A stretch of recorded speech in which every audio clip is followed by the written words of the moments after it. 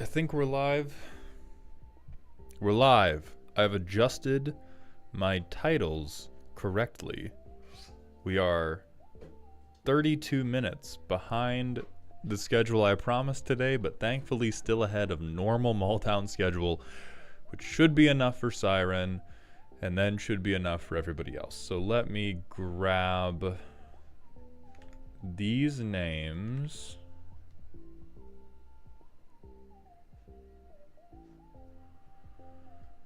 So we'll move you to last. Then I need to grab Darebrained as well.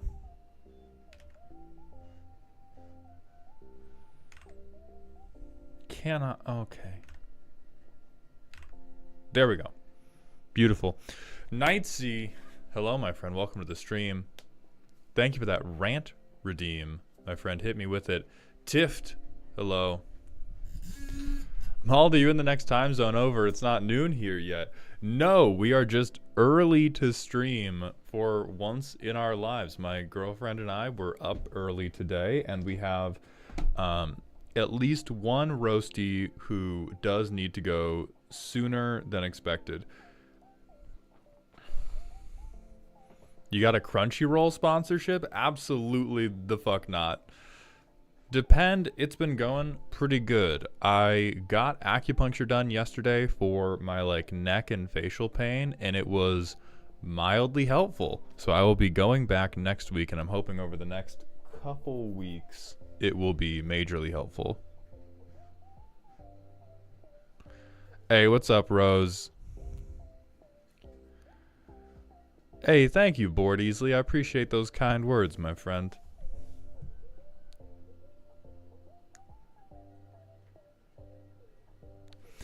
Rant Redeem. I don't know if you fuck with Final Fantasy, but I need you to talk about how fucked up it is that the Final Fantasy 16 main character's dog isn't in the same color as the main character. I don't think that's fucked up at all. I'm tired of this. I'm tired of this. I saw somebody get mad at Terra being in Gruul because she's Ann Esper.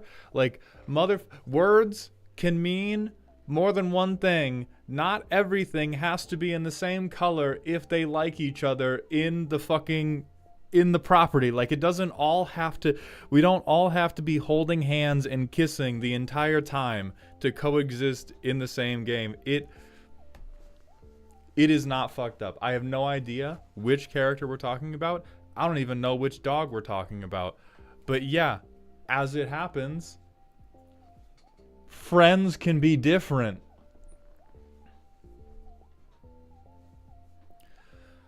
Rat fan, yes, you can go ahead and redeem a rant. The fact that you can't run her dog in her deck is sucky. I mean, true, but I think it's better to capture the personalities and the game mechanics appropriately than it is to just shoehorn in all the flavor stuff.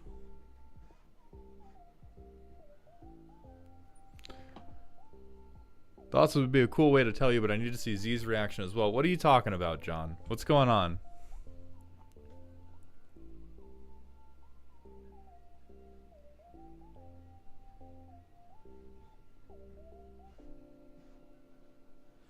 Alright, Siren is here. That's our early roasty. Oh my god! Holy shit, congratulations! That's fucking phenomenal, man. I'm very, very happy for you, dude. Oh, that's beautiful. It's good for the stream to start with a high degree of love so we can tear that shit down.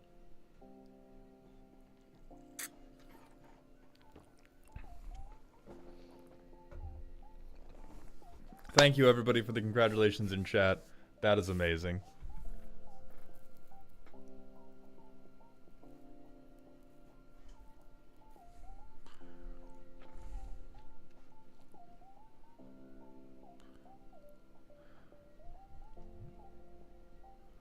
Pumpkin Eater 121, thank you for the Twitch Prime sub, my friend. I appreciate that generosity.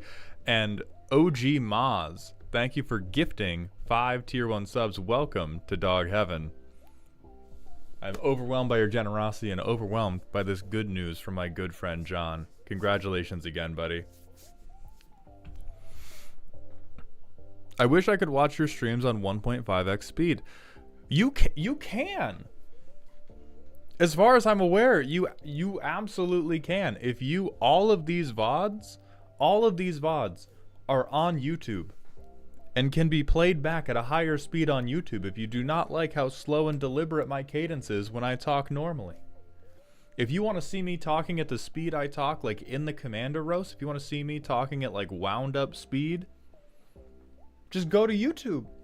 We got you. I'm here for you. I feel that. I do. When I watch back any of my like edited videos to check them for errors on YouTube, you best goddamn believe I do not watch that shit in 1x speed.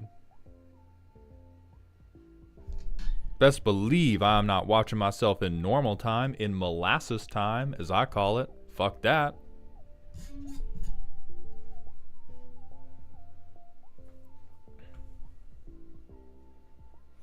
DMC, thank you for the 100-bit cheer. The 200 bits. Boss, I'm expecting too. Expecting to see some shitty decks. Got him. Hold on. Got him. Fuck you, dumbasses.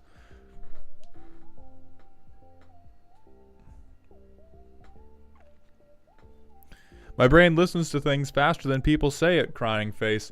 I feel you because that is how brains work. I don't think, like, I definitely get the pain of feeling disconnected from a conversation with a real life person because they're not talking quickly enough to keep you engaged. Part of that is just working on your own attention span, but part of that is like the human brain is designed to parse information more quickly than another person can reasonably say it. So like everybody... Oh, the Vine Boom got muted? Oh, hold on. The Vine Boom was muted. Oh, fuck.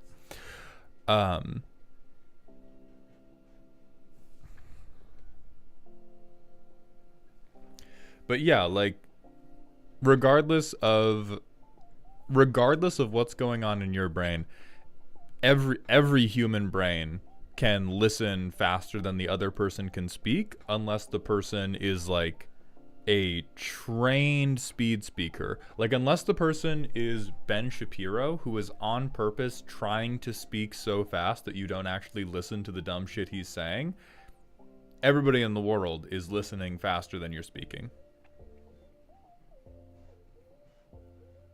Yes, Rat Fan, please copy paste the topic.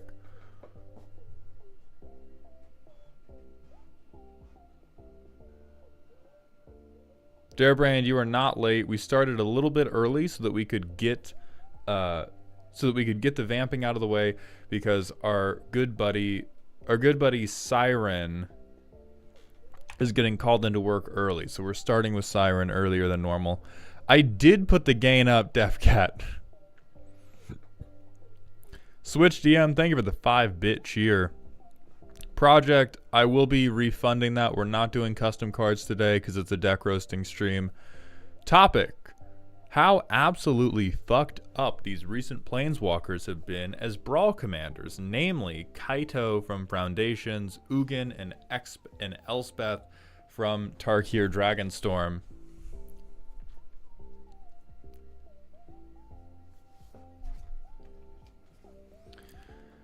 Siri, how do I lovingly say the phrase skill issue?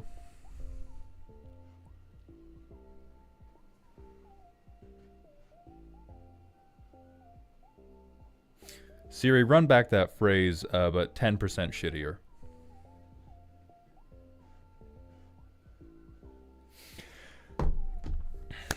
Hey, bud. I get you're doing your best. But sometimes, your best just isn't enough. And sometimes when your best just isn't enough, you have to look around at the circumstances. And you can blame those, or you can blame the fact that you're probably not running removal, ramp, or a single meaningful threat in your own deck if you're losing to these dumbass cards. Okay, so Kaito from Foundations. Kaito, I believe in. Kaito, I get you. If Tarkir Ugin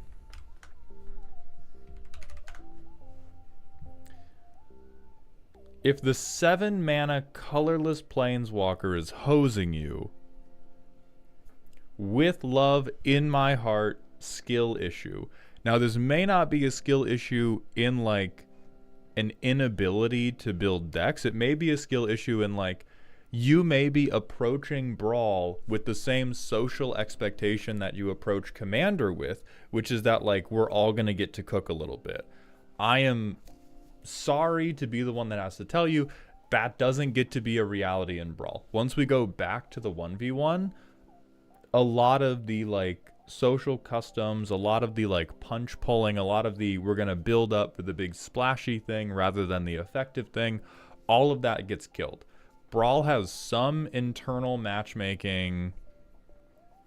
Brawl has some internal matchmaking that will attempt to ameliorate that, but this deck getting you is probably a sign that you are not running an aggressive deck or a deck that utilizes a lot of removal. Pearlescence, that just means you get to ask me a personal question. Paper Toggle, thank you. Or Paper Towel, thank you for the Twitch Prime sub. I appreciate that generosity. Welcome to the dog home. And Alaren, thank you for the 1,000-bit cheer. Holy shit, my goat. Started regularly attending HIIT classes. What would you suggest for my dumbass ADH brain who gets dopamine from eating too much food? If you just want to eat a lot of food, the answer is, well, okay, the answer is simple but may not be easy or doable, which is eat a lot of fruits and vegetables. I am currently trying to slim down a little bit, and like if you cannot get a good handle on the like dopamine connection you have with eating a lot of food and feeling good, the simple answer is just always eat fruits, eat vegetables. A lot of people will talk about like, oh, eat celery because it's like 0 calories. You don't have to get to 0. You just have to get to something that has a lot of volume while having a small amount of calories, or at least a smaller amount of calories than bread. Like, I eat fucking apples, dog. Like, try to eat...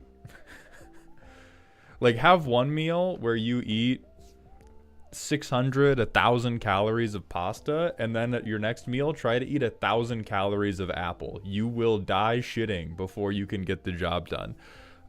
So just like anything.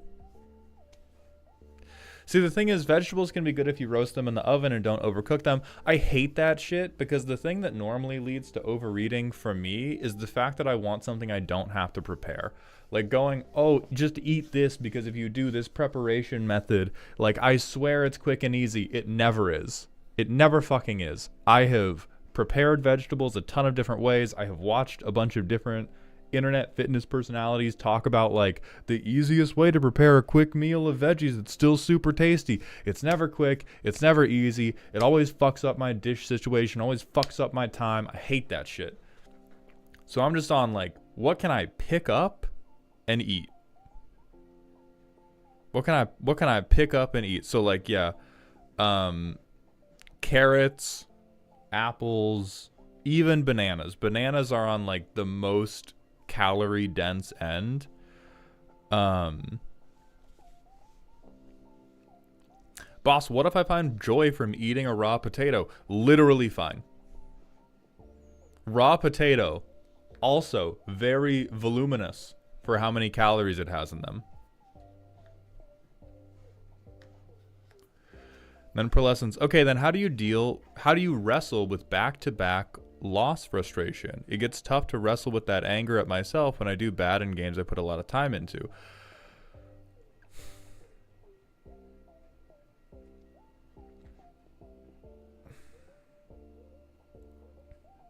This is a tough question because wrestling with this question is a lot of what made me stop playing 1v1 MTG. Like, the thing to understand about Magic the Gathering is that for a massive part of the skill curve, you are doing glorified coin flips. If you play Standard, if you play Brawl, when you are the best of the best and you have an extensive amount of knowledge about how you build your deck, how you mulligan for different matchups, how you play different matchups, then quite a lot of your game outcomes start coming under your control, and it becomes more valid to be like, I really had that one. But for a massive part of the skill spectrum, even if you've put a lot of time in, if you haven't done really, really dedicated practice and you haven't had coaches training you how to be better, almost all of that skill spectrum is you're basically playing war. So I get no competitive fulfillment from Magic the Gathering. I think I've been a competitive athlete, and trying to have that same level of like internal locus of control over the outcomes of my games and that same degree of like frustration. Thank you, baby. I appreciate you so much. I demand a kiss. Yeah. Anyway, you're so pretty. And trying to have a like great level of frustration or validation when things are going badly or going well is just kind of pointless. Like just find a quarter, flip it, and then get mad at yourself every time it flips tails. That is what is happening when you get mad at the outcome of a Magic game. If you are not like deep into training competitively for it. Now, in terms of like how I dealt with that, I just stopped playing Magic competitively. Right? I'll still do draft, because draft often feels like it has a much greater internal locus of control because we're mostly playing with dog shit, but I got to exercise a great degree of control over my dog shit, and then I get to exercise a great degree of control over how I play that dog shit. But I very quickly found like the process of getting better at Magic, not fun for me.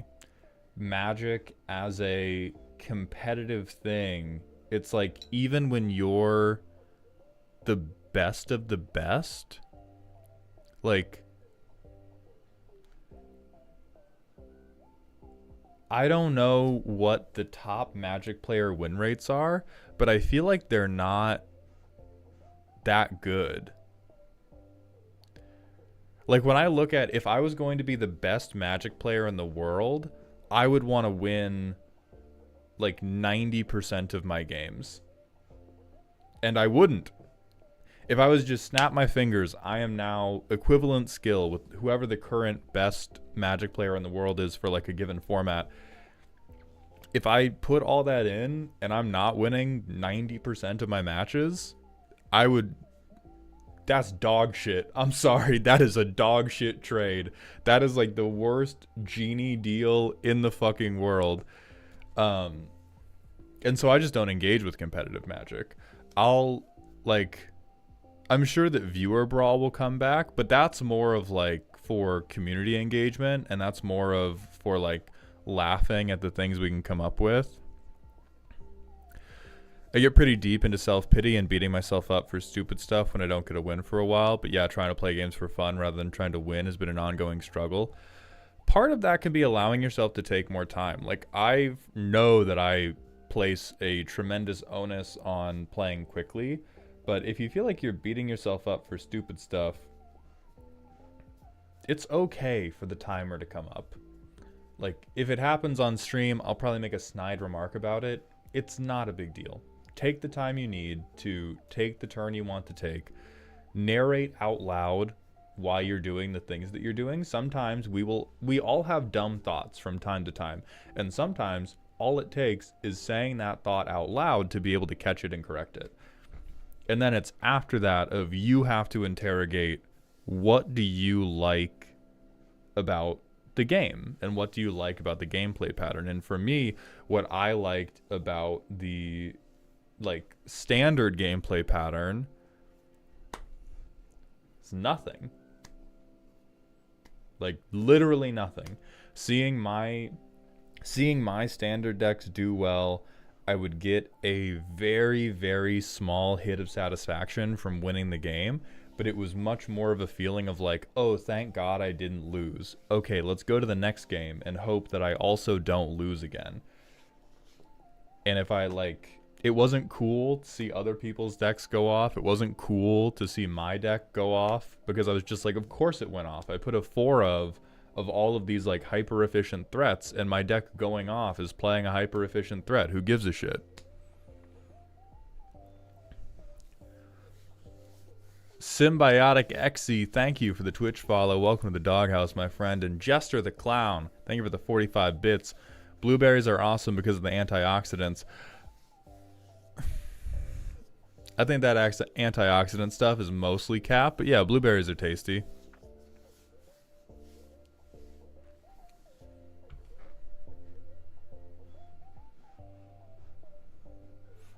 Oh, thank you, James. Yes, Z and I are together, and we've been together for a while now.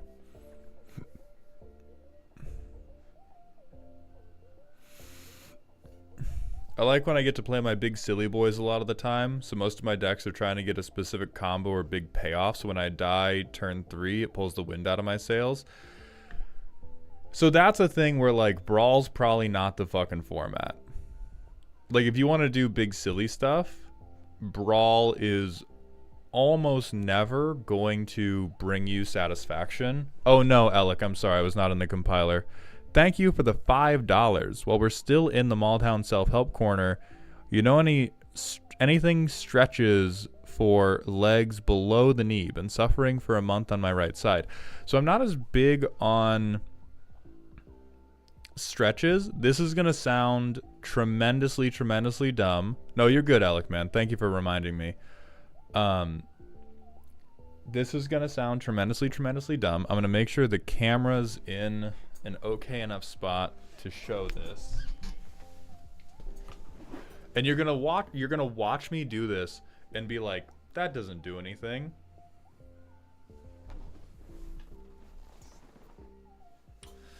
It's gonna be very difficult. Okay, so pretend you're sitting and pretend your legs extended. And what you wanna do is you wanna take your foot and you wanna rotate your ankle in a circle without using your toes to pull. You want to try to like push and pull your heel, or like pull your heel around, and it's going to look like this.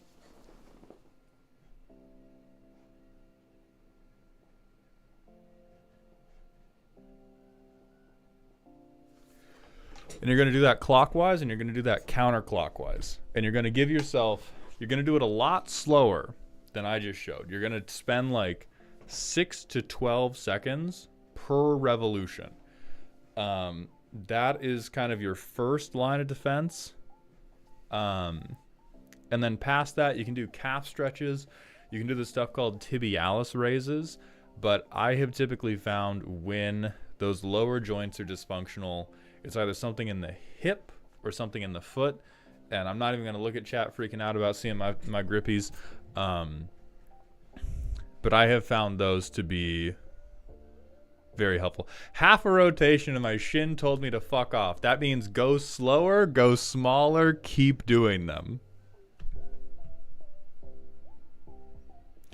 Soul Hunter, thank you for the $5 super chat. What's your opinion on the Tyrant of Jun? You are getting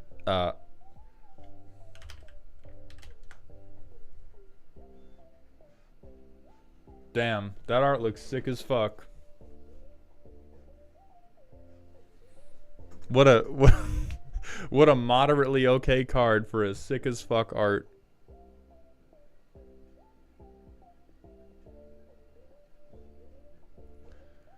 And then I think, let me go through YouTube chat. Oh my god, Dale, I'm also sorry. Thank you for the $10 super chat, Dale. Boss, I saw Rakdos Kefka. Went to make a deck centered on playing my opponent's stuff, but I have no experience with that kind of deck. Any advice? Number one advice, do not be afraid of putting in a win con that does not involve theft. It is important to understand that theft is weak. Experienced theft pilots are better at converting theft into a win, at knowing how theft will convert into a win. But a really important thing is we can't just take a train to Value Town and live there. We don't have green. That's not how we get to be. Do not be afraid of going like, all right, my value engine is I'm going to spend the whole game robbing you. And now Valgavoth is going to rob your life total by beating you to death. It is okay. It is better for the game to have a very compelling midsection and then a normal end section, rather than trying to like hyper fixate on like, oh, the win itself has to be incredibly interesting. Pearlescence, we do not have time for that. We do have to get into the bulk of today's stream. Katazumi, thank you for the 10 gifted tier 1 subs, my friend. I appreciate your ongoing contributions to Dog Heaven. I appreciate that very much. So we're going to hit the manual ad break, and then we're going to pull Siren up to begin their roast.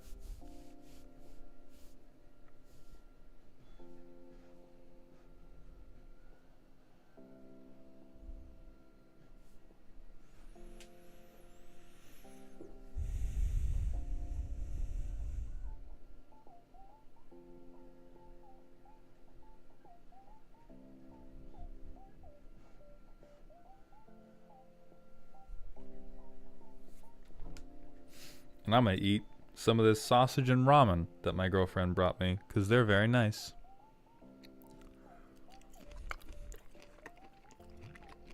Ooh!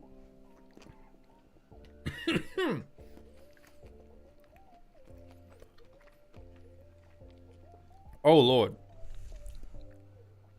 Oh, Lord. Angelo. They are my very lovely non-binary personage. But I understand you didn't know. No. This is not spicy. This is just flavor. This is just that. But it's not like hot or anything like that. Or I guess the ramen has a little bit of spice to it, but it's not. Mmm.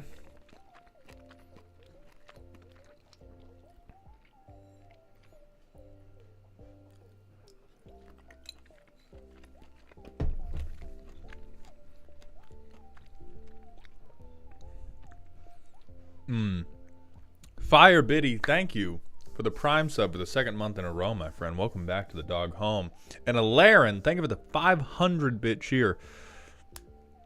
I've currently only got the money for hit classes and protein powder. Other than food control, what would you suggest for losing weight? I'm gonna sound dumb for this. I'm gonna pair this with a PSA. The boring advice tends to be correct. Walk. A thing to your hit class probably sold you some type of song and dance about how like doing the high intensity work would activate your metabolism and make you burn more calories throughout the day because of the high intensity.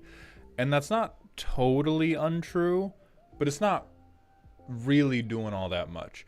And an important thing to understand is the amount of hunger you get from an activity is oftentimes very closely related to the intensity of that activity and not the actual caloric burn of that activity.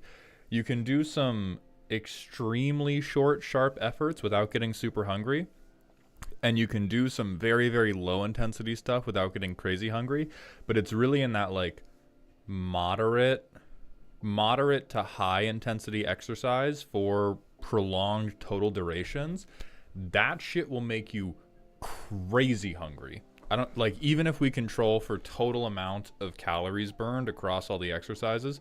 So like the main thing Z and I have been doing to lose weight, which is already becoming effective, is we just walk 2 to 3 miles a day. That is not very much. We are building up to 5 miles a day, but every mile you walk is like 100 calories, roughly. I would not listen to like calorie trackers or whatever, but walking around outside for like 2 miles a day, that's 200 calories over the course of like weeks or months.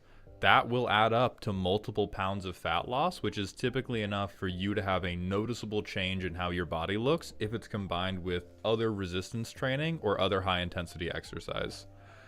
So I would like, if there's a podcast you like my new podcast with Joe Cherries and Veggie Wagon of the Decked Out crew, or if you just want to think about your life, right? Like, any activity that can make the 30 to 60 minutes a day you will need to walk that 2 to 3 miles more bearable, or if you have like a desk you play video games at, getting a walking treadmill under it and then walking sometimes instead, and just like walk easy. Riffle, it's generally easier to lose weight by limiting calories in rather than increasing calories out, but for a lot of us, we are way too goddamn sedentary. Like, a lot of that advice is both true and like most humans should be moving around more than they move. We just should, we live in captivity, motherfuckers. It's not like zoo enclosures is how we have built our lives, and it's bad for us. And so there's the whole like, yeah, if you want to lose weight really quickly, you got to cut calories in. If you want to lose weight at a very normal, very sustainable rate and have it not feel very difficult, walk. Moving around more will provide you with more health benefits than just losing weight. Your circulation will be better. You'll probably be getting more sunlight. You'll be getting more fresh air. You'll be getting more visual stimuli because you'll have different shit to look at than just your computer screens. Like the whole, oh, you should limit calories in. I don't think you should be worrying about limiting calories until you are, oh God, that's going to be such a dumb soundbite, but I'll stand on it. I think it is worse to limit calories than it is to increase exercise until you are walking every day and doing some type of resistance training multiple times a week. Even if it didn't lead to you losing weight, you'll be outside of situations of extreme obesity. Even if you're the exact same weight, you will be overall healthier and happier not losing weight and being more active than you would be starving and being inactive.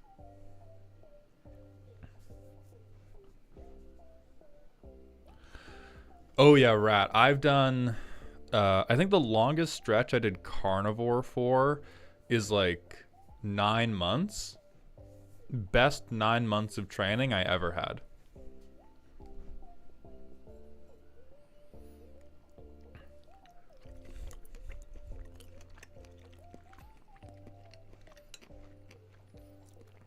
Yeah, and as Drag Queen in Space is saying, if you cut calories while you're not active, it just gives you a ton of time to think about how fucking hungry you are.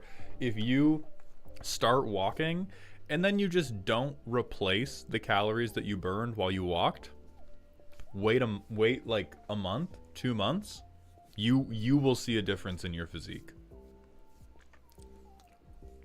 And then I would also play around with like how what your macros are like, because even though I'm no longer on a carnivore diet or even on like a keto diet, I tend to do better having a much higher amount of protein than is typically recommended. Like for a long time they recommend, like, God, some people were recommending like 1 pound of or sorry, 1 gram of protein per like kilo of body weight. It's fucking awful. I'm like 200 pounds. I'm probably like 210 now because I'm a little chunky, maybe even 215. But I'm typically feeling the best if I'm having like 250 grams of protein per day. I don't go by ounces, Alaren. I go by grams of protein per pound body weight. I also, if I do, I either have to do like 200, I either have to do more grams of protein per pound of body weight, or I can do like 0.8 to 1 grams of protein per pound of body weight if I only count animal protein. I realize a lot of vegans are like true believers in, oh, I get all my proteins from like lentils and hope, but I have consistently found that if I hit recommended protein goals exclusively with a faster builder, thank you for the request to stop reviewing fitness tips and start looking at decks. Enjoy your band, dog. If I'm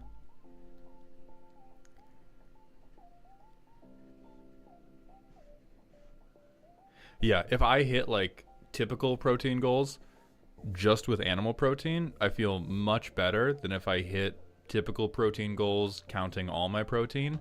And if I want to feel that good counting all my protein, I need to go quite a bit over.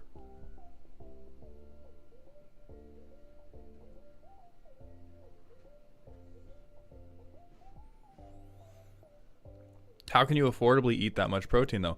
It's difficult, and most of how I did it when I was a rower was by looking for deals on like chicken and hamburger. It's gotten way harder the last couple years. It's gotten way, way harder to have a diet that is rich in good animal proteins the last couple years because prices have shot up and quality has shot down.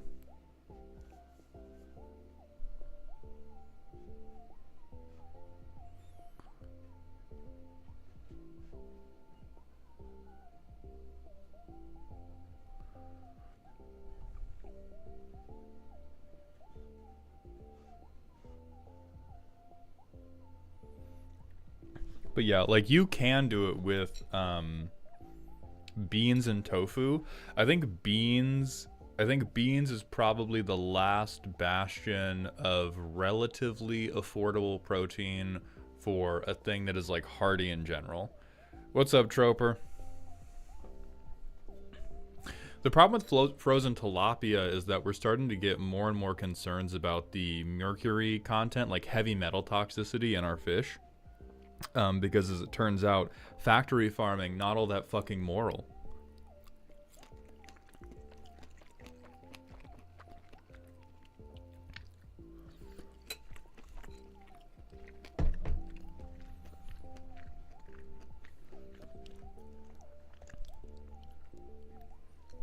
Troper, I feel that. Okay, it's water time, then it's siren time.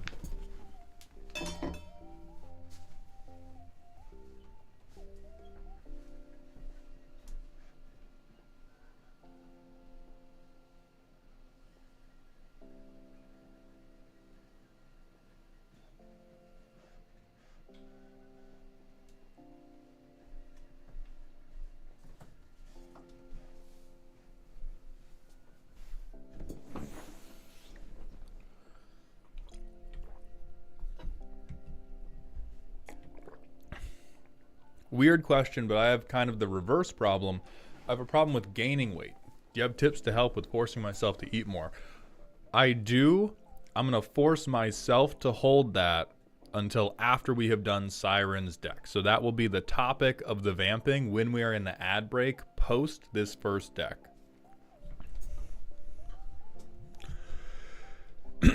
So first, it's Siren with a spooky deck.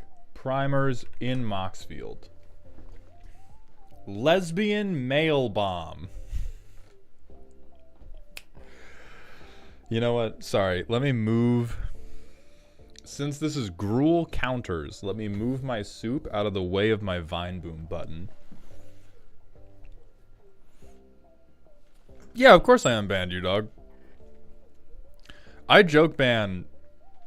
I think I ban like literally tens of people. Just anytime they say something. Getting banned in this stream is akin to being Vine Boomed.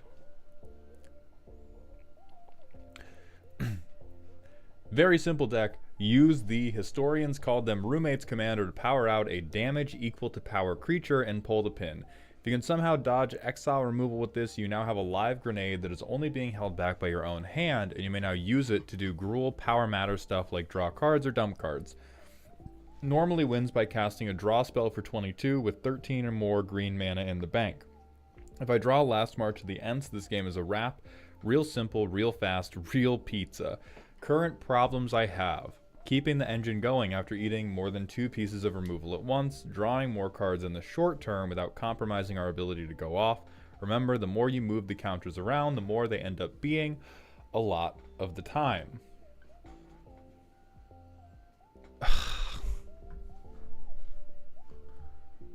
Ugh. Alright, so Helana and Elena. You know what? Pro tip for how to pilot this deck. Fall asleep. When you wake up, you'll have won a game of Commander.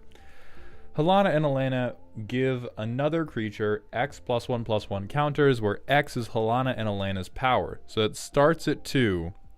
But if you are ever able to... Yeah? The goal of the deck. The goal of the deck is to get a big ol' explosion thing. Not Big Lenny, the inflatable tube man, now with Annihilator 24. Interesting. Interesting.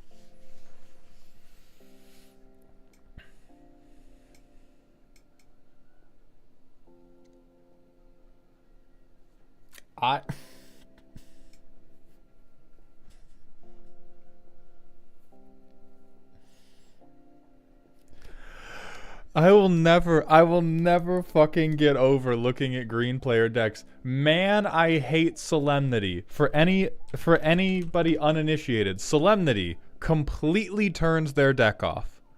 Completely. Fucks them totally. Is the only thing that can ruin their day. We have less total interaction than a fucking limited deck. I have seen draft decks take more removal spells than this. And what do we have in here? We have one that can't even hit enchantments.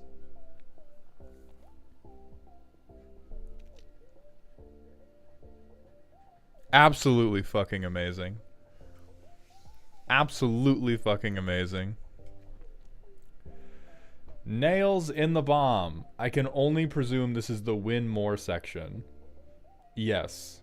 Yes, it is. Yes, it is. Yes, it is. Yes, it is. This one I'll forgive because this curves well. I mean, like, Bristly Bill, obviously good. Innkeeper's Talent, both of these two curve well into playing Helana and Elena and then boosting her power such that she can boost something else's power very, very quickly. Alright, good general card. Also works. Curves well into Helana and Elena. You a bitch? FR, but I can't really contest it because it's 2 mana in green, so who cares about what you do in turn 2? Also fine.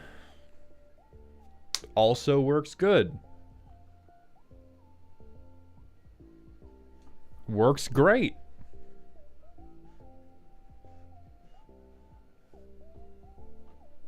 Sure. Sure. Not today, Satan. Okay. So here we have, I'm presuming, our protection pieces. We have Bolt Bend. We have stuff gets hexproof and indestructible.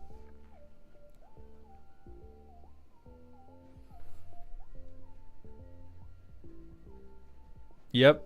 Can't kill my creature if I kill him first, dumbass. Fucking idiot. All right, modified creatures getting hexproof. This one's pretty clever because you're gonna have a lot of modified creatures anyway. Oh my god, and it's a sorcery.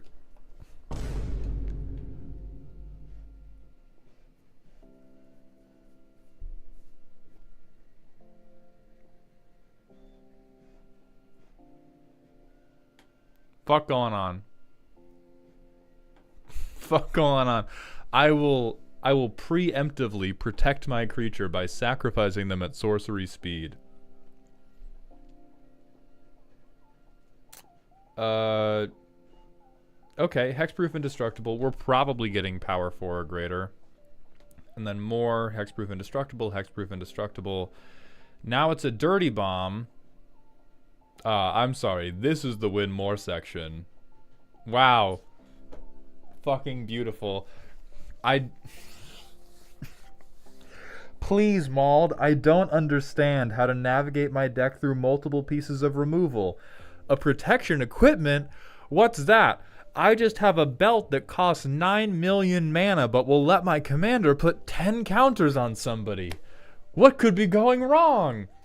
Somebody pull up the goddamn drill budget tweet. Same thing here. Same thing here. What the fuck is protecting my game plan? What if I had essentially doubling season? This is... I think you're using this incorrectly. But sure, for board control, for chip damage, you are putting counters out very, very regularly. You can stack them pretty high. You can probably use this to deal with problematic synergy creatures. Riffledupes, thank you for the 50-bit cheer. All I'm hearing is Mauled think WotC should make green better. Did not say that. A large amount of ramp, and we do have power equal mana, which is good. Little bit of recursion.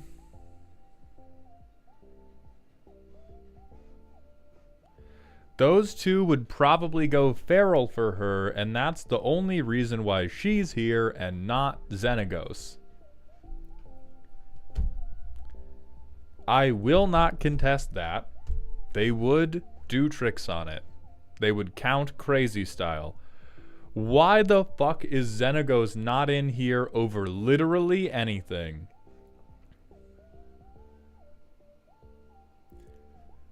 We found room for so much bullshit, and you don't have room for Xenagos? Why are we lying? Why are we lying?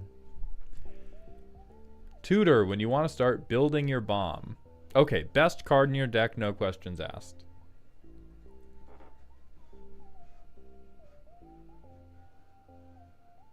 Alright, so then we have a morph card that will morph. Okay. So we have on something, I deal damage equal to my power. That is a convoluted, no good win con, which makes it perfect for bracket 2.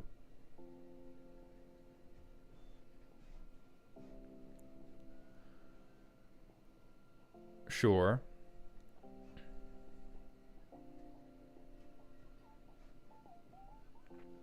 Oh, so we're trying to do this god-awful shit in bracket 3. Okay. Touch lots of cards. I think we have an incredible disagreement on the definition of lots, but I do agree you can touch some cards if you are playing against the blind. The surname they took was Kaczynski, so I'm assuming this is all the stuff that contributes to our Power Matters game plan. Okay.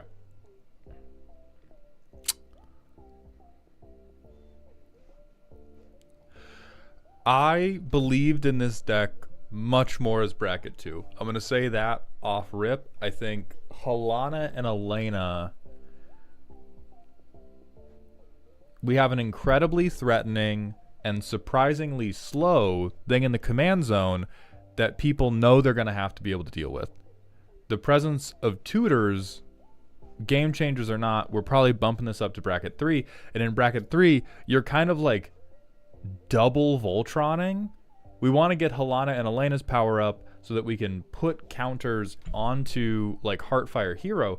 But even if Helana and Elena's power is up, this takes like 5 straight turns. Charitably? Like, let me see how this plays as is.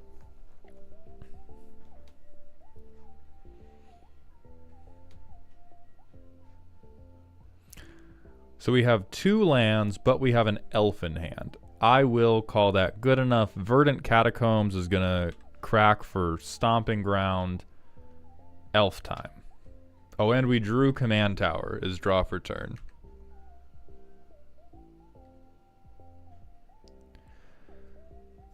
So we have Commander mana. We can hit Tribute. This is actually, okay. This is about as blessed as we can get. So after hitting Tribute, we don't have the mana to do the Opal Palace thing, but we'll play it. We will get 2 1/1 counters from Tribute to the World Tree. We will move to combat. We will put 4 fucking counters. Jesus Christ. We will put 4 counters onto Llanowar Elves. We have a 5/5 Llanowar Elf. Turn 3. Somehow, this is not the game plan of the deck.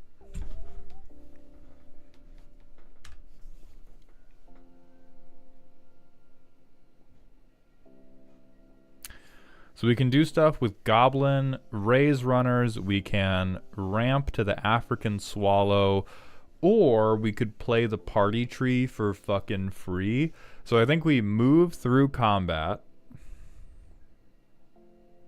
Our creatures aren't crazy good, but we move to combat. We have a 9/9 Llanowar Elf. We punch somebody in the face. We tap. Oh, we do need 2 green for this. Oh, woof. We don't swing our Llanowar Elf because we a bitch. We tap 2 green for Party Tree. We tap Llanowar Elf for... Oh, no. We do swing. We ain't no bitch. We play Party Tree. We tap Party Tree for double green. Play African Swallow. It gets a counter. It gets 2 more. We draw a card. Go to our next turn.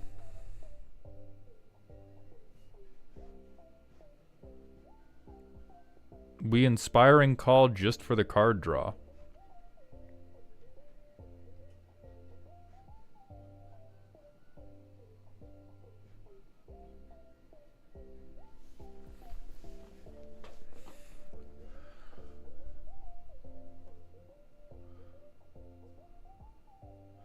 So we can sack it to deal damage equal to power. We hit our land drop for turn. So we'll play Voldaren Thrillseeker. We draw a card, put a counter on it from World Tree. We put 2 more counters on it from Tribute to the World Tree, because it turns out the World Tree is a fucked up thing that should be dead. The backup triggers...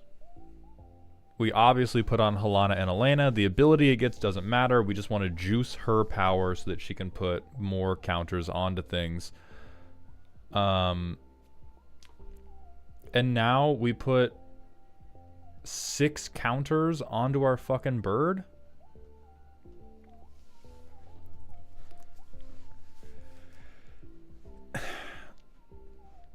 So we can see... Can we see why I might not believe in this bomb strategy that we talked about? And this is a thing that happens really, really commonly in Commander decks, which is what I'm going to begin calling the plutonium paperweight. Like, we have some stuff that contributes to this explosion strategy, but we are using such a good... such an over-supported archetype to do such a niche thing that the self-fling thing, I just don't believe you.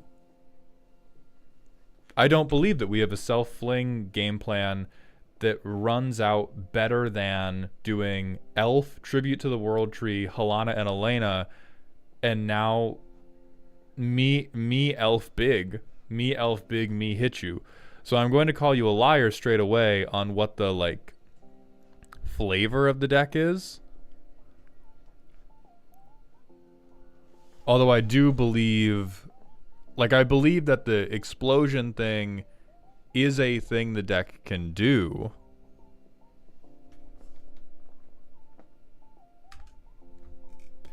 But, like, now, so now we have Heartfire Hero. That's hot as shit. We play them. We get 3 total counters from our ETB effects, and we draw a card.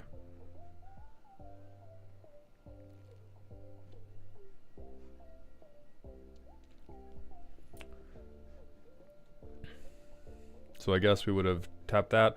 We'll also do an elf.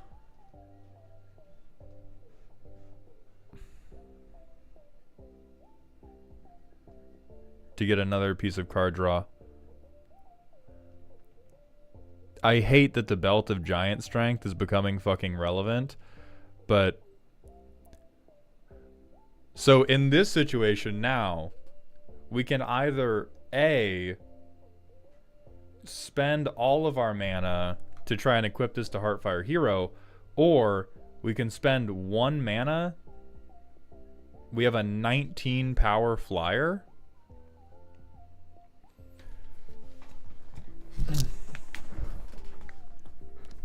So I'll give you points for the deck being well built. I'll immediately take those points away because it's Gruul, and building a deck well is following Lego instructions.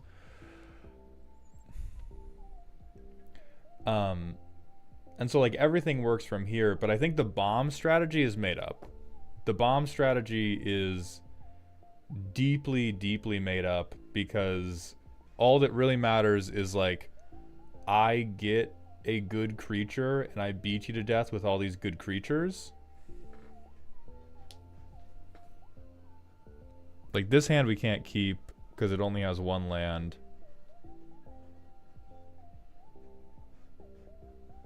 Okay, so now we do almost the same thing.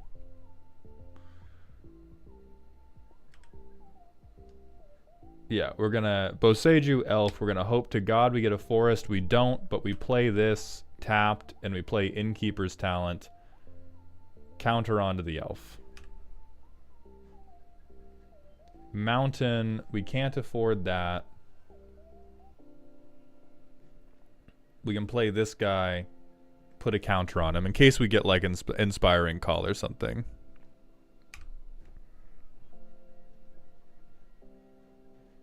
We do want Bolt Bend. Oh, no. We would not have played this guy. We would have played Tribute to the World Tree the previous turn. And then turn 4, we will play our commander. We'll get 2 counters again. We'll give them a counter from Innkeeper's Talent. And then, hey, look at that. 5 counters onto my fucking elf. He's a 7/7. That's the deck now. We can't afford to play that. We can... I mean, we could give stuff Riot, but I don't think that's hyper necessary. God, it's gross, but like... with World Tree in play, with Helana and Elena in play, we've probably been killed with hammers 18 times at this point. I tap everything to get Innkeeper's Talent to 3. I put 10 counters on a Llanowar Elf.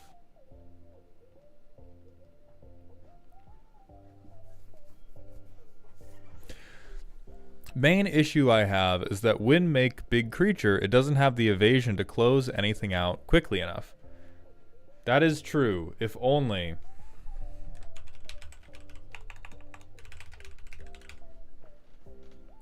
if only there was some way in red or green to give your creatures trample. This would be... I just wish... that is a riddle that I don't think WotC's been able to crack, like how to balance the game around big stompy creatures and like allow somebody to basically delegitimize blocking. Like, chump blocking is just way too fucking good, and literally everything everything you can do with them is just so bad. The trample enablers are duds otherwise. That's deeply untrue when Halana and Elena's entire thing is, hey, do you see this bad creature? It's good now.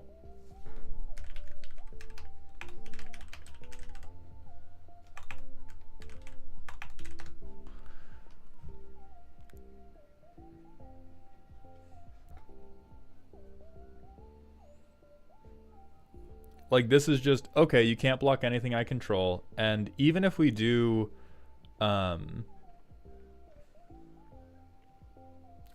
like, I could see us pushing back against Agatha, because we don't care about activating abilities on creatures. A lot of the power budget is tied up in Agatha cheating, you know, appropriately costed abilities.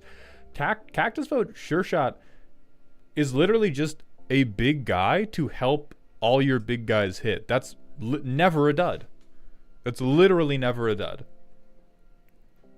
This guy is minimum a 5/4 that we swing with trample. That's not a dud.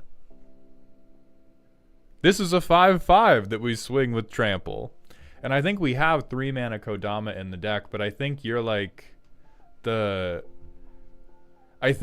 this deck is really, really focused on vaulted ceilings and has not noticed that its floor is sinking into the ground like it's fucking Venice. Although that's not totally appropriate for the problem, because part of the problem, not even part, ultimately the only thing I dislike about this deck is that the stated gimmick does not line up with how the deck actually wants to play. The deck looks like, if you just hand this to somebody and you said, play this blind, this deck looks like it wants to play like big Gruul Stompy. And you have some stuff in here that can be a table-wide bomb as a potential out, but we are not flinging. And so as like a pilot, we can move away from we can like desist with the lie that this is a Gruul fling deck. This is just a Gruul Stompy deck that, instead of giving it stuff trample, gave itself a few ways to fling. And there's some stuff that would be good in here no matter what. Like, where's the little asshole? Giggling Skitterspike. Tremendous inclusion. This is hot. This is brilliant. You are Sid from Toy Story, except you are now 2 lesbians. That works great. That being a one-off inclusion in the deck does not necessarily mean that the deck has to base its entire identity around Skitterspike and Skitterspike accessories. And so what I would recommend for that,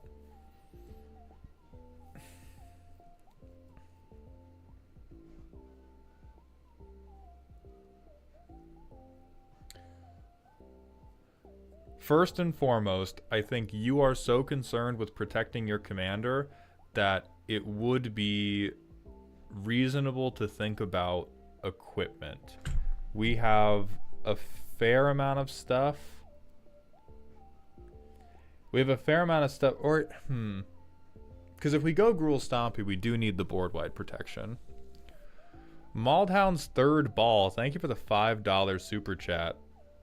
I have not roasted Jolly Balloon Man yet, but I will at some point, my friend. Thank you very much for your generosity. DMC, can we afford Siege Behemoth outmaneuver and predatory focus?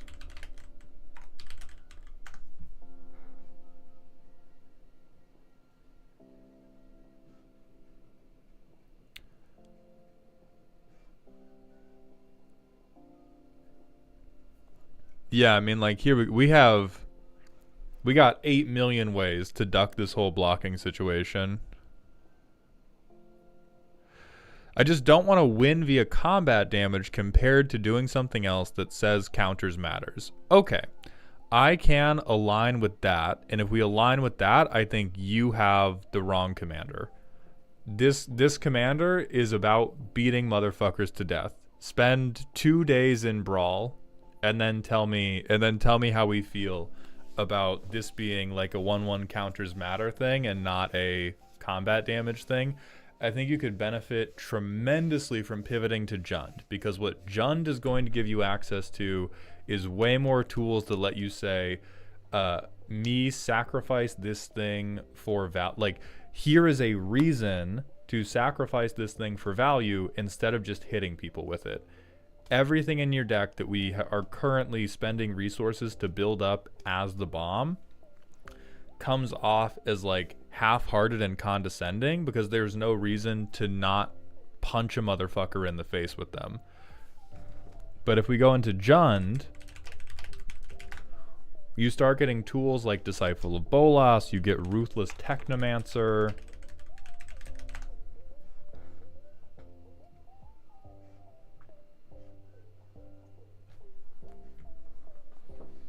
There's Shadowheart, there's a Yara, but I think a Yara is doing mana value and not power, so a Yara would actually kind of bite us in the ass. Yeah, it's on mana value.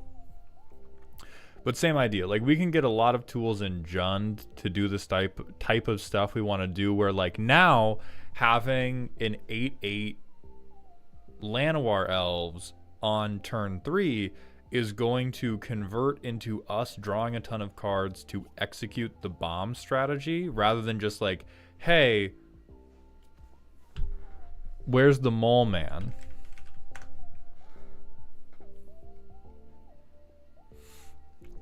I am down to avoid cards that are mechanically good in the name of a theme that we can get to be coherent. I just don't think this deck's theme passes a field sobriety test, because every time you try to, like, we can't build the deck. We cannot build this deck in such a way that if you let somebody pilot it blind, they would play this as a counters matter deck. And I think that, I haven't given a lot of thought to making it explicit before, but that is a lot of my internal barometer for, does your deck have a theme, or are you trying to force a square peg into a round hole? If you gave this list to somebody that had not seen it before, what would they think it's doing if we just let them run it in a game? And this deck right now is deep. I'm on Stompy, and once every 10 games, I get a chance at doing the bomb strategy. If that's all you want it to be, that's fine. But if we're accepting ourselves as Stompy, where's my guy? Where's this guy? Where's this girl? And where's this guy? Because this guy, like, you play him the turn after you play Helana and Elena. This is either good, or you buff the thing Helana and Elena buffed, and now you have the biggest Birds of Paradise ever.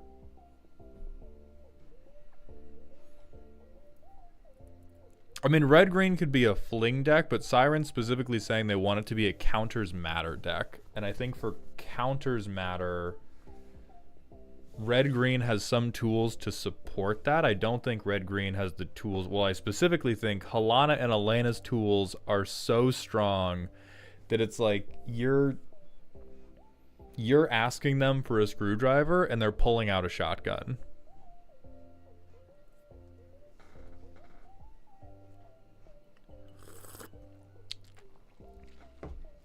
So if we want a kooky counters matter, or like, really what we're doing is power matters, I think, is the main disconnect here.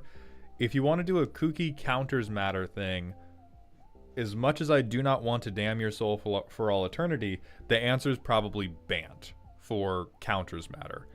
Red-green can do a lot of power matters, but if we're doing power matters and we want to specifically do this like big bomb strategy, I would recommend at minimum pivoting to Jun or pivoting to Naya.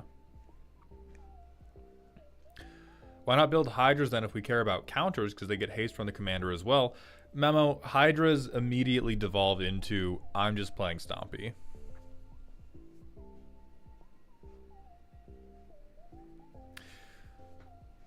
Ugh. I mean, we could do Temur. I just hate Temur so much. Yeah, and Hydras typically prefer to be like massive ramp decks. Because seeing this deck, one of my first thoughts was like, oh, where's I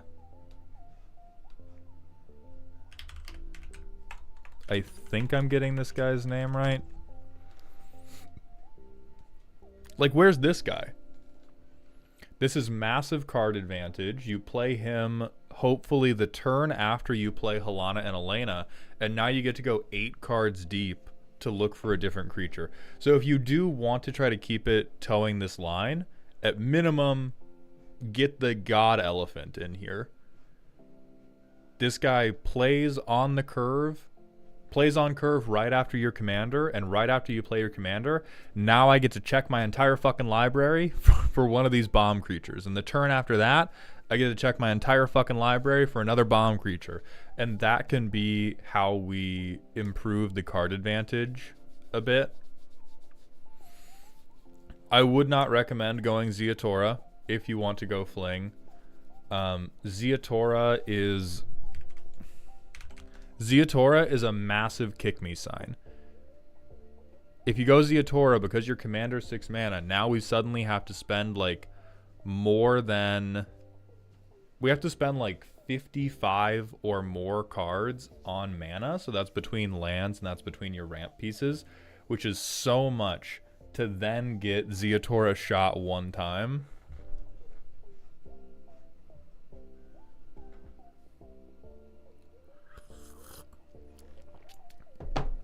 The overall approach I think you should be taking to a Helana and Elena deck is, I want to play Helana and Elena. I want to protect Helana and Elena. And after that, I'm going to have Helana and Elena turn every other creature I play into a meaningful enough threat that I'm not going to try to protect them all individually, because I'm going to view it as wasted removal.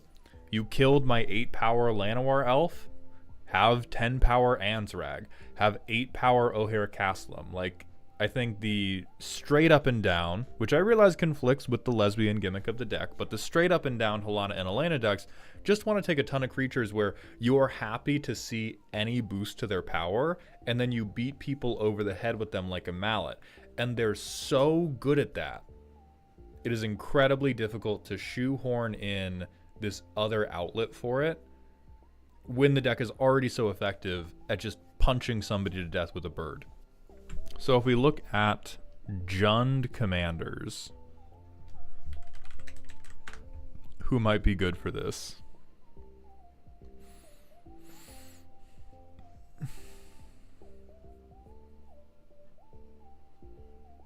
Straight up, would not be the worst thing in the world to give you card advantage in the command zone. Like, everybody's doing wild land shit with Lord Windgrace because he's capable of doing that, but I want you to literally just look at, like, in my command zone, I can get through my deck a little bit more quickly to find my bombs and find my power boosters. Ikra, Shadiki, and Kedis. Okay, so we have life gain. Kedis is probably the important commander here.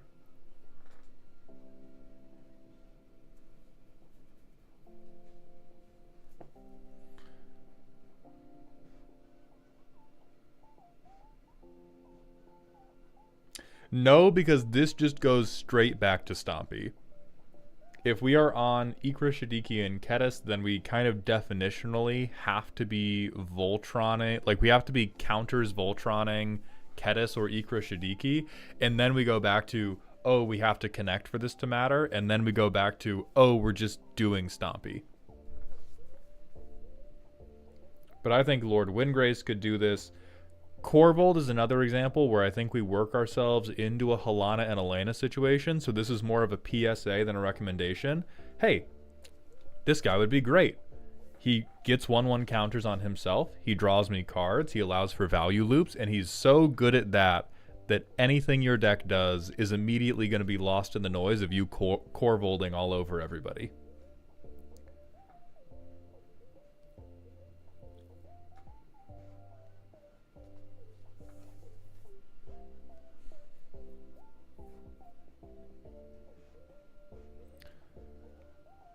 You could absolutely do Quorum the Undertaker to go for advantage engine in the command zone, and then you can have a lot of your card advantage be self-mill, which is really, really good for Jund. And the only casting one spell a turn is not too big of a hit for you because we have so few guys that we care about. The guys that we want to be the champions of this deck is Skitter Spike, Arsonist, Cacophony Scamp, Flaming Tyrannosaurus. So I think Quorum could be a really good lead for that.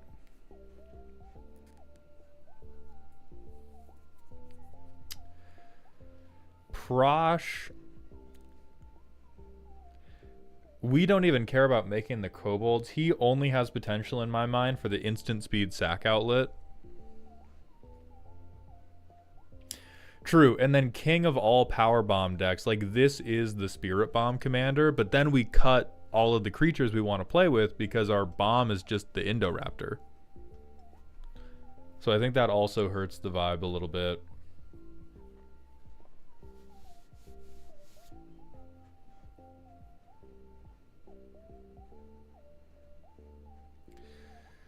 You could do Vazzy. I worry that with Vazzy we're going to go so deep into supporting the treasure game plan that we're going to lose sight of the bomb game plan.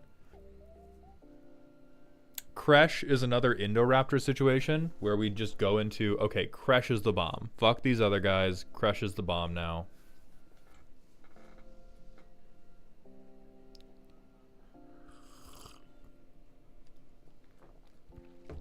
I don't like Orfeo because we just go like, hey, the better thing to do is almost always hit you. Like you can choose to sacrifice them after you hit, but 9 times out of 10, like what I always want for a deck to have the highest level of deck actualization in my mind is it would not have made sense to play this deck any way other than how I played it.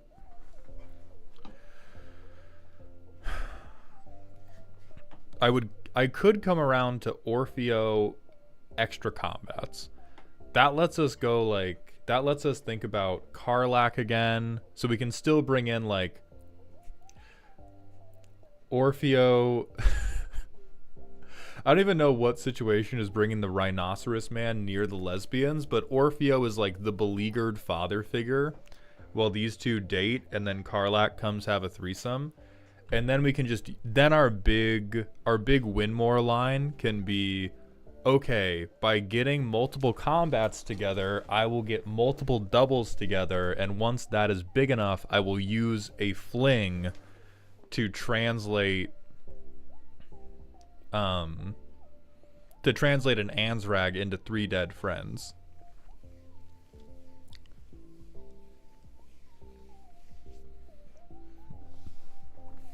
Y'all, Helana and Elena is mechanically fine. I am only contesting the vibe.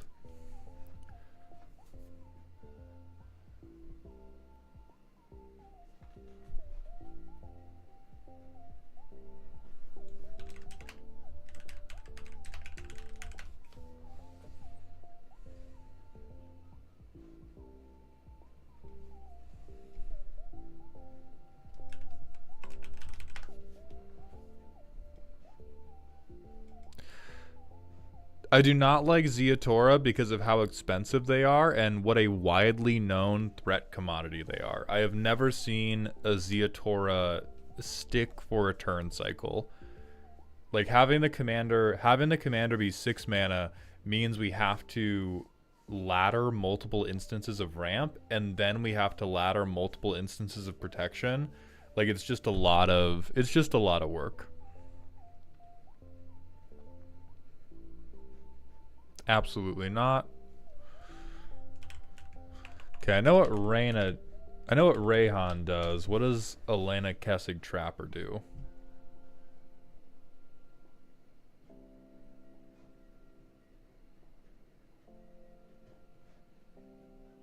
Hmm.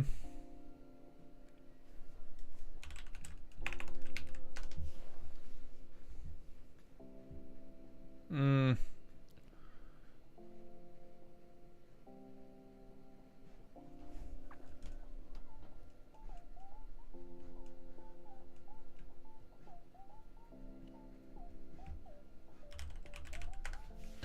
Felithar, this seems more like go wide to me than counters matter. I don't really... I'm not a massive fan of this either, because this just seems like the best thing we want to do is immediately I do pseudo aristocrats and I do go wide.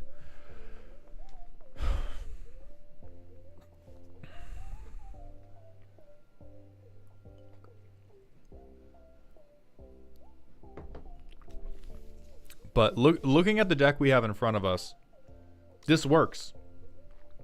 Your curve is shockingly reasonable for a Gruul player. All the game plans or all the gameplay testing we did, you can get Helana and Elena down, you can put their counters onto something, and then you can immediately begin beating people to death. I think the only thing that is a failure is that we sit down and we say, this is my lesbian mail bomb deck, and then you proceed to play every Gruul deck ever built for the last 10 years. So it works quite good. These are quite cute win cons, but a lot of them are just like... A lot of the game feels like people going, oh, you could have beaten us to death by now. Why didn't you? And you went, combat's lame.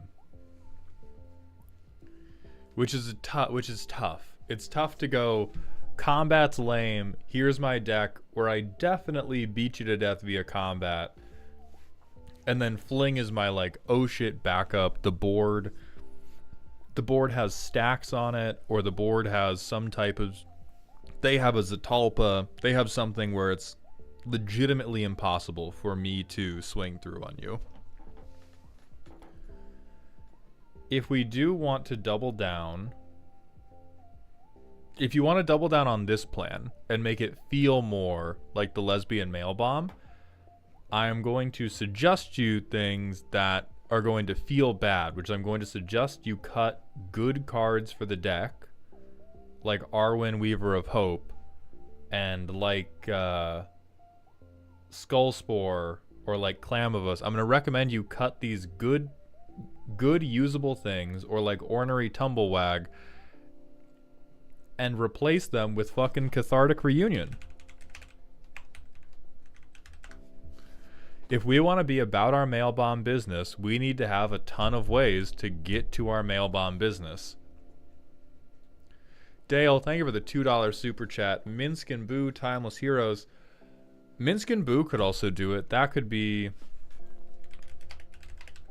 They're not lesbians, but it is a cute man and a mouse, which is pretty good. MLP, they're not super big on fling effects in the current iteration because they just have a few sacrifice effects. Because their stuff auto flings on death. Like Cacophony Scamp and T-Rex auto fling on death, so they don't have to have it be a fling, they can just have it be a thing that sacrifices a creature.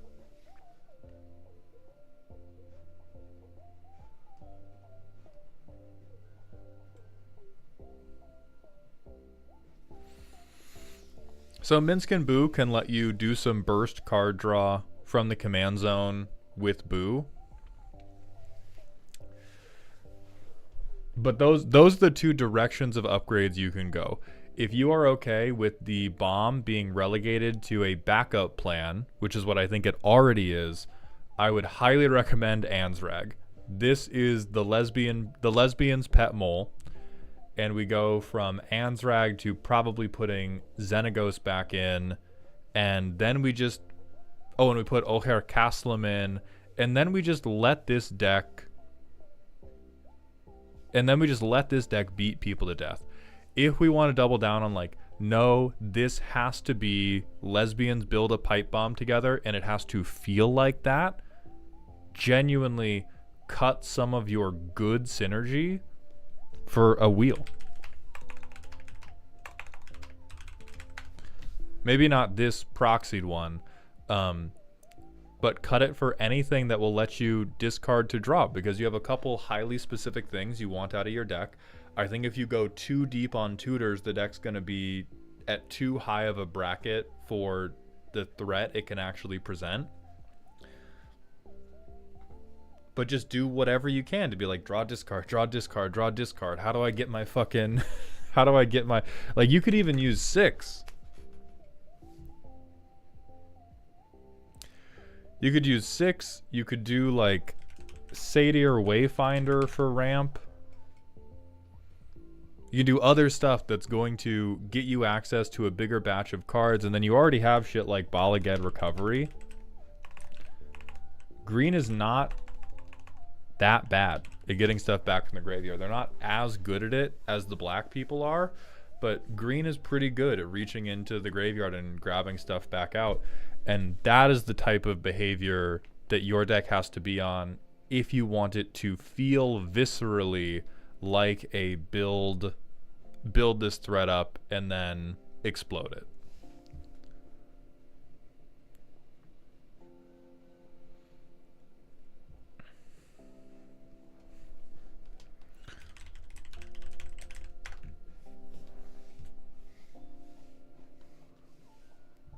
I believe they have Evolution Witness Atraxas chosen.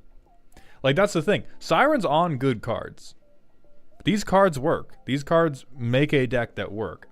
The only failing I will accuse them of is I don't think we live up to this glorious sentence. I think we have a totally functional Gruul deck that just presents as like, oh god, oh fuck, the elves are beating the shit out of me again. A story of a local blue player.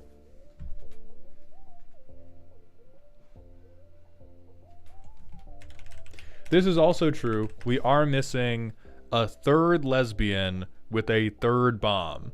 So if you want to keep the deck on the bomb strategy, this allows you to turn any of your things into a bomb. And I'm gonna sell you Christmas Land right now. Walk with me here. Scene. You have a 10 mana Llanowar Elf. 10 mana. You have a 10 power Llanowar Elf. You have a 10 power Giggling Skitterspike. Instead of flinging the Skitterspike or something, you Chandra's Ignition the elf, dealing 10 to everybody, including the Skitterspike, who will then deal 10 more to everybody, and presumably, at this point, you have a stew going. Think about that.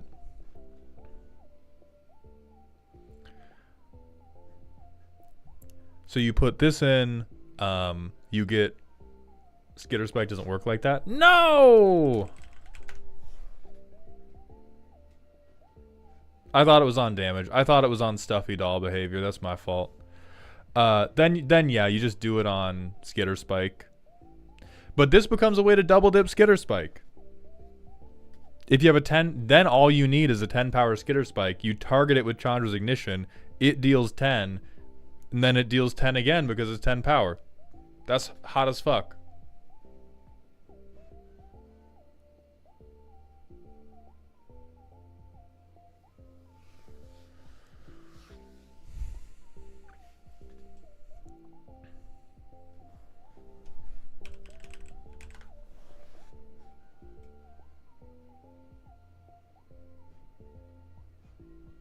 Hell yeah. Hell yeah. Here's more bomb redundancy. What's up, Wonderbar? Thank you for the kind words. Lemon Splah, thank you for the Twitch Prime sub. Welcome to the dog home for the 3rd month in a row. Do you store your deck lists or decks you've helped fix somewhere for people to see? Also, YouTube Shorts is how I found your channel. No, I'm going to work on a future repository of that, but I do not have that available at this time. So here's how we double down on the pipe bomb. The sack happens during resolution. If it is an additional cost, it will say so. Rupture also allows this deck to be a pipe bomb with any stompy creature. Instead of us needing to have Skitter Spike or needing to have Tyrannosaurus or needing to have Cacophony Scamp, Rupture is now, fuck, I have a 20 power Birds of Paradise, but it's everybody's problem. That's why you can't trust birds.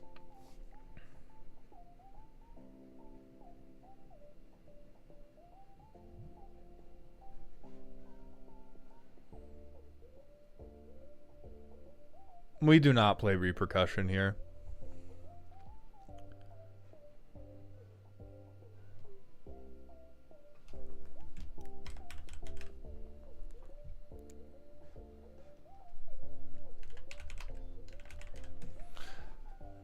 I'm putting you in liar jail.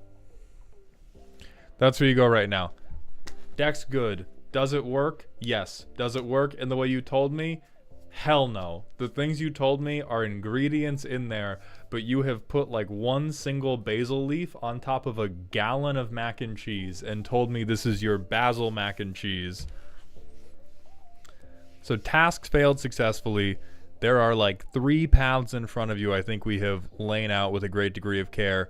I hope you enjoyed, my friend. We're going to hit the manual ad break, and then it's time for Zoroy, if you are here.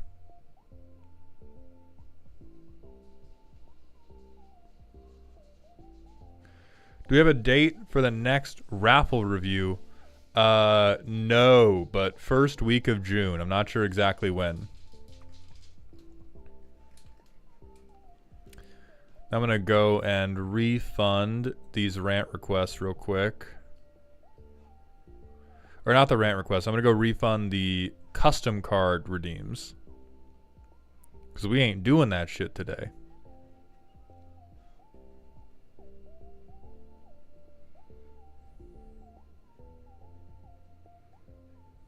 Oh, right. Ad break discussion set to be how to bulk.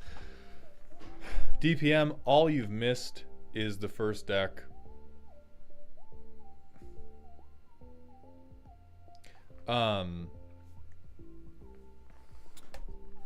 So how to bulk. For the most part, I am unfortunately one of the believers in the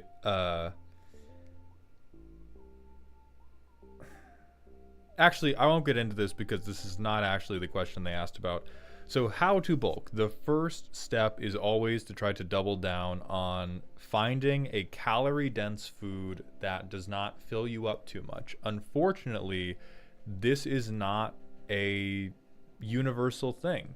Some people have a really easy time getting a lot of like butter down. Some people have a really easy time sucking down rice. Some people have a really easy time sucking down pasta. You got to experiment with some type of carbohydrate or some type of fat that you can have a lot of without it making you feel gross. Nuts are a really good option. The biggest difficulty about nuts is that they are incredibly expensive, even if they're not my tungsten balls. Even cashews cost a lot of goddamn money once you start trying to adjust for like a per protein basis. It tends to be quite easy to drink your calories. This is a massive way that people struggle to lose weight because they are like blind to the calories that are in the liquids they consume. So if you drink coffee, put more cream in it. If you drink diet soda or like drink more juice, you know, you can have like cherry juice to help you recover from workouts. I don't do cherry juice because that's also crazy fucking expensive. I wouldn't really recommend drinking sugary sodas because that's going to present you with more problems just for the sake of getting bigger. But having like fruit juices can be pretty good. And then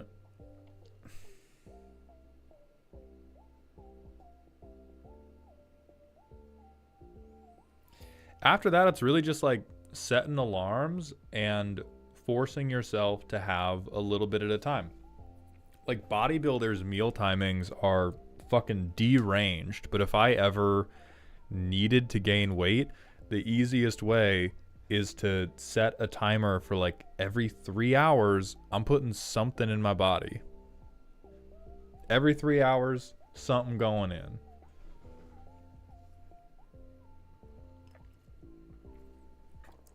Raisin Brand, there's 3 ways to get your deck reviewed. We have a free roast raffle stream here on Twitch at the beginning of every month. After that stream, or the day after, we have commissions go live on Ko-Fi. And then other than that, if you have more money than you have patience, you can spend $500, and I will stop whatever I'm doing to roast your deck. Sugar bad, what is this, the 90s? No one macronutrient is inherently bad, just balance that shit. I love when we include just enough context to feel superior without enough context to paint the entire picture. I would argue sugar bad. Sugar necessary. Sugar helpful for many pursuits. Of all the macronutrients, sugar tends to be the most difficult for people to balance in a meaningful way. And if you're trying to give broad spectrum health advice, the macronutrient you should be most critical of is sugar. I don't care if you were responding to another commenter. It's my stream. That way, that means you're always responding to me, and I can always fucking vamp about it. And so when it comes to advice about restricting your intake, starting your restriction at sugar is pretty much always the best place. Doesn't mean go no sugar immediately or ever, but like, sugar is the easiest thing to overeat. It will make you the least full. It will have some of the worst effects once you do overeat it.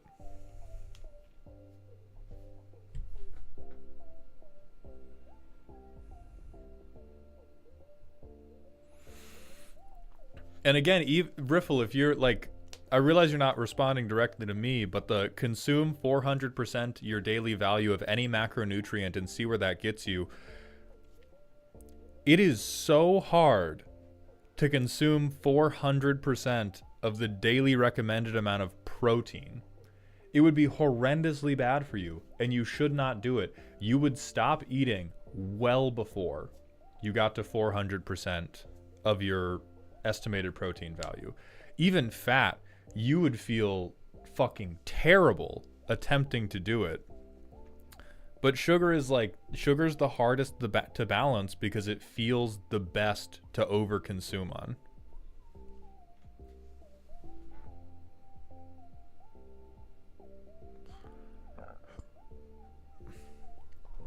So yeah, sugar bad.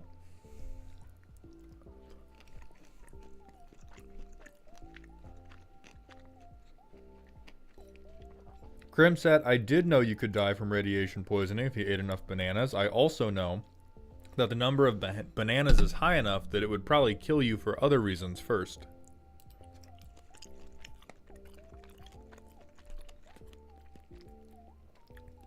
Like, it's an amount of bananas so high that I think your stomach would explode.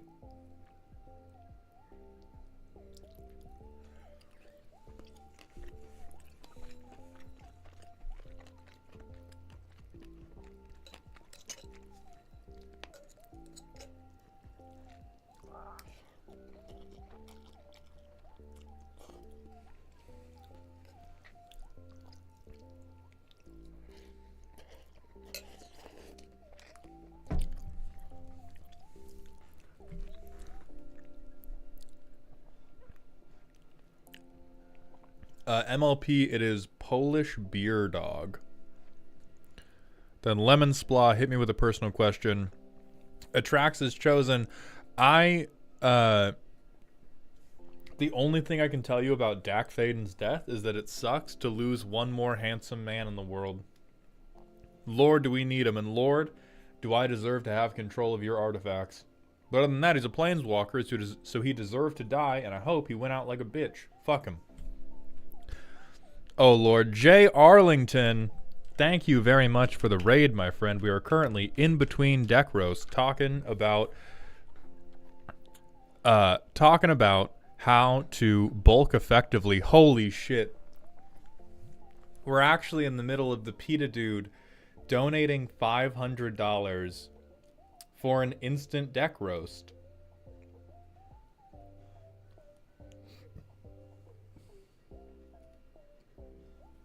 That's what we're doing now.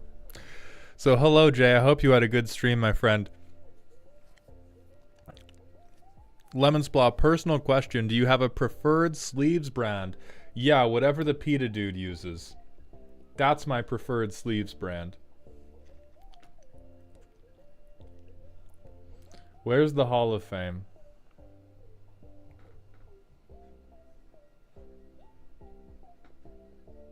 Where's the Hall of... What the hell? There.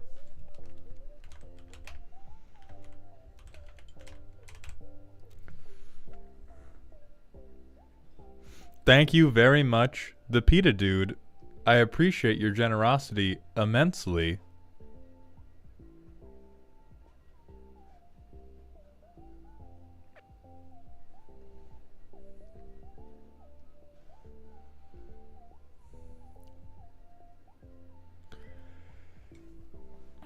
Sasaya lands bracket 4 pillow fort combo. Fuck you. Roast over. Job done.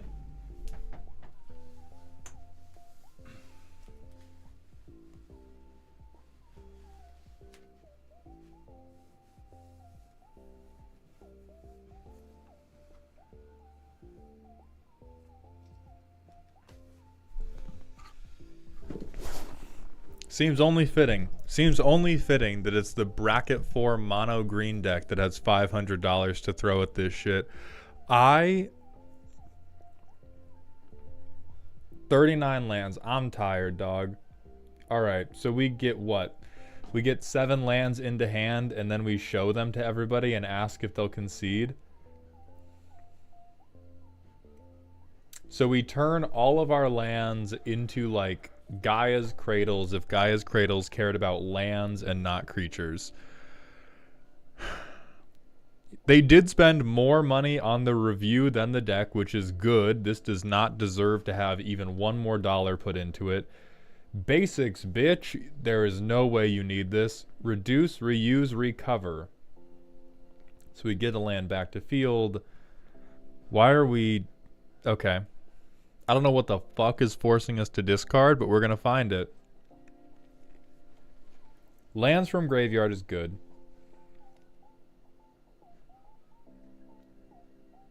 This is good. This is good.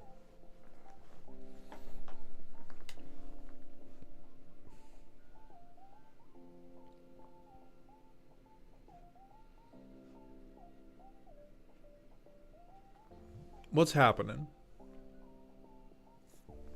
Green board wipe. Great. Great. Okay.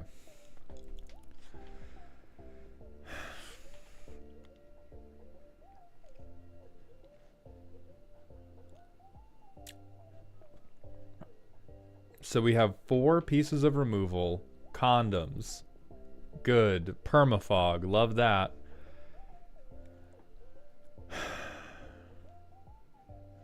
Protect Sasaya, I guess. Credit voucher?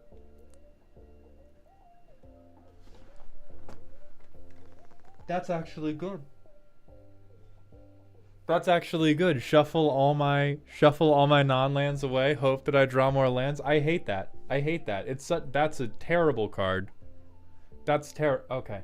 Fine. Endless Atlas War Room. I think I win. Brother, you better hope so, because somebody is dying the turn after you put this down. So Shroud. So this is our main win con.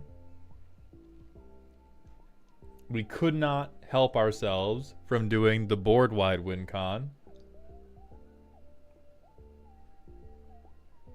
There's no way this makes you win. I swing a bunch of 4/4 forests at you, they die, I scoop. Is that the win here?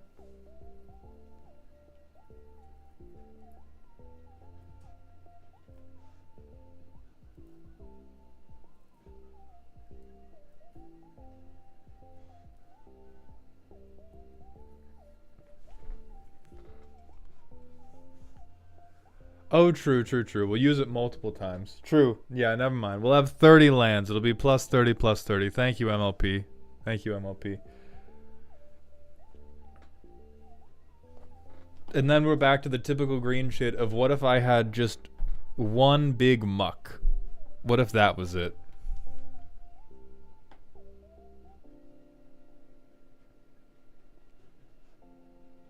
Okay. I'm a nice guy. Mulch. Almost certainly not enough. Ramp.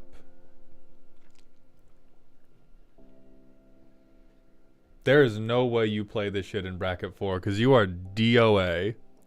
You are DOA in bracket 4 with this dog shit. You show this to a VV player and the only way you are beating them is if they laugh themselves into suffocation. We don't want to play multiple lands of turn eighthers is the thing. We want a ton in hand.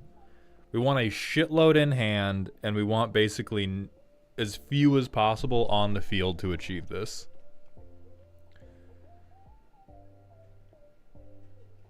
What? How does this pillow fort? I can only presume it pillow forts by going... Please. Please, you can't kill me yet. My combo's funny. I promise. I swear to you. Upon my mama, I swear. And then they die. And then they die. Brackets integer loop. If you go below 1, it loops to 4. That's how we got here. So like Nylea's intervention. Yes. Straight to hand. Dope.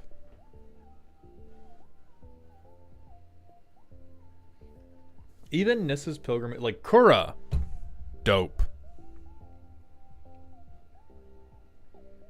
Evolution chart, like yeah, switching anything we can do to turn one card in hand to one land in hand. I think that's the floor of what we want to do. Yeah, Rites of Spring, also good.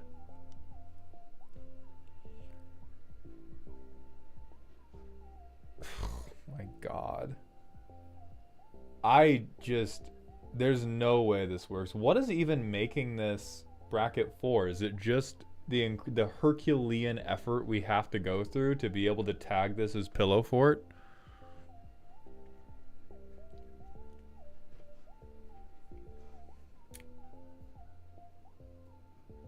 Why in God's name? How? What in God's name is this doing for you? This has to be a humiliation kink at this point. Okay, so for 4 mana is in case I don't hit Magus or Kamal. But then is the plan I chump block forever?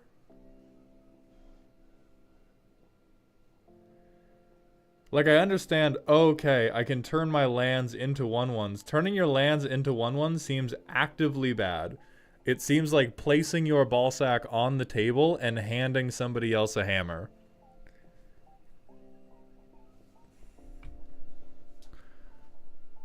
With Sasaya, I'm infinite on 3 lands and a staff.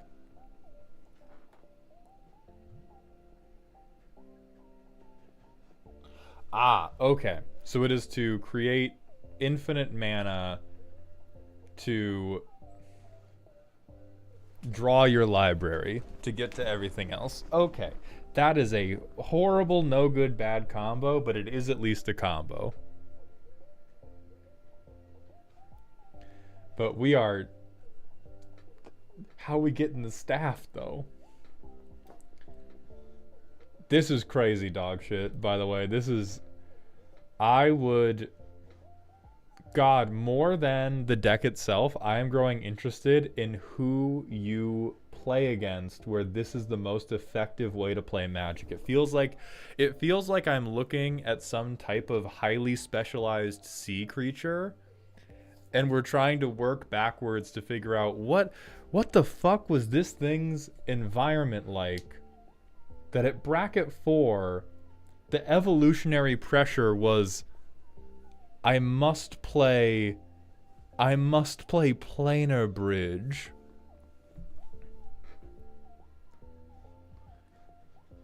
I simply need Seedborn Mute. I mean, okay. All right, let's see. Let's see. Okay, hey, we have Glacial Chasm. That's good. Doesn't tap for mana, though. Damn, that's crazy. That's crazy. All right, turn 3. We're back on. Hell yeah, Strip Mine. Hell yeah. We're back on curve, baby. We've recovered. We have recovered.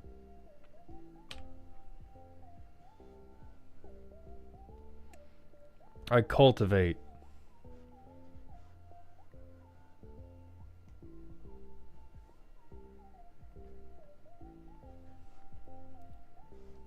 Glacial Chasm gets swapped out for any of these lands at a point when our life total would be threatened, by the way. So, like, it's turn 4. We've done literally nothing. The Pillow Fort plan is almost a complete failure, if not for the fact that we just pretend that we play Glacial Chasm whenever it's like, oh, I'm afraid. All right. Oh, wait, we have to stop playing these. Land. Can I? Yeah. Land.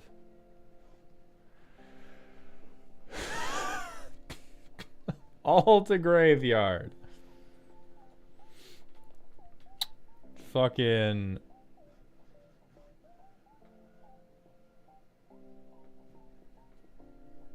Hang out. I do this, I uptick. One more land, baby. They're never gonna stop us now. I tapped out for this, by the way. We're getting there. I will even pretend they don't kill Ren and 7. I play lands from graveyard. I'm gonna strip mine somebody just to feel like I took a game action. And then I'll replay it as my land drop for turn. I fuck up Kyle's land and I replay it. I uptick this shit again. Land, baby! 1! We are 4 out of 7. We are 4 lands out of 7. I'm going to end this current playtest to get a quick basics check on this Field of the Dead list. 25?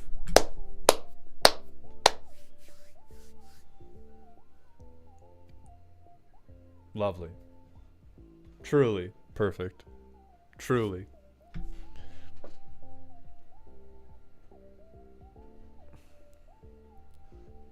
We have 14 non, so we only need to draw half of the non-basics in the deck to make Field of the Dead do anything. All right, no, you know what, bitch? I'm making you play Library of Lang for the 2 fucking discard things you have in this deck. I'm making you play the library. Turn 3, we play 6. Our deck is now better. Secret Commander 6. The deck is now better.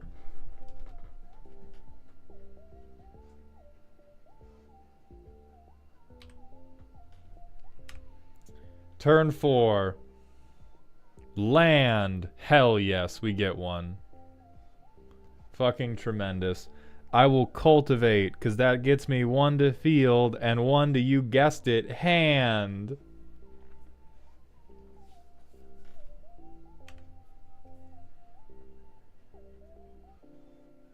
Different fucking names. Beautiful.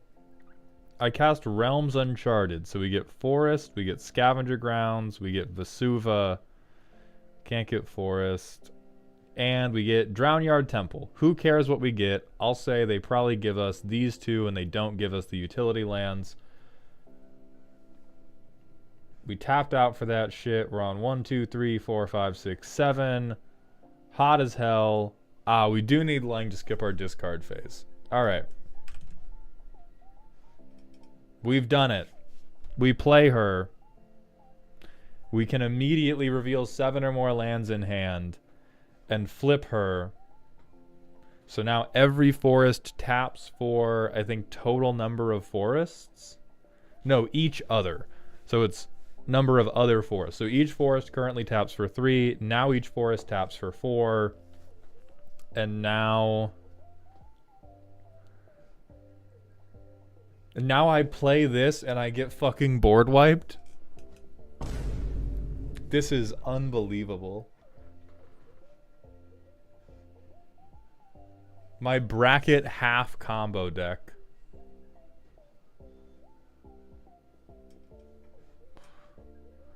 Oh, it's additional. Okay. So it is total number of forests. Can 6 do anything here? No.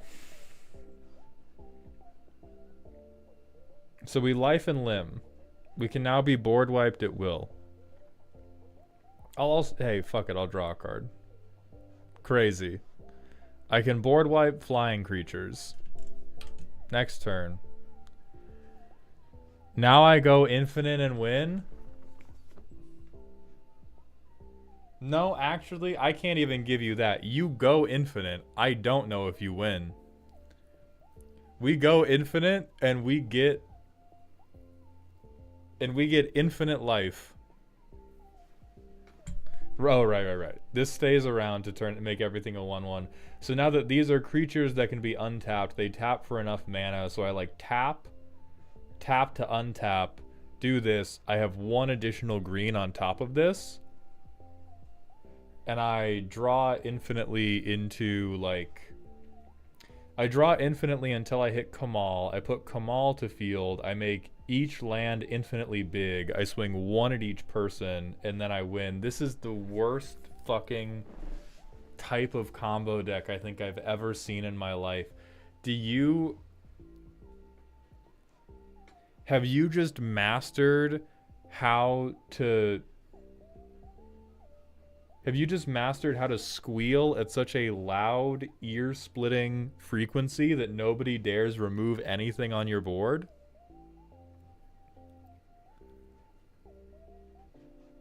This is amazing. Who are you beating up with this? We're mowing our lawn with like diesel-powered safety scissors. Nobody take this to your local pod. This is awful. This is awful. This is like such a tremendously bad payoff. This is peak dog shit Exodia. Honestly, I think my aggro players are exceedingly generous. Are they 5 or are they potentially illiterate? Have you ever shown one of your local aggro players a book and did they react with hostility?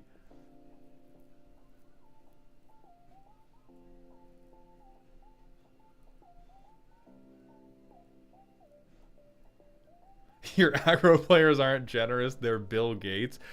Yeah, like your aggro players are fucking Will Smith from 7 Pounds. Like, do they play the game while giving a blood transfusion?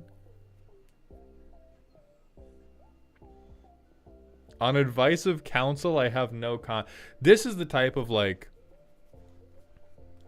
Here's why you should take this deck to your pods, okay? Everybody should take this deck to their pod at least 1 time and show it to them and ask if they think it's strong. Don't say anything. But just know. Okay? Know the truth about them as a Magic player based on their response to that question. Just take this deck in and be like, hey, before we even play, drop the tutors if you want it to be like bracket 2 or something. But just show them what the deck does and be like, play along, go, this cooks, right? And if they go, yeah, take that number out of your phone. That motherfucker cannot be trusted. That person, you need to set up a, what's the fucking word for when you give somebody else control? A conservatorship. A conservatorship. You need to establish a conservatorship for these people.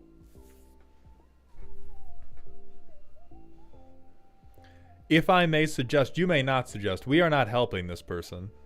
This person knows what they have done, and it is absolutely heinous. Theirbrain, thank you for the 1-bit cheer. I think their local aggro players wouldn't react with hostility if you'd kick them between the legs. Probably not. I refuse to believe that they have any balls if they are allowing Sasaya combo to beat them.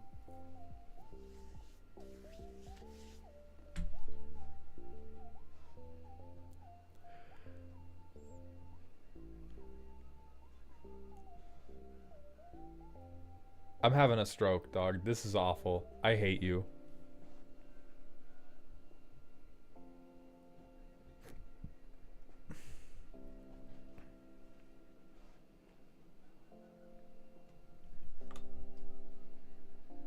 At least you'll have company. Siren, you now have to, you are now in a cell with the Peta dude.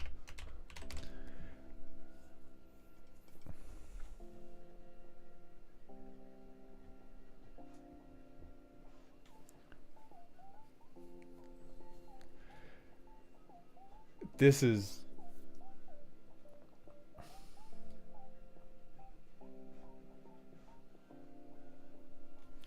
This is diabolical.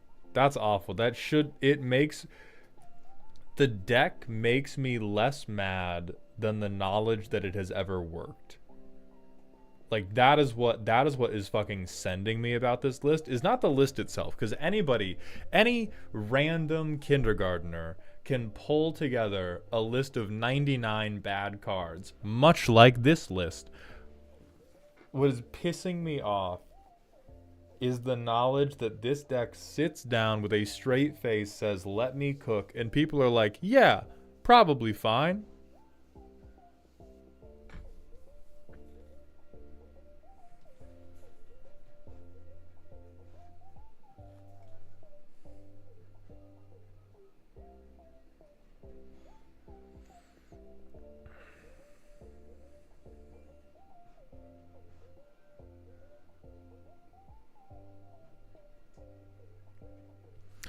I mean, realistically, this is like...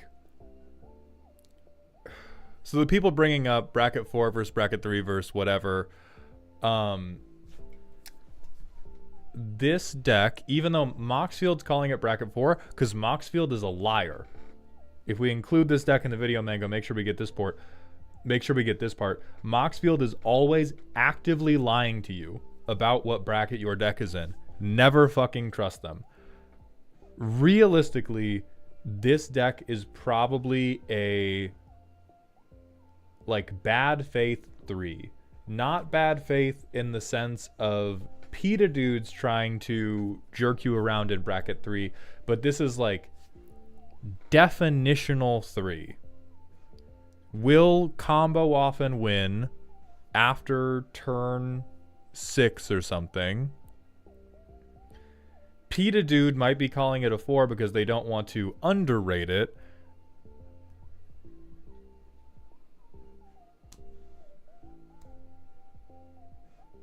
But this shit is not a 4.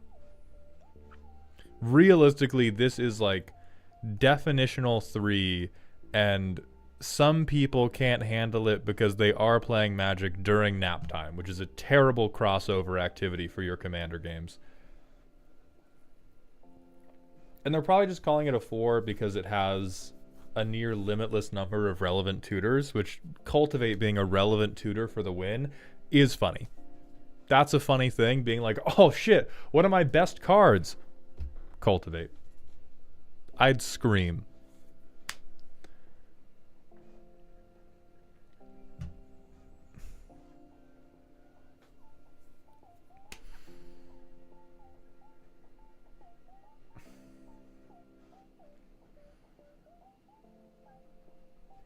I mean, the closest this deck comes to committing a felony is like an 80-year-old man pretending to rob a bank so he can get healthcare in the prison system. That's as close as we come to real crimes. Bro is walking in with a water pistol and asking for $1 so that they can try to get treatment for kidney disease.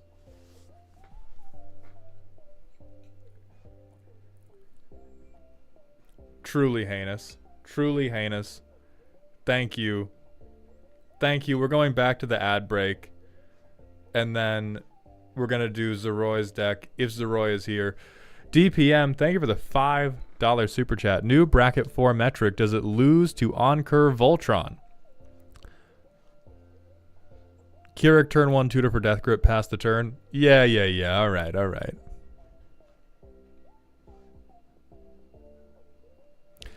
Darebrain, you're currently 4th in the order. So right now it's Zeroy, then Zenorum, then you, then Elikman. So we're going to hit the ad break, and then we will be back. Mufasa, thank you for the Prime sub. Welcome to the dog home for the first month in a row.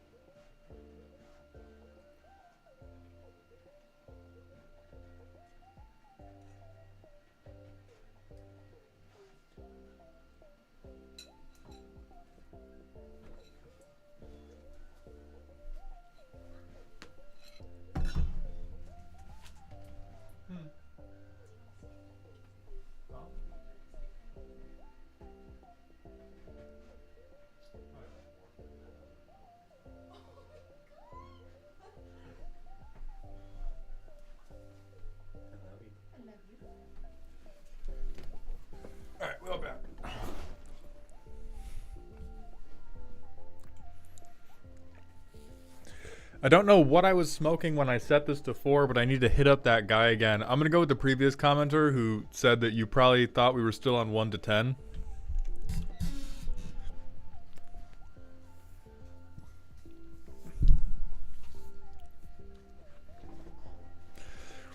All right, Siren, we are...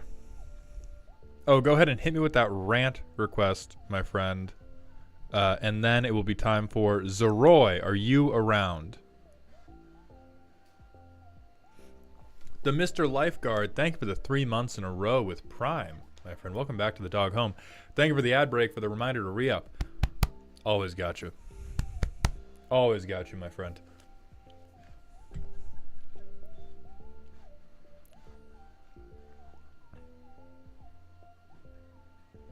An exotic show hit me with that personal question. Zeroy, you are here on YouTube. Perfect. Yes, you did, and I missed it because I was looking in Twitch chat and not YouTube chat, like a smart boy.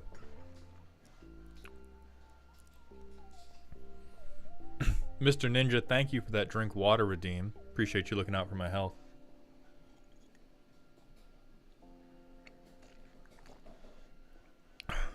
What do I do about a flicker deck that keeps taking several minutes of game actions on each player's end step without sandbagging? Note, I am the one piloting it. I mean, a lot of that is on you as a builder. A lot of people I've noticed, and your counter deck in particular, I think, gives me some insight into this. You really love to build for ceiling. You fucking hate building for floor. And when I'm talking about building for floor, I'm talking about building interactions where you go A equals I'm happy, or A plus B equals I'm happy. The counter deck, and I think some other decks, you are a big fan of going A plus B plus C equals I'm happy, A plus B plus C plus D equals I'm very happy, and you will go all the way into the fucking Greek alphabet looking for a bigger dopamine hit. So I would do fewer things that are multi-card payoffs and look for more things that are just straight up give me one good ETB. That's all I'm doing. Some other advice that won't require you to change your total play style is have fewer payoffs that allow you to gain new information. The number one way to take way too fucking long resolving all of your triggers is to have those triggers let you scry, let you draw cards, let you get something back from your graveyard. Even those are the juicy and good triggers because they introduce new relevant information to the equation. They explode the amount of processing time it takes your brain to figure out what you're going to do. So if you want the turns to be more concise or to feel less bad, like resolving Yorion and it came from the pipes stalls the game for several minutes.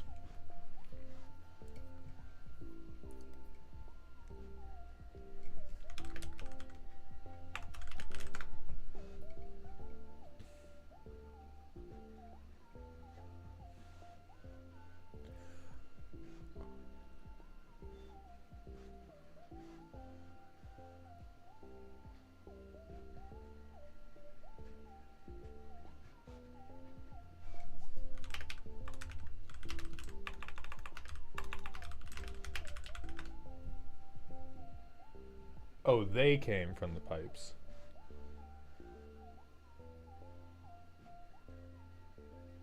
Why does this slow the game down several minutes?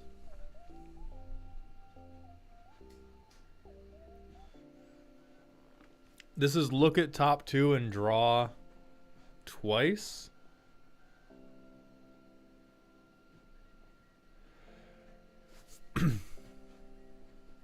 Yeah, like manifest dread twice and draw two. That takes like 30 seconds. You then flicker the manifest too. So draw four.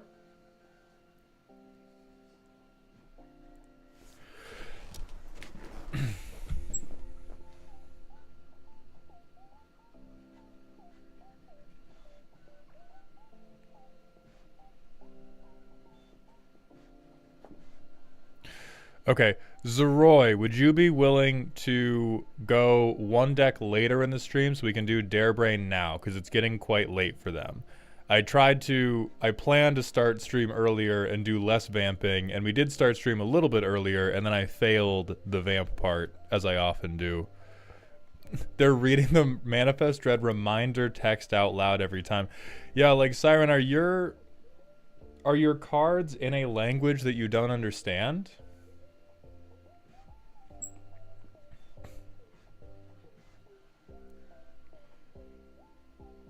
Now I do think number one, this is an example of don't cut the things that introduce information and choices.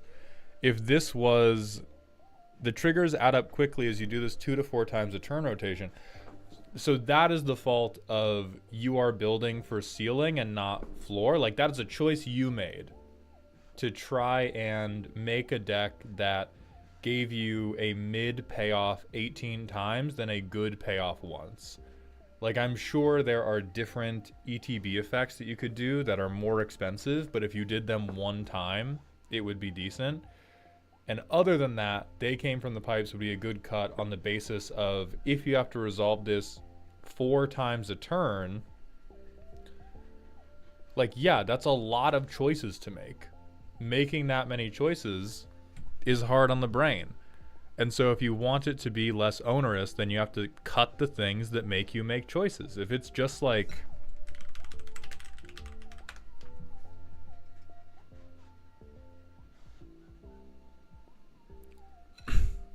this motherfucker, incredibly easy to resolve 18 times a turn. I don't play Flicker because I have too much sex for that. But I'm sure that there are other things you can play in Flicker that are going to give you a ton of choices, and I'm sure that there are things that are going to give you very few choices. Like, if you just played stuff in Azorius that gave you, like, backup, that could do it. Like, just build 1/1 counters. But for the most part, if you're building a deck that is meant to flicker things multiple times a turn, it's either going to take super long or you have to remove choice from the equation in the deck building. We do not have time to look through all the Azorius ETBs, so we're going to do Darebrain now and then Zoroi, so that Darebrain's head does not explode.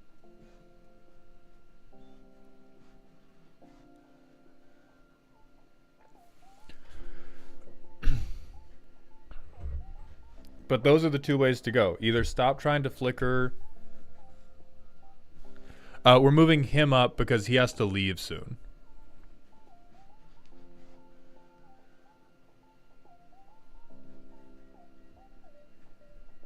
Yeah, I'm sorry, Goat. But we'll be to you soon. You'll be after Darebrain. You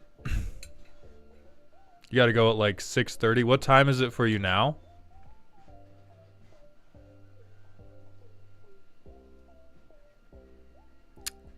We can definitely handle you in a reasonable time frame. Vamping done. We're in silly comma spooky.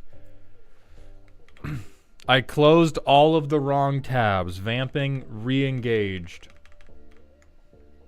Okay. You fucking cocksucker. Architect? I already dislike you. I already dislike you. Like France in the early 1790s. Okay. This deck is about life gain, life loss, and recasting Liesa more often than could be healthy for a reasonable person. The goal is also how this idea came to be, Commander Storm cards. I wanted to see how far I can push cards that get copied for each time you cast your commander. After looking around a bit, I settled on Liesa, as her ability would translate commander tax into life loss, so all I'd need would be a way to make sure I generated enough life to counteract that. She herself has lifelink, which helps, but is hardly enough if my goal is to generate over 5 recasts a game. Taking that and her color identity into account, I ended up building Cleric deck around her, both to help me with life gain and to combine it with Conspiracy to turn Liesa into a Cleric to get an Edgewalker discount. All this combined with incidental life loss from Liesa as well as drain effects should be able to advance the game state sufficiently that any of the Commander Storm cards would become a potential game ender. Right now I am considering adding more card advantage in order to the deck to have an easier time assembling my recast engine and have more interaction available. Okay.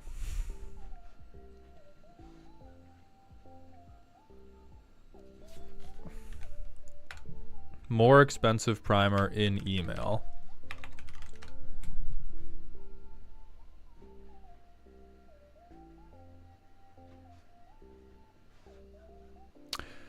This is the same primer. We will be dragging our Queen Liesa out of her ivory halls and into the streets to be put into the guillotine. Excellent. Ban whoever suggests exquisite blood. Perfect.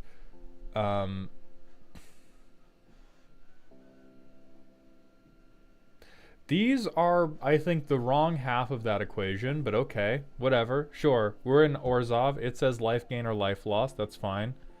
I hate graveyards. I hate creatures. I hate creatures and having friends. I hate creatures.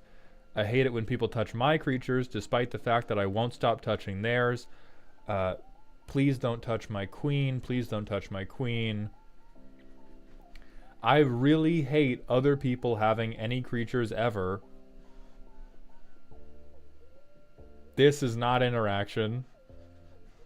Great. Phenomenal. Alright, ramp. What's Edgewalker doing? Okay, so Edgewalker is giving us help on the pips.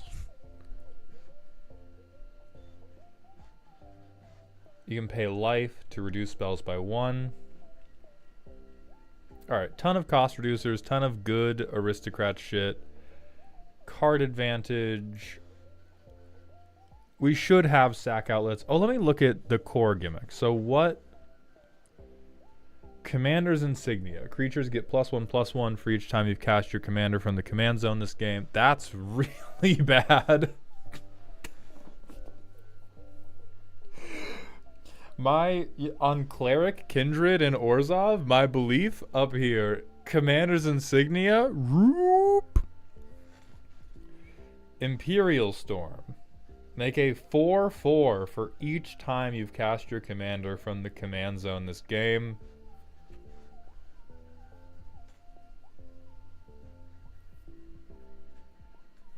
Hey. Hey, that's a magic card. That's a magic card. Skullstorm. Everyone sacrifices a creature. If they can't, they lose half their life rounded up. Oh my god, they get a fucking choice?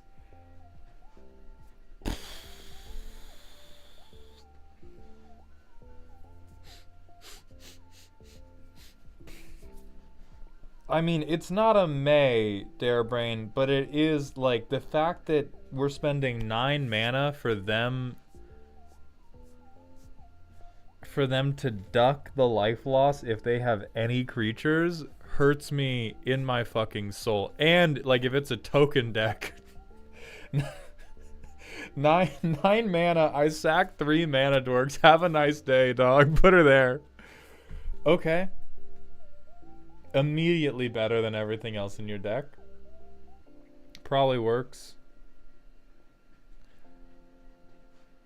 Angel ETB gain 4.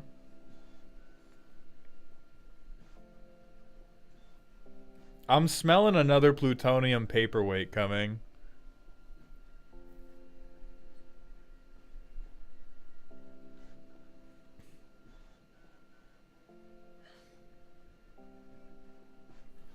Alright, these are all the maybe boards. We have 14 pieces of life gain.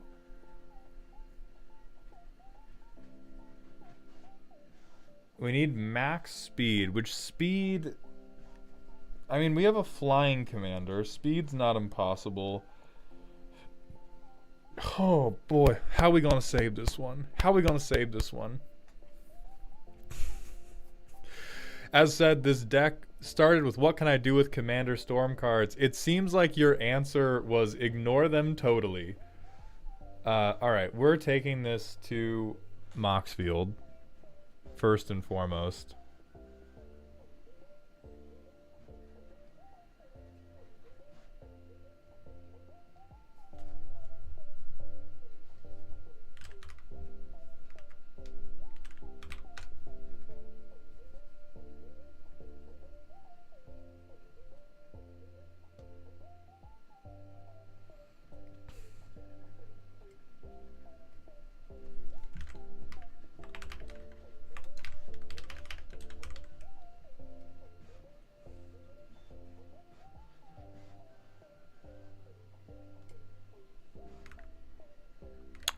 Alright. Architect trying to resist being exported into the correct fucking deck builder. I can't. Holy shit, dog. I hate this website.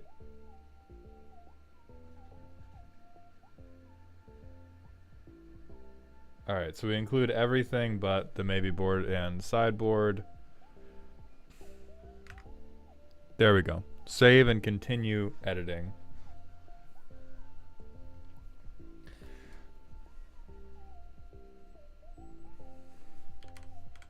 And then we just have to cut Liesa from the main deck and have her...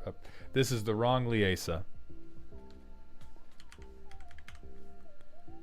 Liesa, Shroud of Dusk. Alright, where are you in my fucking main deck?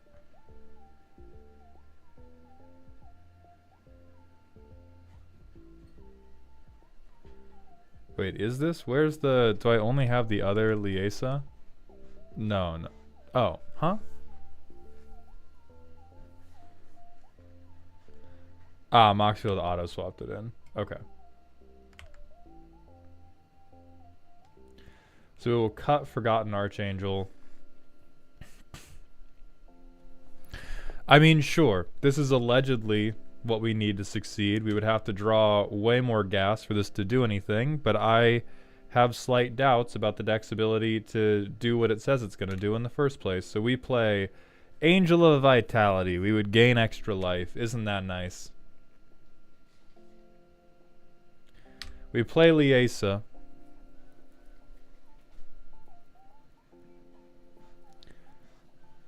We gain 7 life from swinging Liesa. We spend 3 mana on Treacherous Greed.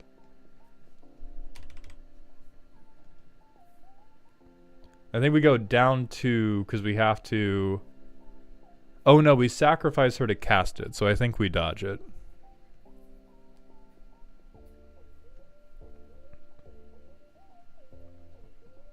Now we have all this bullshit, but we're at a ton of life.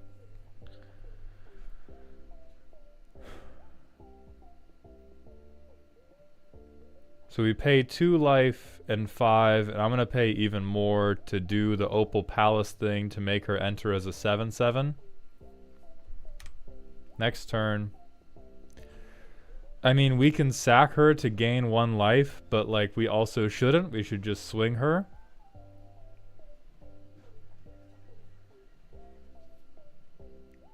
We bonk.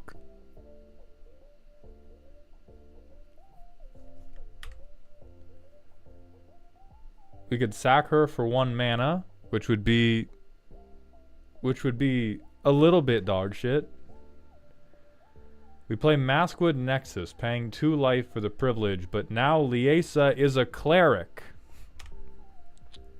Tremendous. I pay 2 life for Soul Ring. I punch 7 life out of somebody. We are coming tremendously close to being able to kill 1 player with commander damage. So now we can Reckoner's Bargain on turn 10.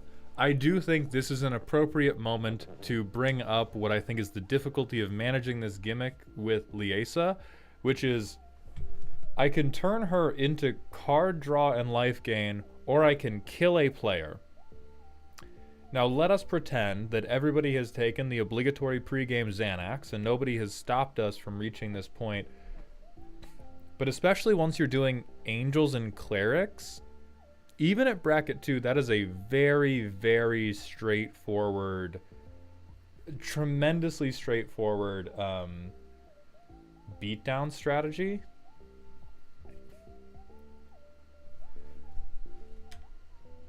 And truly, Skullstorm, I do not think you can push this card enough. Genuinely. Skullstorm, we pay 9 mana. We can make everybody lose half their life if they have no creatures. So for this to be any good, it has to come off the back of either a board wipe or of us resolving some type of Grave Pact effect and controlling the board previously. Even then, once we do resolve it, it's 9 mana, and it falls off the more we cast it. Like, there's the, you know, there's the line of like, oh, I wanted to do the bad thing, which is why I'm not just Voltroning Liesa. I kind of doubt the Skullstorm strategy beats out what if I hit you with Liesa, no additions? Or what if I hit you with Liesa with a Cleric banner? Like Skullstorm versus Liesa plus that one Bloomburrow Mana Rock that gives +1/+1, who wins? It's the Mana Rock.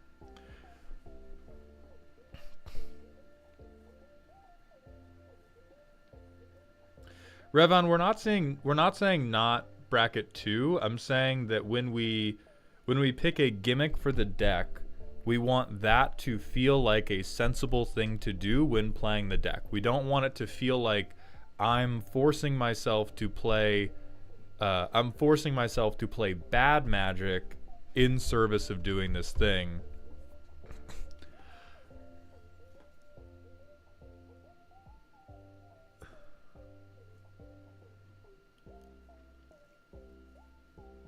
So I'm trying to think about how we help that. And I kind of, my immediate thought is Liesa's the wrong commander because she's too expensive. My first thought that if we're trying to do really dumb shit like this, we want to clock in at the Roger factory. Because Liesa, there is a legitimate benefit to, I don't have to pay commander tax. Instead of commander tax, I can just pay 2 life.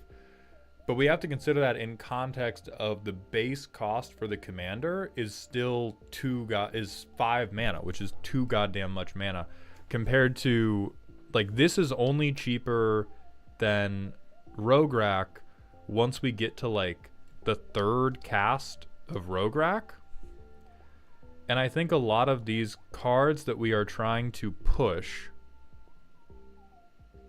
kind of like really start to fall off in terms of effort to payoff after around like the 3rd or 4th cast. Like, I think if our goal is, I just have to recast my commander 6 times, at that point, old age becomes a viable win condition. Or it's either old age is a viable win condition, we have been killed, or we are somewhat petulantly ignoring a like strictly better thing we could do with the cards that we already have in the deck.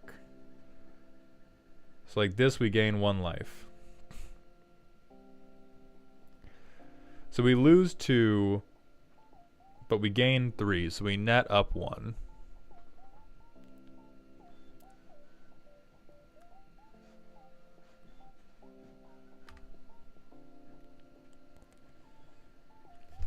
So now we can do Hour of Victory. We pay 2 life to cast it, but we gain 2 life for a thing entering. Oh no, this is Angel or Cleric. I thought this was Angel of Vitality. So we only gain 1. We net down 1.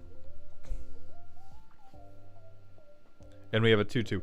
We can punch them to bring our speed up, but it took us until turn 6 to get this thing going. Jester, thank you for the 75-bit cheer. Does this feel better if we do Prosh looping? Maybe, but Prosh is also crazy expensive to get started. I vehemently disagree with building weak decks that have the play pattern of I spend 7 turns jacking off and then you drown in whatever bit I'm doing.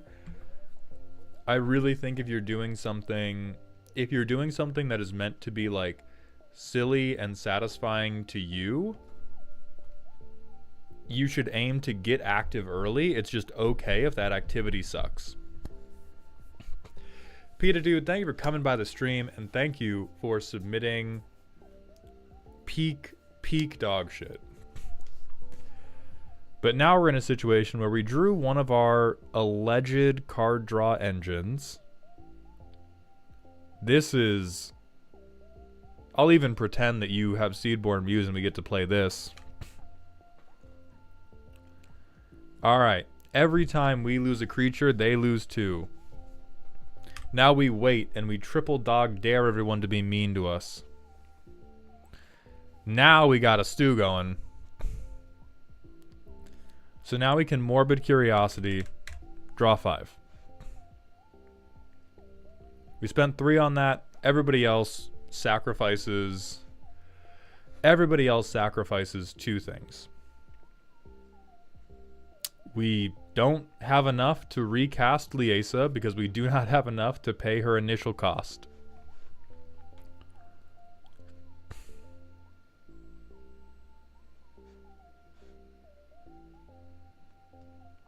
We play these 2 assholes. We gain some amount of life.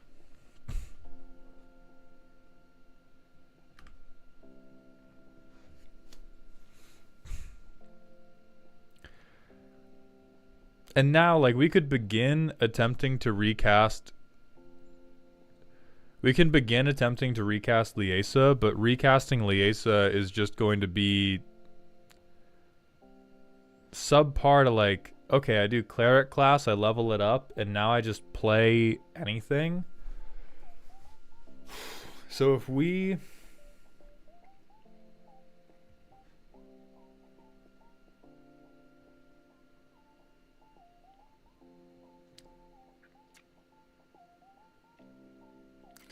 Yeah, we're feeling very plutonium paperweight. Now, there's a lot of good spells in here. I think what you're running into a little bit is you have like 70% of the ingredients you need to make a good deck around this, but you don't have 100%, and that missing 30% is taking you from like viable but dumb to completely hamstrung. It's like, imagine trying to run a race with 70% of a foot. You're not going to run the race at 70% speed. You're just going to trip and be in a lot of pain. So we can either do Rogue Rack, and the problem with what I'm about to suggest is I know that now the command zone is going to be outrageously strong for how good the rest of the deck is. But you could do Mardu partners. If there is another Mardu partner that's not Tymna, do that. But Rogue Tymna is unfortunately like the best version of trying to do this deck. There's another one. Great. How bad are they?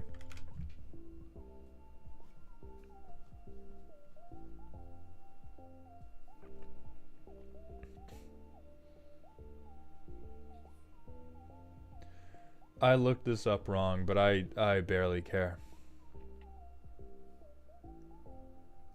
Ravos Soul Tender.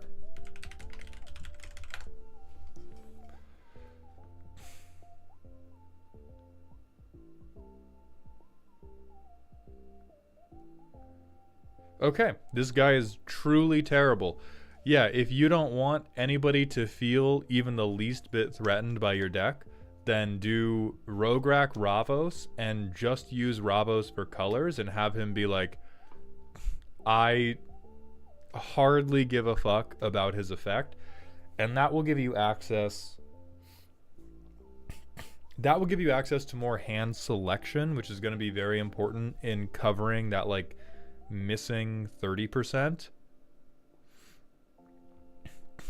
You do get access to, I was trying to keep Orzovv in the color identity so that you could use the Commander Storm cards that you had already showed us. But yes, you are definitely +1/+1, make sure other partners stronger, synergy. Hell yeah. So I think there's 2 paths. You could make this like actual bracket 2, bracket 3 aristocrats or like aggro aristocrats deck, because Mardu does have the tools for like, I swing my aristocrat pieces now with all the mobilized shit we got in Tarkir. So you could do bracket 2, bracket 3 version of that effect and do Rogue Tymna and be like, I promise it has no combos. It's just aggro card draw cheat stuff. I do agree red, blue, and green have the cooler Commander Storm colors. Red gives you access to Fury Storm.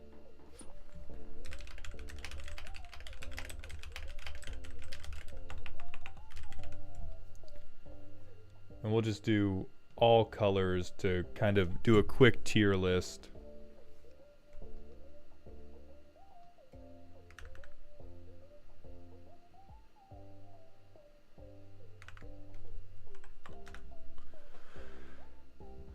Alright, so Echo Storm, we could be copying artifacts.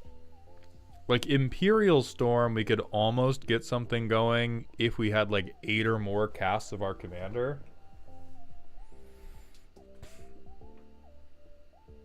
Genesis Storm might do something one day.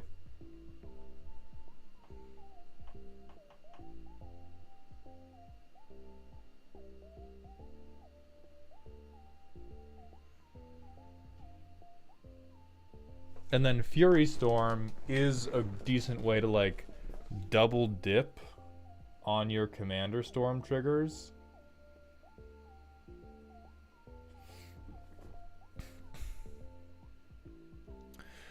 Yeah, Fury Storm was previously recommended to an Awaken the Blood Avatar deck. That is another deck that has a lot of potential for things like this.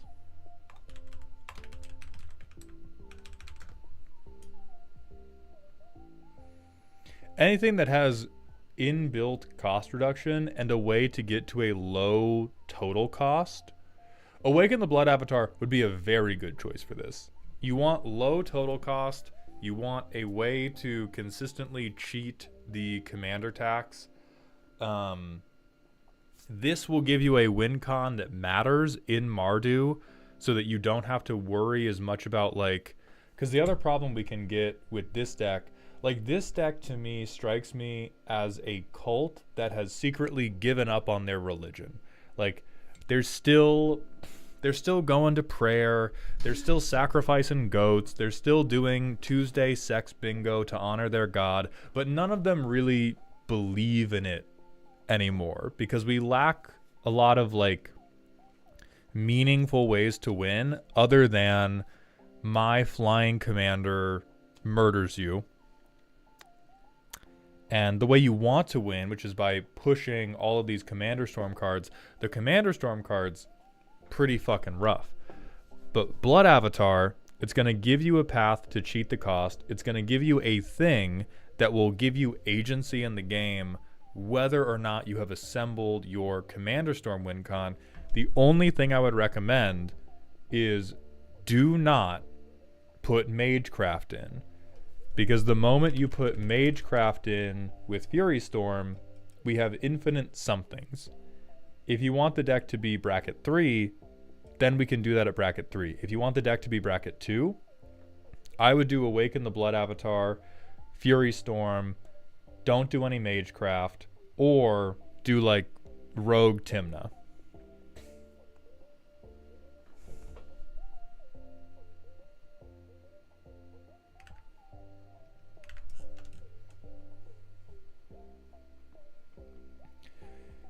Yeah, you can still make Commander's Insignia good in this deck. You have an outside chance of making Imperial Storm good. Fury Storm's definitely good. Even Jeska. Right? Like if you use Jeska in concert with the Blood Avatar itself.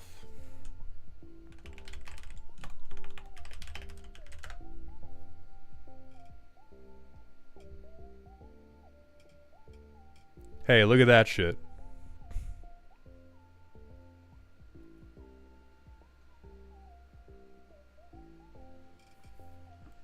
Look at that awesome shit.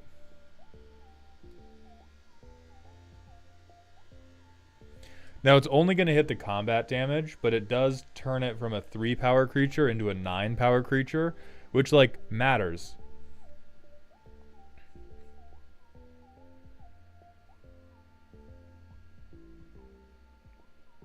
And then, like, you know what's going to make Skullstorm matter so much more?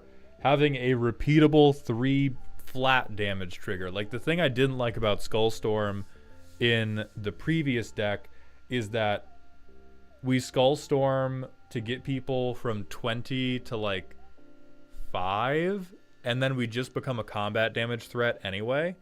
Whereas this has a cleaner, like, kind of the casual big anime explosion of I skull storm you and I hit you like 8 times, then I have 3 blood avatars swing, you take 9, game done. Liesa does have her built-in life loss, but it's in much more of a taxi way. I think the vibes on that tax matter. Blood avatar is here for violence. It is a blood drive you have been invited to. Participation is mandatory. Whereas Liesa is just like, it's still mandatory, but it feels like homework, you know?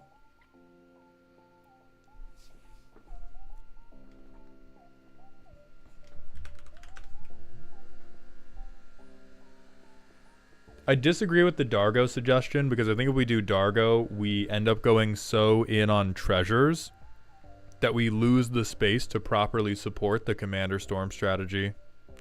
I admit I am a recovering stacks addict. Then I think Blood Avatar is an important part of your recovery. I think just crashing out and doing like, oh, the mic's fucked. Okay.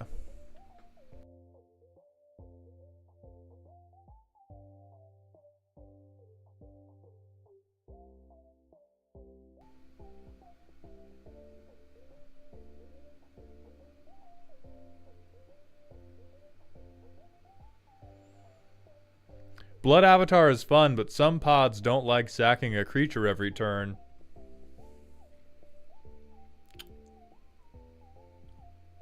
Right. That's true. That's true. Darebrained is spending a lot of care and attention on how little people like sacrificing their creatures.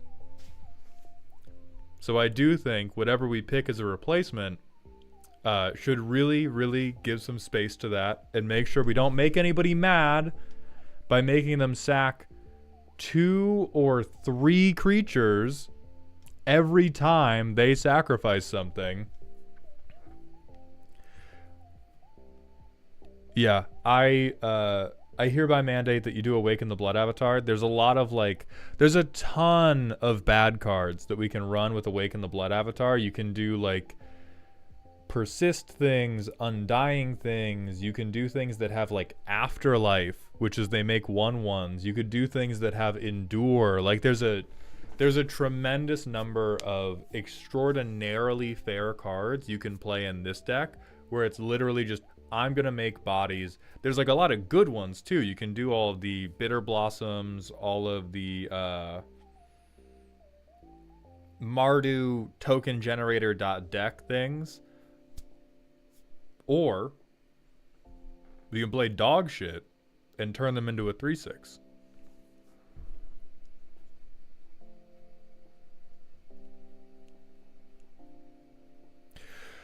I mean, Neko, the main problem with edicts is when people use them to slow things down and not speed things up. Awaken the Blood Avatar is one of the better edicts for vibes, depending on you as a player. An annoying player can ruin any card, but this is one of the better edicts for most pilots because it is establishing yourself on the board. So it's going to establish you as the threat, but it's not going to be like, okay, I made everybody sacrifice a creature, now the game is going to take an extra hour. It's, I made you all sacrifice a creature, now I'm going to punch you in the head.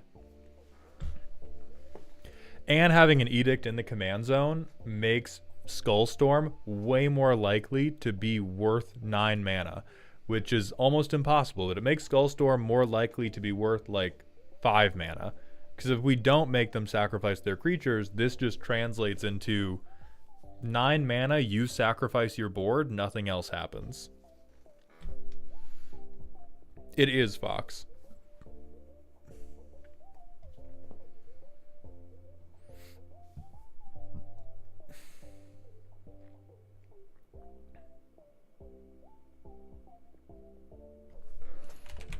So Darebrained, we're gonna place you over here for now. I like what you win. I like the goal. I like the goal of how do I make these Commander Storm cards worth a singular goddamn. I think in this case, you are just too constrained on colors and too constrained. Mommy Vision got you. That happens. And Stax Vision got you more than Mommy Vision, actually. So I think you swap to Awaken the Blood Avatar. That lets you be like, oh my god, aren't these cards so terrible and isn't the payoff so dumb and big?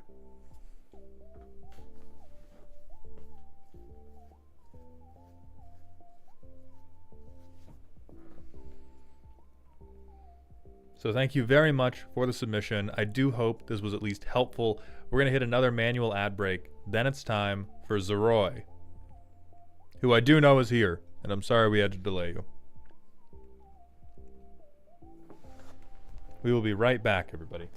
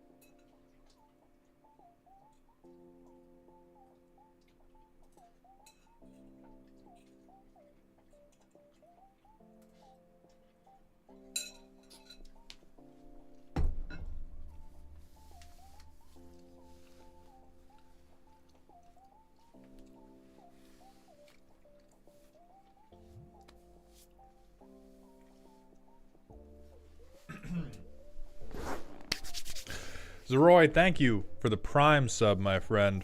I appreciate those Jeffrey dollars for the second month in a row. Jummybug, that card is Descent of Dragons or Descent of the Dragons. Zeroy has sent in a silly, spooky deck. Deck's plan was I thought that Zer would be a cool Enchantress deck. Fuck. No. This day is all therapy. This day is no... We're on 0. We are 0 for 3 on upgrades, and we are 3 for 3 on you need to change your commander and be a better person. So I bastardized my Lavinia Azorius Renegade deck that was a Guapa Hazid deck into this. It has leftovers. Stuff I picked up along the way. It does the thing, but incredibly slowly. We are 3 layers of Full Metal Alchemist Chimerism deep on this deck. Excellent. The group I play in is a 2, with some reaching into 3 by our combo player. Amazing.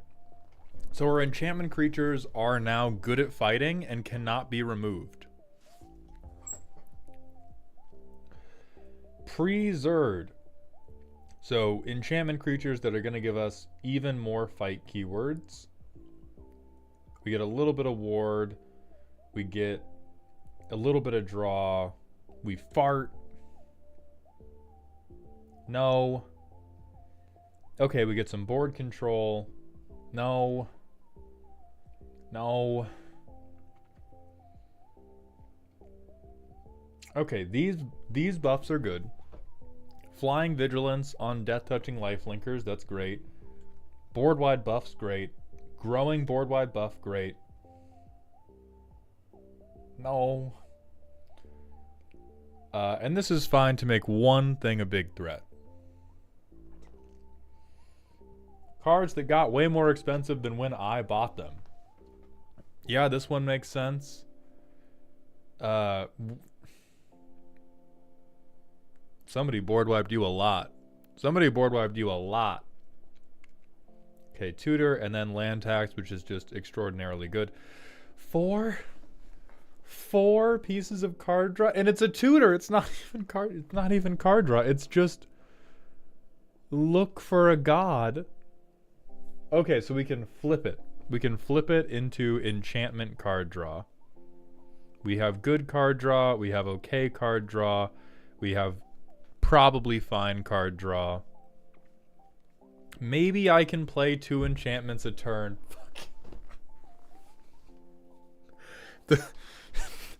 The plutonium paperweight is getting so much mileage after being coined today. What if I played Amanatu Veil Piercer to maybe double play Archetype of Courage and Imagination?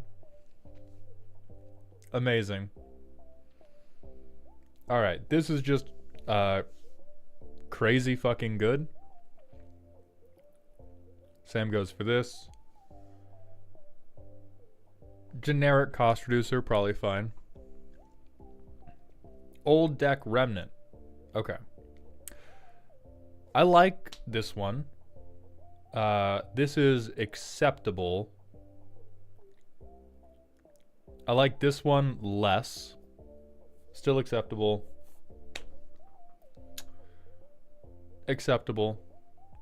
Acceptable. I don't know. Well, actually, maybe not acceptable. I don't know how Enchant Player interacts with something being animated. That might make it fall off. Used to be a trauma response from token decks. I mean, listen, dog, we can handle that. Got him. Oh, never mind. Fine boom me. Take that away. There's a different one that does this. Auras fall off. Okay. Auras fall off. PBS moment. These gotta go. And I think this one gotta go too. Radiant Dawn is fine.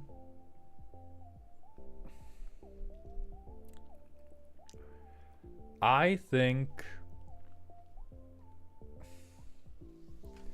I'm trying to be nice, but yeah, this one, listen, we all know it's bad. That's why we're here. We don't need to disincentivize attacking when we can literally punch blood out of people. And it's an oh my god, and it's an artifact. Okay, so I think maybe we just cut all this. Maybe we just cut this whole section.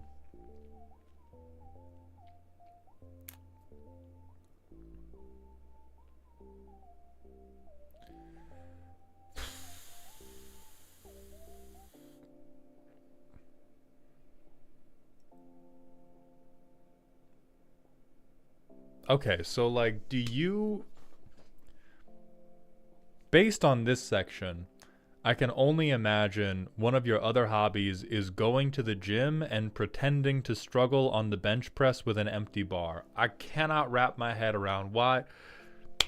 We are not only selling out other people's fun, we're selling out our own. You are capable of incredible violence. You are capable of overwhelming and effective violence. And we're out here with 10-pound dumbbells asking for a spot. So in this section, Dissipation Field, don't hate. Ghostly Prison and Propaganda, if you are dealing with a lot of go wide decks, if you're in a like go wide meta, can understand. Get Teferi's Moat the fuck out of here and get Aurification the fuck out of here. Alright, blow up non-enchantment creatures, perfect. Make everybody... I love theft. Make everybody even more mad at me for no reason. No. No, fuck out of it. No. No.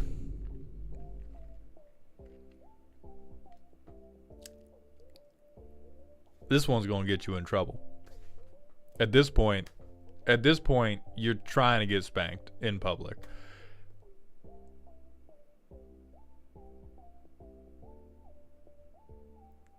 So it seems like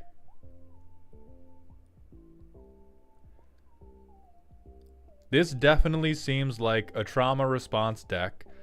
I feel like the primary outcome of this deck doing exactly what it wants to do is it is curled in the fetal position yelling, "Don't hit me, don't hit me, don't hit me," but everybody's listening. And it feels like it has been built around them saying that and nobody listening the previous times. Darebrain, thank you for the 1-bit cheer. I have to say, having my Liesa deck sandwiched between Sasaya and this is the biggest W possible. It will look good on the screen. And I do agree you've made progress since Celestial Kirin. Alright, so let's see. Zur does not let us cheat on mana. We have to pay for everything, so we cannot head empty go big fuck you enchantments.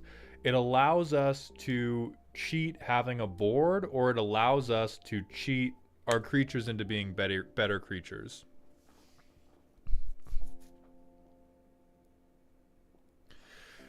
Right, honestly, I usually just gain a bunch of life beating people to death, or the combo player pops off and I clean them up after they kill everybody but me. So I think we are...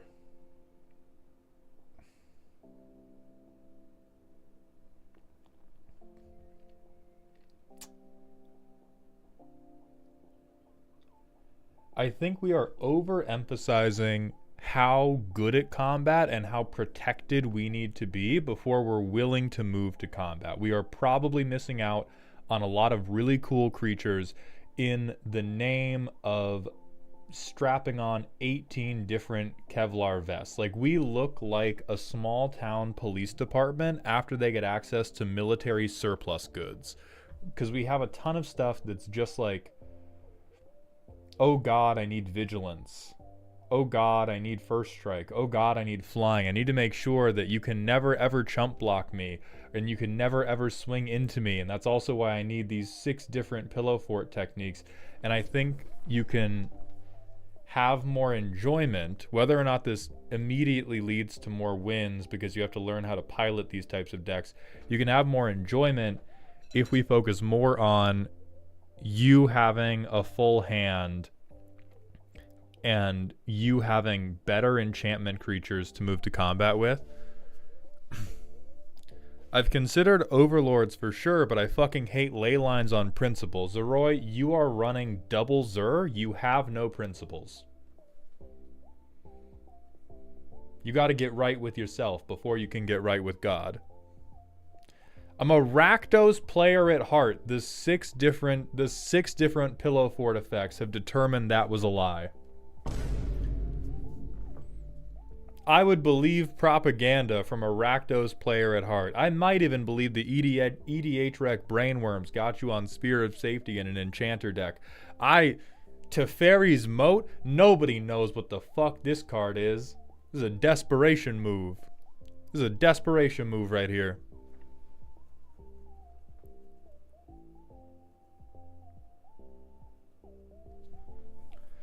Okay, so we have some like enchantment sacrifice, enchantment removal support.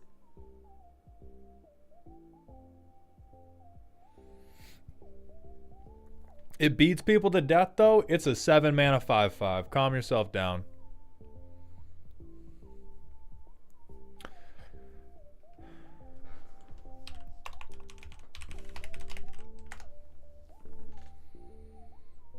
All right. I know the light is bright. I know the light is bright, potentially blinding. I need you to look at this card, which is immediately going to be the best card in your deck. We do have to dump all the auras, though.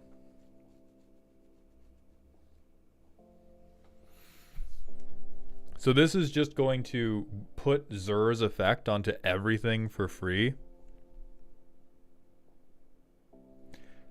And it will give you ongoing recursion. Little Oat Milk, this is Esper.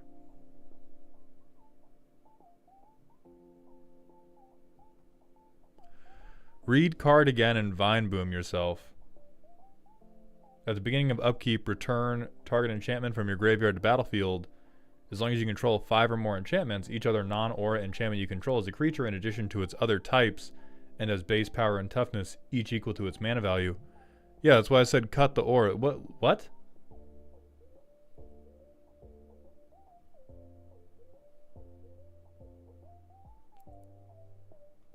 Or that's your... Okay. I give not a single fuck. Cut the auras. Whether or not it's in relation to this card. Here you go. Put this card in and cut the auras, because your auras fucking suck. Are we happy now? I give not a single fuck. I give not a single fuck.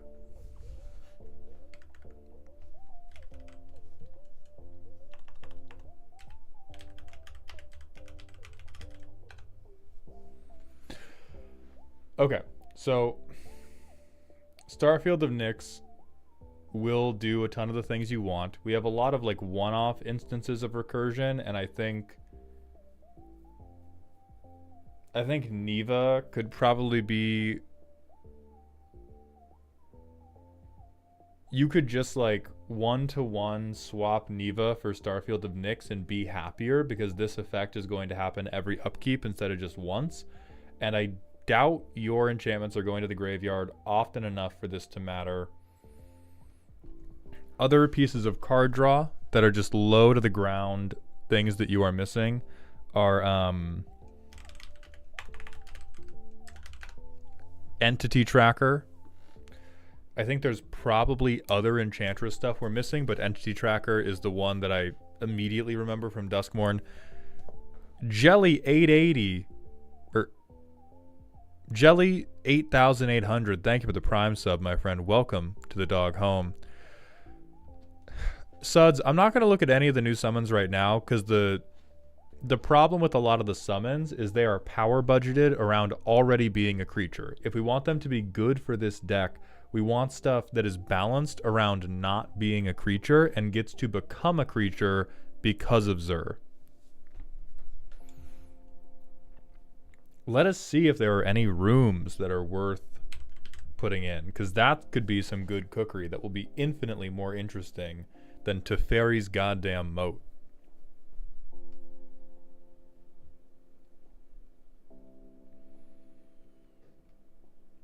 Hey, look at that. Hey, look at that. It's card draw stapled on to punching blood out of people, stapled on to bounce. Rooms only having the mana value of the currently open rooms is fine, because we're not cheating mana value in the first place. We're not cheating them. There's no cheating. We are ramping and then we are casting stuff. It doesn't matter. It doesn't matter that we can't cheat the...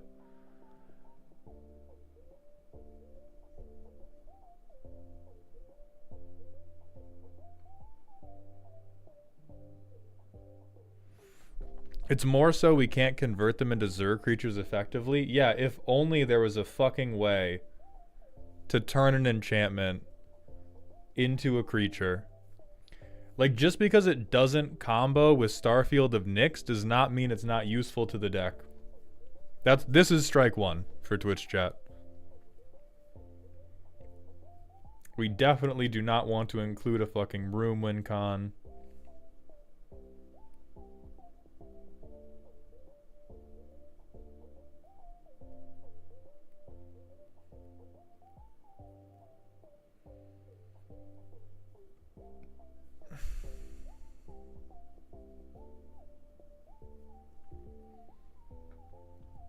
This is creature stuff. I don't think we care about that.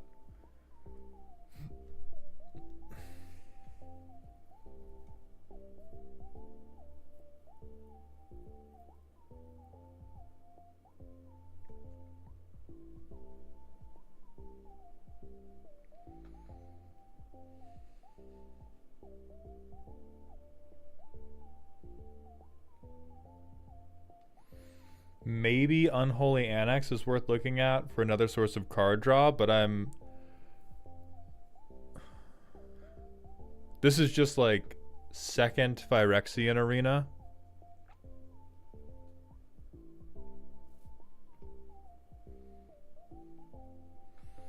And then I'm trying to think if there's anything worth doing with Secret Arcade. I think like the good stuff starts happening with Secret Arcade if now my Mana Rock is an enchantment spell for the purposes of Mesa Enchantress.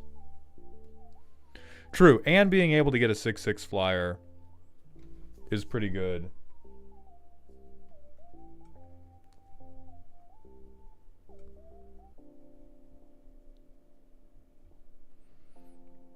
Enduring Ideal would be funny.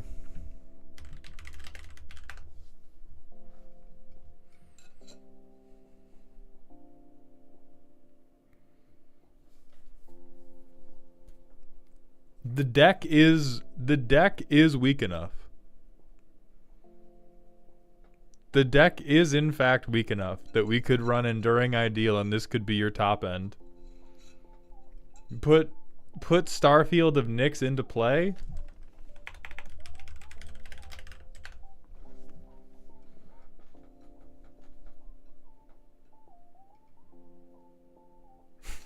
Put Starfield of Nyx into play. I get 1 enchantment a turn, and I get 1 enchantment out of my grave per turn. Job done. No, but other things we should have in the card draw section is Enduring Curiosity. Other things we can look for. So the 2 things we want to look for. We want to look for really good enchantments or we want expensive and good enchantments that we can turn into creatures, or we want decent enchantment creatures that become way better at fighting because they have the enchantment type line. So next we're going to want to look at enchantment creatures that are better than this coward shit you got going on right now, my dog.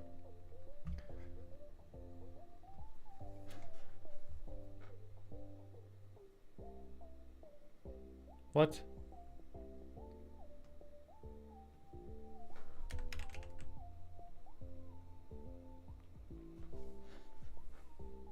Okay. I typed creatures instead of creature.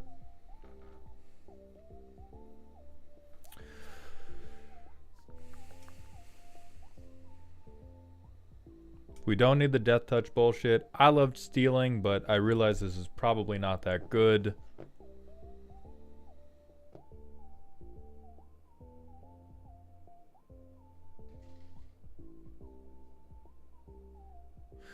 Why not put in all the O-ring effects? The O-ring effects you could think about, but we want to go way higher on counter spells. Because if we do... Oops, all Grasp of Fates. My deck is all enchantment-based removal, and by playing this enchantment-based removal, I both get rid of your board and I use Zur to establish my board, is all well and good until anybody resolves a board wipe. And then the moment they resolve a board wipe, this judo flips you so fucking hard your skull comes out of your asshole.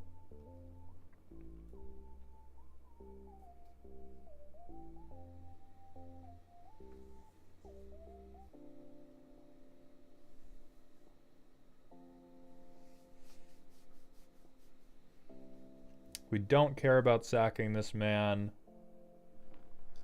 I do not believe we're going to have a ton of token generation.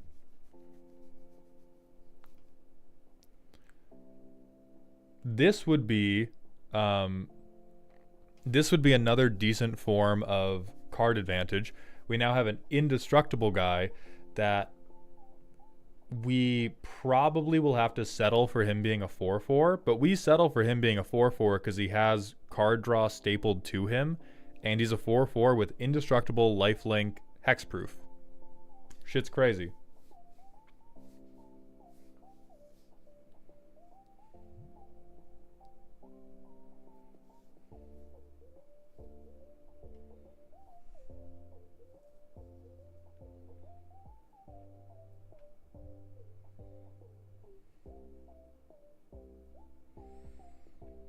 This might be a deck where Fear of Failed Test is playable. That would make me very happy because this card fucking sucks.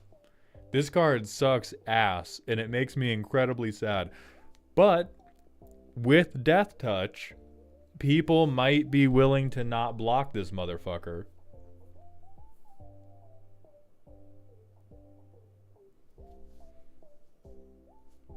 Oh yeah, and you can turn him into a 5/5, which is infinitely better. I was literally just thinking of like, don't even animate. Yeah, don't even animate it to get base power and toughness equal to mana value. Just get a 2/7 people won't block.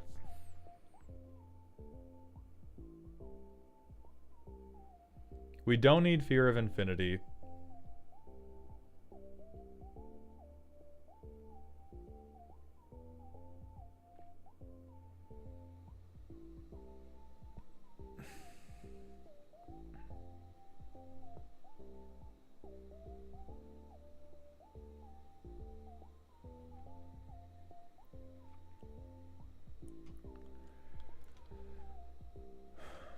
We do not want opponents to draw.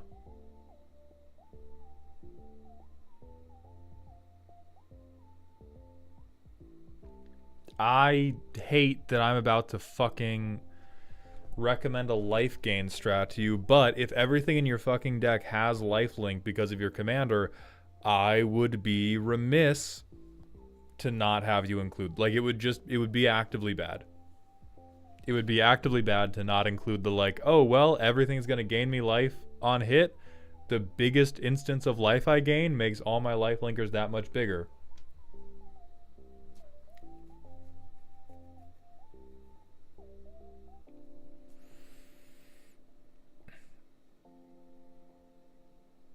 And then I think the overlords are probably a no-brainer.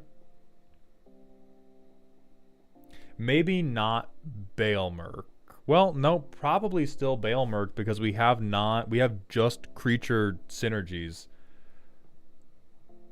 So I think all of the overlords you basically gotta do, because you can just overwrite the impending shit with Xur's mana ability.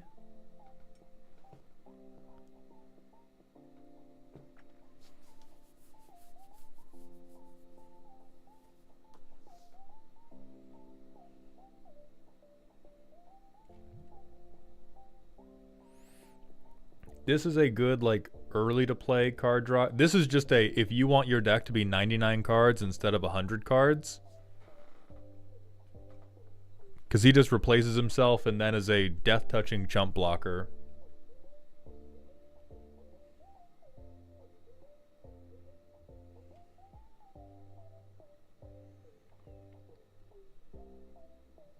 Yeah, Soaring Lightbringer. So now we're going to get into the math of the game. Soaring Lightbringer is fucked up because if you spread your attacks, we're now going to get a 1/1 with Death Touch and Lifelink coming at everybody. So that becomes minimum. I gain 3 every combat phase. DMC, thank you for the 100 bits. Glimmer Burst for card draw.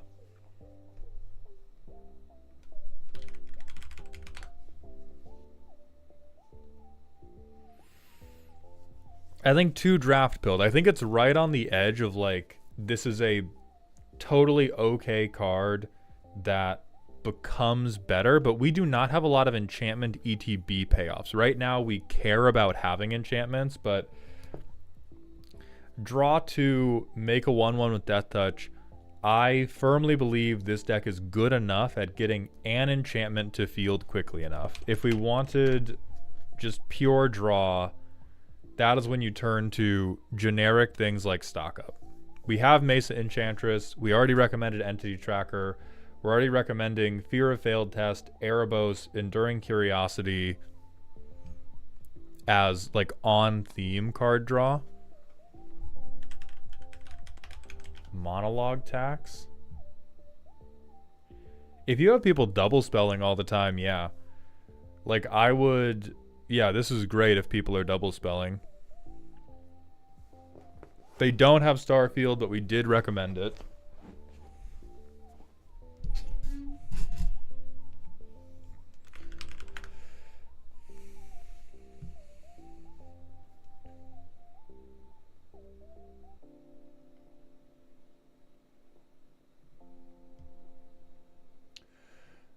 And then Victor is, especially for low power, a decent eerie trigger that you can use even if you never plan on chaining this. A lot of people will be like way too down on Victor because they're like, oh, I'm not doing Reanimator.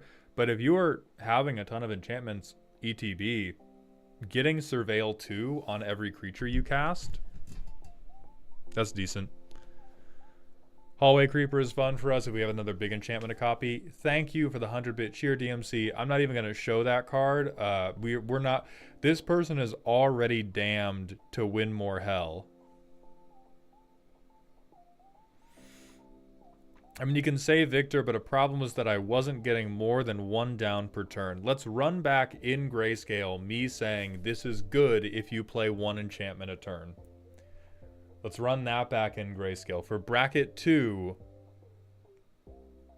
just getting Surveil 2 on every enchantment I play. Job done.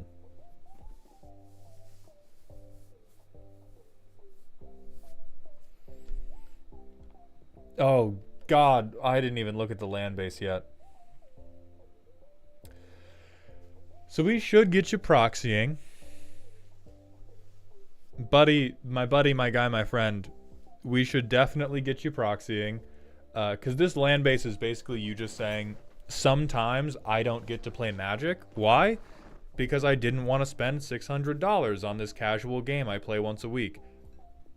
That's not fair. That's not fair to anybody. It's not fair to you. It's not fair to the people you deserve to be beating over the head with an animated Ripples of Undeath.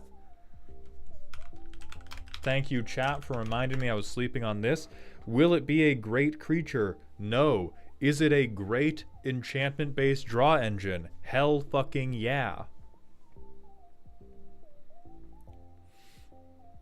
But looking at the deck as is, it seems like we are tremendously undervaluing card draw. We are just hoping and praying that we can draw 1 card a turn and wait everybody else out.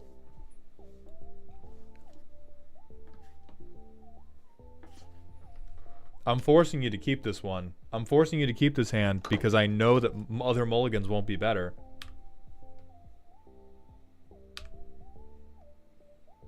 Hell yeah, read the bones, baby. Please, give me a blue source. Nope. I guess I'll go fuck myself real quick. Fuck that soul ring, by the way. Hell yeah. Bracket 2, baby. Turn 4, I am tapping mana down to color fix. Alright, so turn 5, I get to play my commander. What else do I get to do? Fucking 0. Turn 6.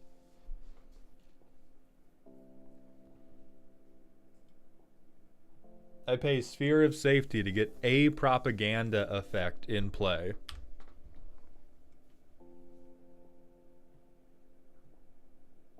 Then I think we dump this. Then I think we animate this. So I have a 5/5 with Death Touch and Lifelink. You have to pay a little bit of money to attack me. You have to pay more to attack me.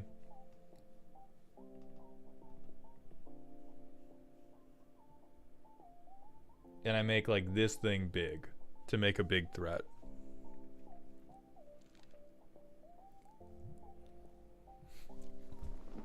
I'll be honest, that hurts. It is turn 8. We have 1/8/8. A Bristly Bill player who was asleep could have outpaced us.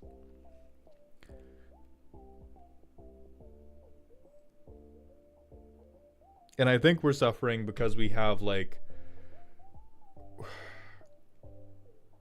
It makes me sad, not because the deck is bad, but it makes me sad to think about what you must have gone through for this to be the appropriate way to build your deck, because we have tremendously overrated how do I stabilize from all these motherfucking goblins sticking all these hammers up my various orifices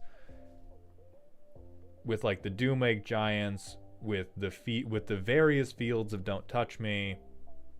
This, we were just lazy and we didn't take out the cards that don't work anymore. And then our draw is based around a thing our deck's not doing. We care about enchantments entering. An enchantment might go into the graveyard if somebody gets a board wipe later in the game, but for the most part, we want it to be have enchantment, get card.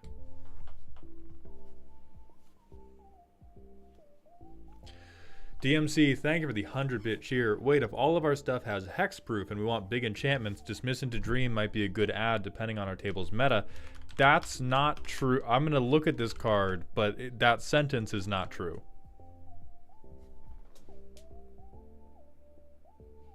No. We don't necessarily want big enchantments. We are not a ramp deck, and we have no way to cheat mana. It is very nice if we get to have... It's very, very nice if we get to have big enchantments because it's late in the game. But for the most part, we want a lot of like good, solid 3 to 5 mana creatures. We do not want to be like, here's my big 8/8. Because then we just get blown out by any type of board wipe. Even harder than normal. If we commit to board for one big thing where we hope the payoff is they hit for 8 damage. Could enchantment copiers like Copy Enchantment or Estrid's Invocation mean anything on this list? Probably, yeah. I think the floor of them is I have a new 3/3.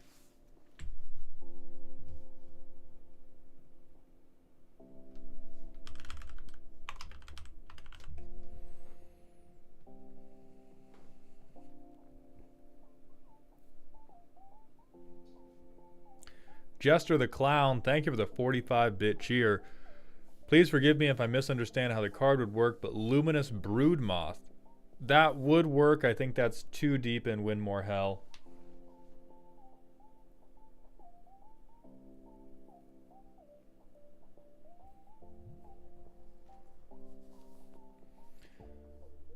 So first of all, you're welcome.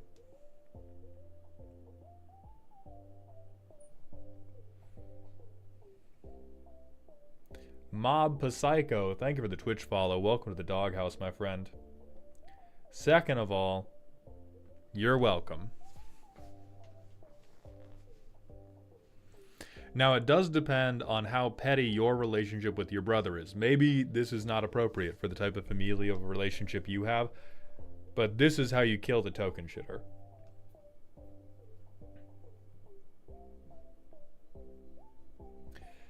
So for cuts, I'm not a big believer in all that glitters.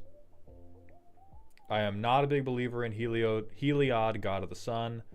Not a believer in Archetype of Courage. Not a believer in Caliphate. Not a believer in Enduring Tenacity. Not a believer in Grim Guardian. Not a believer in Underworld Coinsmith.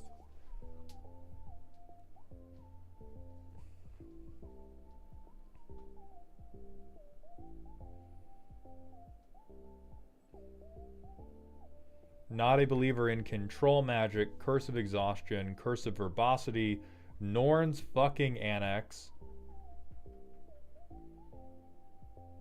Prison Term,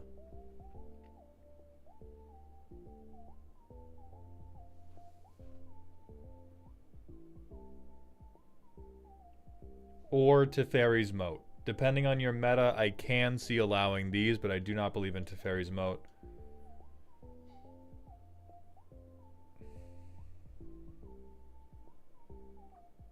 Don't believe that much in Neva. Don't believe that much in Hannah either when compared to the things we want you to add in.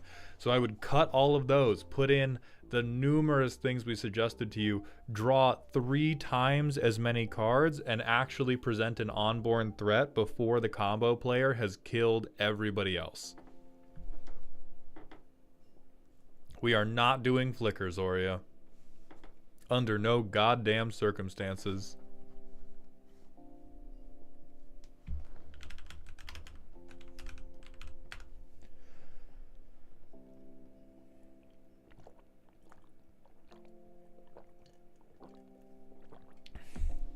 No, and that's strike 3 for Twitch chat. Right on time.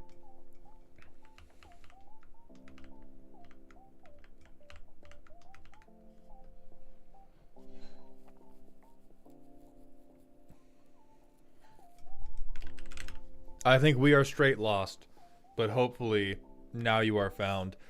And even though I did joke about it, Grasp of Fate, that would be good removal.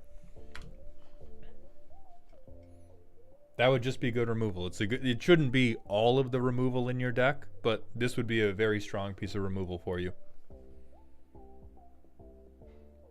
And then you have enough lands. I do not think you have enough ramp, but this situation might get solved by virtue of you having a lot of card draw and just hitting your land drops. But I would at least consider, like,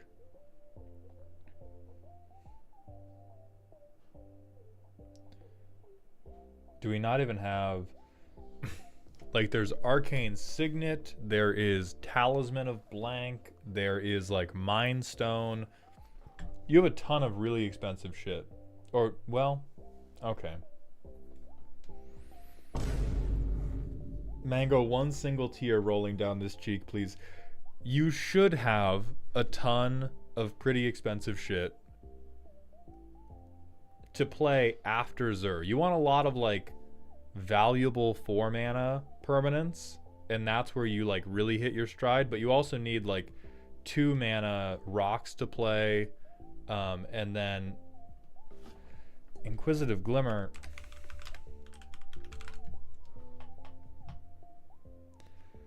Yeah, you could play this in place of a rock.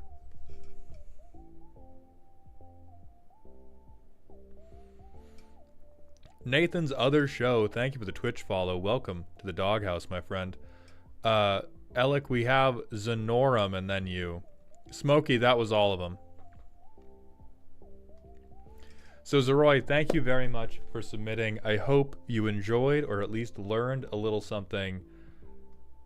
I banish you to buying a fucking map, dog. Have a good day. We're going to hit the manual ad break, and then it's time for Zenorum. Come show your face, motherfucker.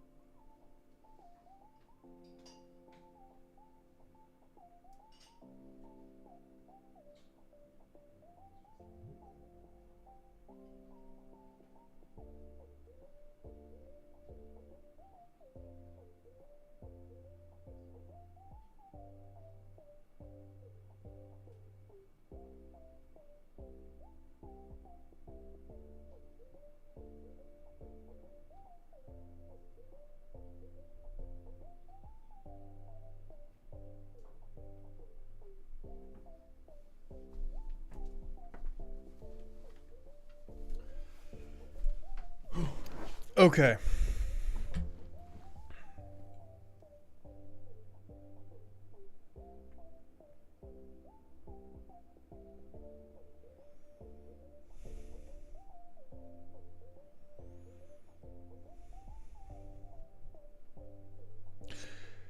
Darebrained, thank you for the 1-bit cheer. What are your thoughts on making the Blood Avatar deck with Heir Apparents? Did I go too deep into the tank again? I don't know what sauce you are lost in, but I hope you drown. So, let's start with the good. The good is that it will work, probably. If your opponents don't have a way to deny you playing Heir Apparents, yeah, this is a guaranteed way to get enough shit onto the board to consistently sacrifice the Blood Avatar. What will happen is you're doing the Blood Avatar to have a like bad silly gimmick of Commander Storm. Casting my commander a ton of times matters. Once you involve Heir Apparents, it's going to be a situation where the support for your gimmick is so strong that it overpowers the archetype, and anything you're doing with Blood Avatar is worse than just playing a banner effect and beating everybody to death. So it's less that it won't work and more of, if you want to do that deck, you can do that deck. That should be this is bracket 3 Blood Avatar. The bit of the deck is that it is good at casting the Blood Avatar.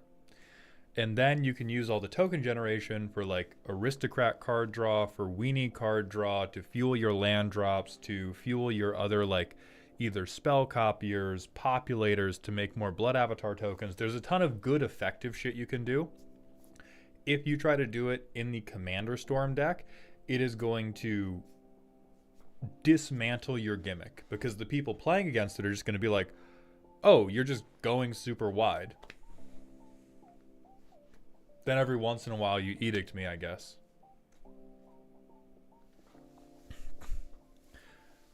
So that's my recommendation. If you want to do a like workhorse, this deck is solid. Fuck it up with bunnies. Yeah. Yeah, fuck it up with bunnies. If you want it to be like, this is my dumbass gimmick deck where I try to cast Skull Storm 18 times, would not recommend.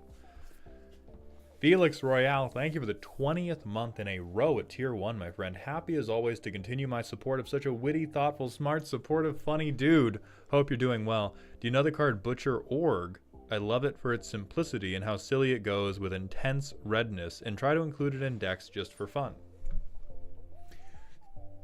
Before we ever type in or look up anything, Butcher Orgdy's nuts. Just in case. I trust you, Felix, but Butcher Orgdy's nuts just in case. Okay, actual card.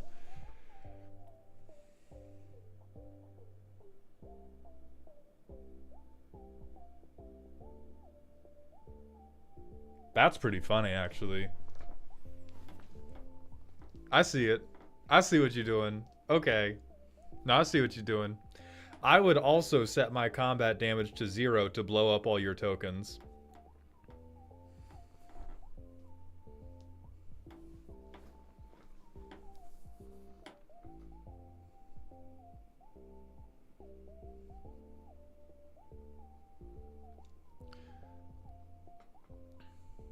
Highborn Rogue asks for a rant about how people whining about sacrificing need to grow up.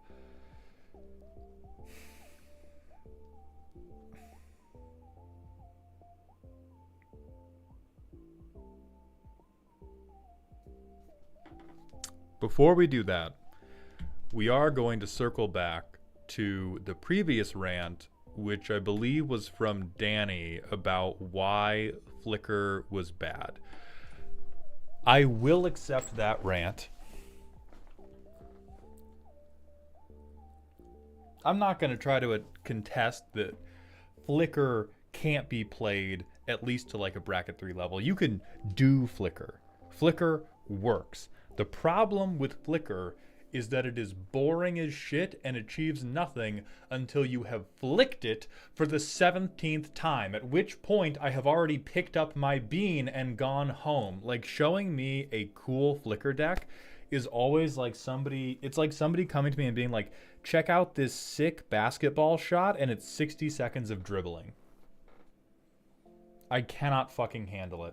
Or really, not even 60 seconds. To be accurate to Magic the Gathering, 10 straight minutes of uninterrupted dribbling.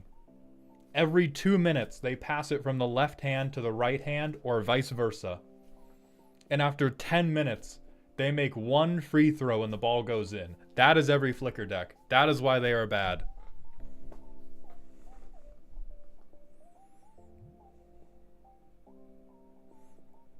Zeus Duck, thank you for the Twitch follow. Welcome to the doghouse, my friend. And then Highborn Rogue has a rant on how people whining about sacrificing. Ooh. I like a rant about how people whining about sacrificing need to grow up.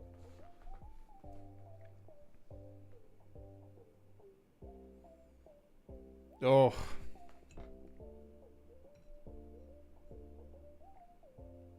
This one's tough. This one's tough because I have my own internal trauma responses competing against this. I think anybody who thinks sacrifice is unfair. No, well, it is unfair because it hits different strategies more than others.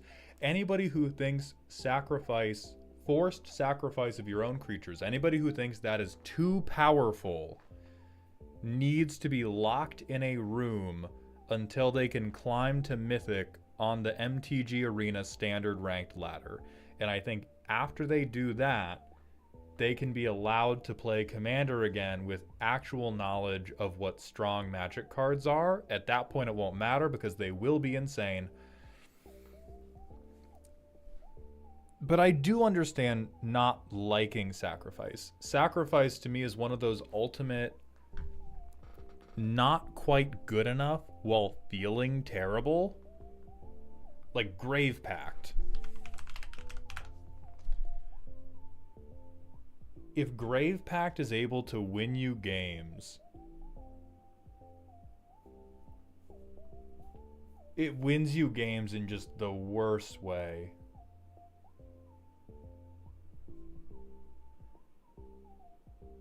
Like, Grave Pact is like beating somebody in an MMA fight by infiltrating their training camp and smearing your shit into all of their food so that they have a stomach disease the night they have to fight you. Like, it's the...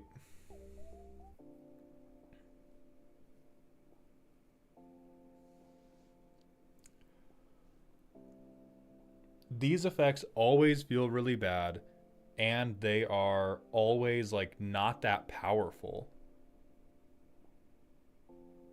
Like I think that's the ultimate problem with it is they're more about suppression than they are about actively achieving anything. And so I do get that. Like I've had games where we were like, "Oh, we're playing bracket 2 and like there was a friendly game night I had to bow out of because we were playing, this is before brackets, but we were playing in like our estimation of bracket, what would now be bracket 2, and I was playing a relatively low power Izzet deck, and somebody else was playing a deck where the goal was to establish a Grave Pact like soft lock, and I am stretching the definition of the word lock. It was really like a Grave Pact bungee cord. Like they could just make everybody sacrifice one creature every rotation. So not enough to like totally end the game. But I was playing like an Izzet deck that was trying to resolve one or two synergy creatures and then double cast some spells. So for me, if I did not have a counterspell in hand when they tried to resolve Grave Pact, like the game was just over for me. And so that was a game that I ended up scooping out of because it was like they couldn't end, but every single turn was, all right, I play, you know, it wasn't all this effect, but I play my 18th version of Goblin Electromancer. I pass to you. You either have Grave Pact or you have a way to like recreate the loop, because there are so many ways where if you can't hit Grave Pact itself and you just hit like, if you hit their artifact sack outlet or if you hit their creature sack outlet, any deck that's playing Grave Pact has a pretty good way. They have a pretty easy time of just bringing the loop part of it back onto the table. And so it was just like, oh, there's no point playing this game. Not even like, oh, I can't answer it, that card's too good, but just like, okay, I can't answer this card, and so the game is over for me now. Which feels fucking terrible. It's just black aura shards, deeply untrue. Deeply untrue. I recognize the parallels between the cards that make everybody compare the two. But bait used to be believable. Breath of the Wolf wants to know, hey Mauled, how much money do I need to skill out to get you to review my favorite deck? If you're paying for it, Brett, there's two ways. The first Sunday of every the first Sunday of every month, the commissions will go up on Ko-Fi for $69 a piece. If you don't get into those, you can pay $500 at any time, and I will stop whatever I'm doing on stream, provided it is a solo stream, and we will review your deck right then. That is mostly a joke, but at this point, 10 people have done it. So how much of a joke can it be? We also do a free roast stream every single month, which is a raffle you can get into on Twitch. Is putting Grave Pact in a mobilized deck cooking or cooked? Deanon, it is unfortunately probably cooking if you are good enough at pushing the aggro game plan. Because if you're doing mobilize, which I believe sacrifices them, but if you're swinging out every turn, like that's just awful, hateful cookery. The reason I had a really bad time against Grave Pact was it was really effective at handcuffing my hands behind my back, and they were like, all right, it's gonna take me 10 turns to fucking wind this shit up, but I'll get there eventually. But if you're on like Mardu aggro and mobilize as part of your aggro strategy, like, yeah, fuck your blockers, get them out of here. Then it's cookery that just tastes horrible.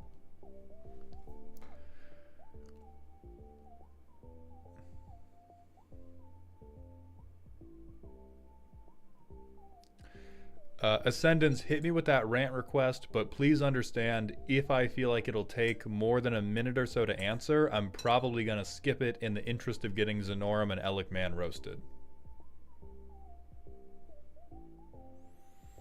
Is it worse for your deck than Rule of Law or similar? Much. The deck in question was a low power Izzet deck, so I was not attempting to storm off.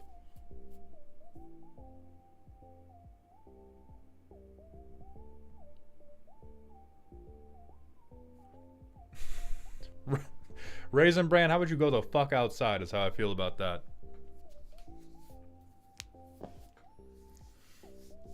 Is land destruction in a landfall heavy pod justified?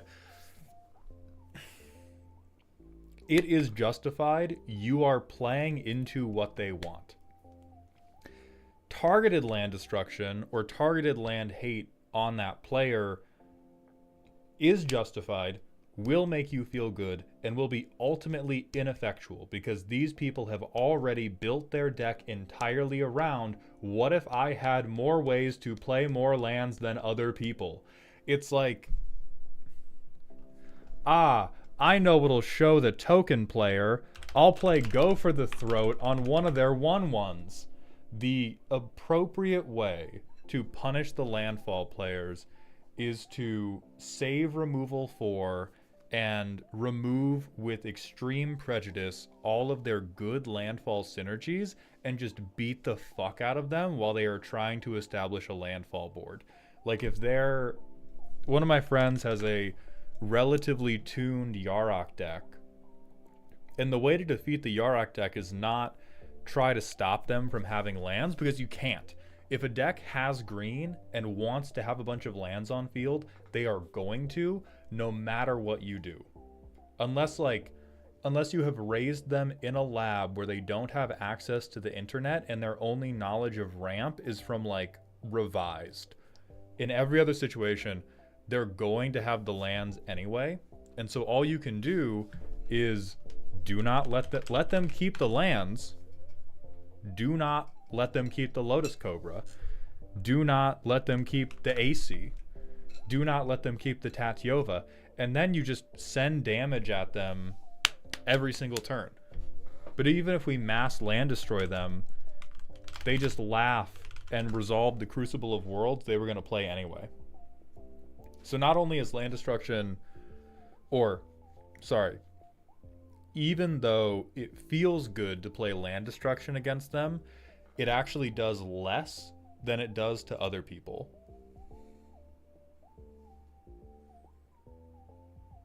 Like if you're doing mass land destruction, you actually just kind of lock up,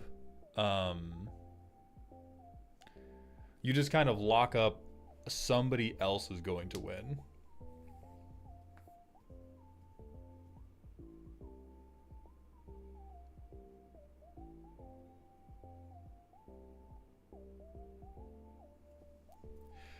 Right now I'm playing Velomachus Lorehold with spell copying, and the Bristly Bill player is calling me toxic, which is a choice.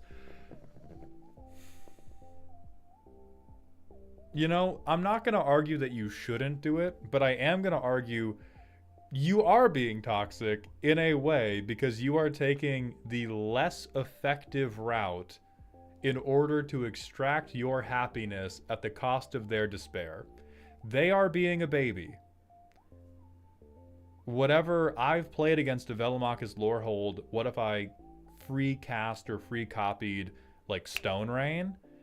And it made me it made me tight. It made me tight. I'll tell you that for free. So I'm not going to tell you like, oh, that's bullshit. Oh, you shouldn't do it. I will say you are doing the less effective game strategy in order to stunt on this dumbass landfall player. And if that is not definitionally toxic, I don't know what it is. But go with God. Go with my blessing.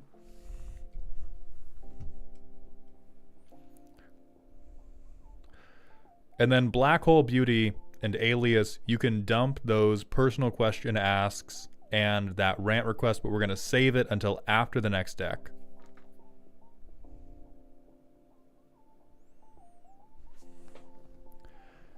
And the next deck is Zenorum's Spooky, Scary deck. I saw Imidane. I saw Imidane previewed in 2023, promptly shouted, "Burn is back, baby," and immediately knew I needed a builder. I ended up building a Brash Taunter Stuffy Doll combo deck and really enjoyed it. That deck was fun, it had its time, but now I want to revisit it and build Imidane into something new, but I'm having trouble deciding what to do. I've made several different lists and none of them really felt strong enough to compete while still remaining fun for everybody. Mango, insert a dramatic musical stinger on fun for everyone. I'm having a hard time following the 20 to 30 card rule of deck focus for synergizing burn spells while also having enough ramp and protection for Imidane. Also, I think the curve sucks. There's a work in progress, a pile of 90 cards that burn, ramp, and protect so we can kill people with her. Decks trying to compete at a scary table, most often having to compete with Mono White Angels, Golgari Storm, and Esper lands. But the other half of the pod plays something new every time. Okay.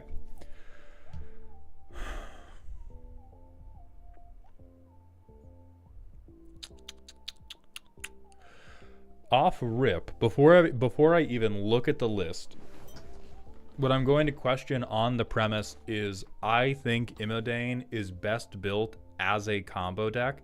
Mono red is extremely, extremely narrow in what it allows you to do. Imidane is great because she is big and huge and strong. She is not great because of how good she is at stretching. So let me see what you've tried to do.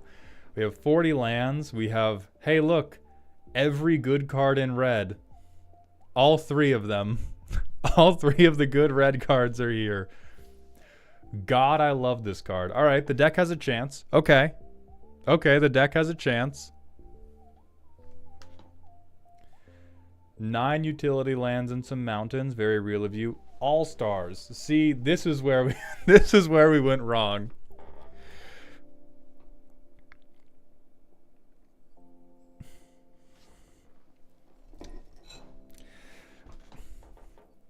As soon as you put Gutter Snipe into an Imidane list and tagged it All-Star, in a commander that is able to translate I dome one thing for 20 into I dome everything for 20, you should have heard like a very faint ripping noise. That was the thread of fate snapping. Sure, man, you're in red. You already have all 3 good cards in there. We got to have a number 4 somewhere. Stormkiln's fine. Oh. Pour some out for Zenorum. Dude, they're trying.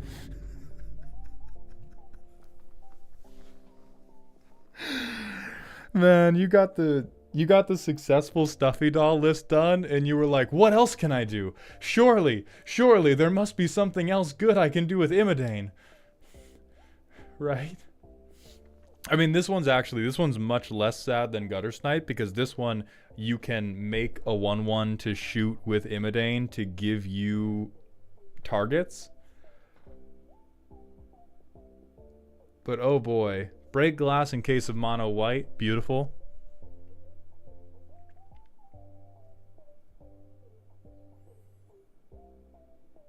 Break glass in case of Esper lands. I love a hate piece. I love a good hate piece. Core of Burn. I'm just gonna keep the stream deck a little closer to me.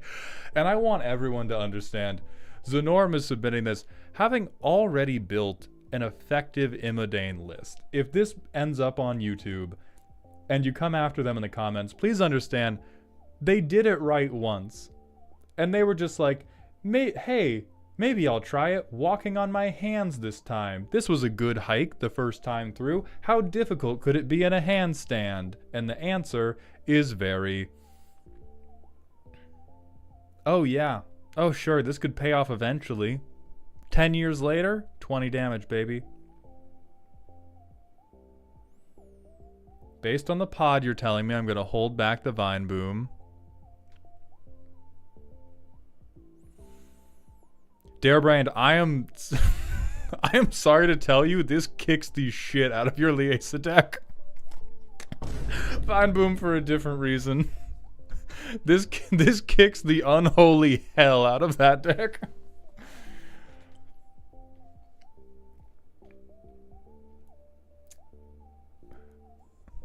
So I think the big problem we're gonna have here is we have attempted to turn Imodain into a mid-range deck, which is just something the commander is not built to do.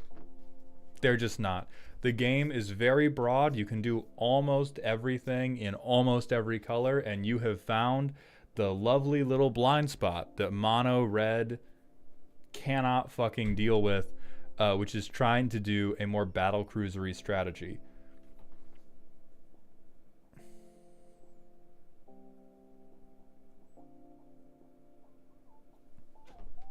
Crazy of you to tag this card draw. Crazy of you to look me in the eye and say nobody at a commander table is going to take fucking 5. They're going to have me draw 3.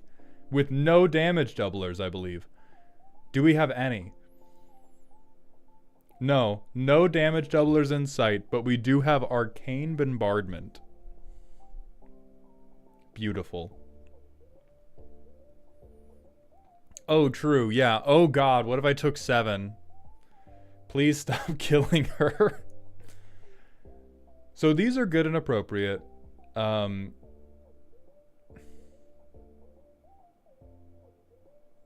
Instant sorcery support. I mean, this one's just a body pillow. So I can see some leftovers. I can see some leftovers from the doubling plan. Because like Chandra, Hope's Beacon, some of these can become good if we got 2 of them. Or hey, what if we got 3 of them?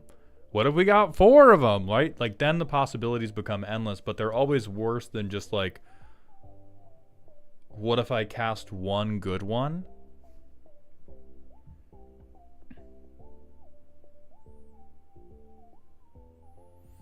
I worry these are too cute.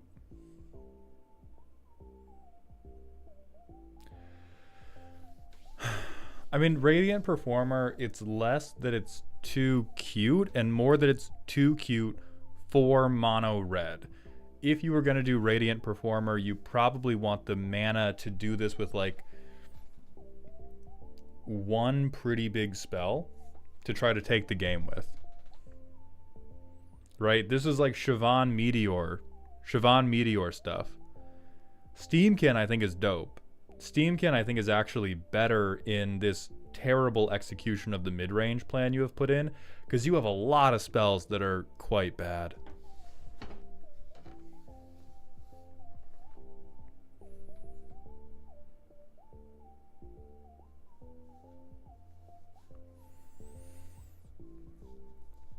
So right now we have the twin problems. We have the twin problems of my commander is incredibly threatening. If I do not resolve my commander, none of this really converts into a game win because all of it is like single target creature damage. On top of that, because I have tried to make this the non-combo version of the list, even if I resolve my commander, I'm not threatening a win for multiple turns. Molly, could you clarify why you call this mid-range? I feel like it's more control using Imodain as a win con. So I would say that's a more accurate description. I would use mid-range as sort of a fill-in word for the type of like, it tries to get a little bit of value every turn rather than having like some big inevitability thing. When I think about control decks, I typically think of like, I am Thanos. I'm going to have some big thing I'm winding up to that will definitively close the game out. Whereas this deck just kind of looks like, what if I threw hot pasta water? What if I threw some hot pasta water at you every turn until you yelled, youch? It's mid-range because it doesn't win early and it doesn't win late.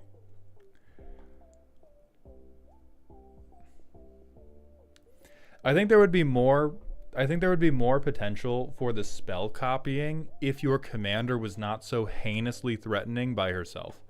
Like, I think that's what's breaking down the spell copying is you don't go from, okay, my commander's normal to okay, my commander's fucked up once I begin copying a spell. You go from okay, my commander's tremendously fucked up and scary to okay, we're definitely gonna die now if you ever resolve a copier. No. Don't do this. Don't do this. You're better. This would be, if there was ever a time to bust out the extraplanar lens, oops all snow mountains tech, this is the deck to do it for. Oh, you are down abysmal. Oh, you are down absolutely abysmal.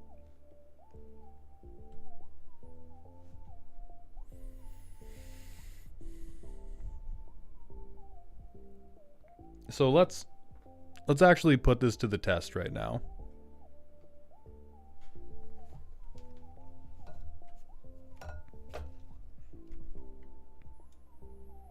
What's this do? We have nothing to exile from a graveyard yet. But fuck it. Somebody went before us. They did a fetch land. We kill it.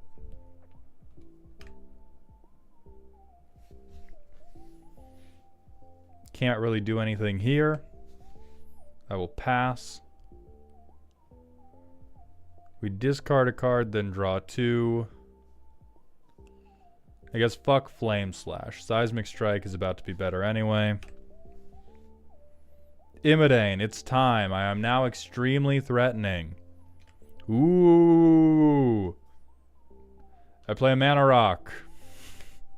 Ooh. They almost certainly kill us for this shit because they're like, oh my god, Zenorum's getting ready to combo. They shoot the bitch. I recast my commander. I cast Seize the Spoils.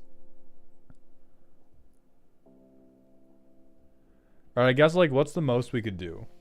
I don't cast Seize the Spoils. I hold up Return the Favor to duck the next piece of removal that comes my way.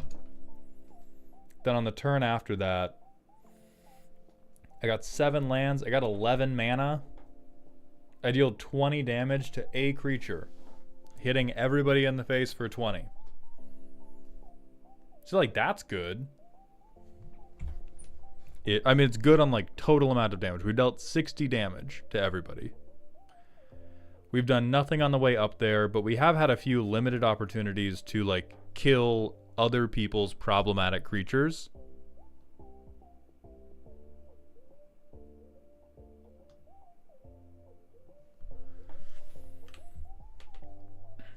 But if we don't hit that, our only real option is, like, I hit everyone for 3. It's turn 8, which in scary, game should have been over by now. But it's turn 8. I hit everyone for 8. So if we want to do non-combo Imidane that has, like, fairer cards to win with, having a damage doubler is probably going to be necessary.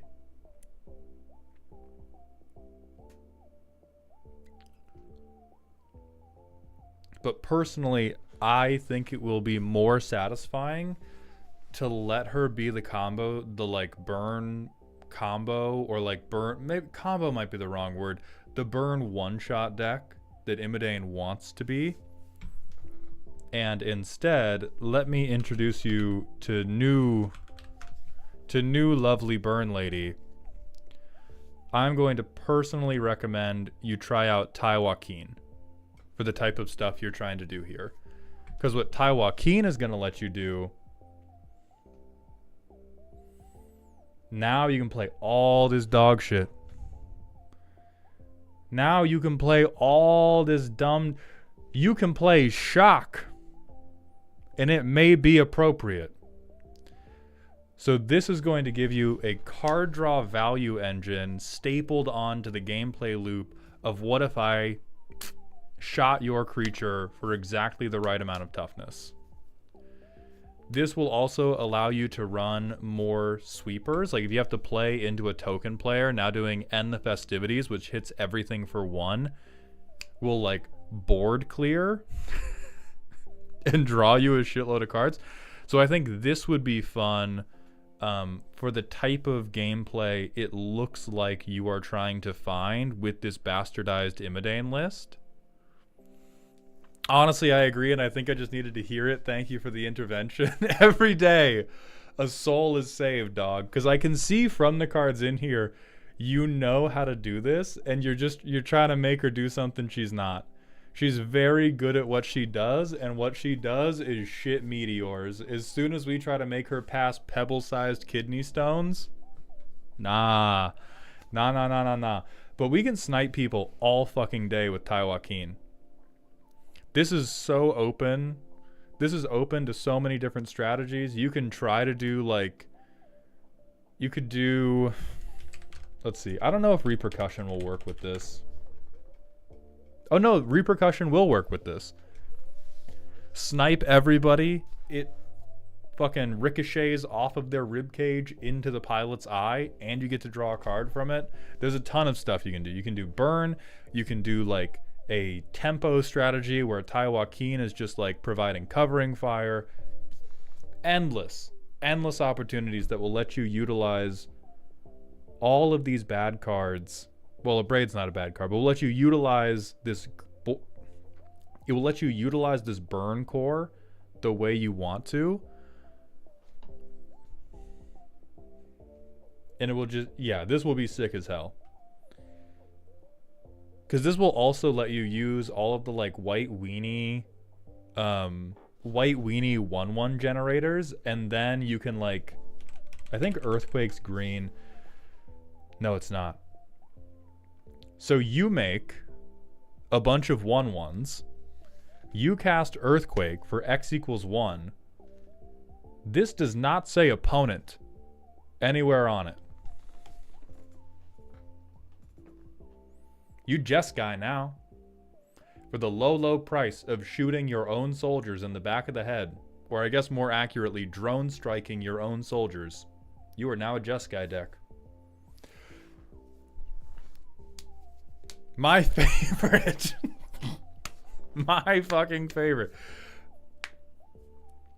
Oh yeah. Sudsball is correct. There's hot tech on Genesis Chamber to make your 1/1 pings like always pay off.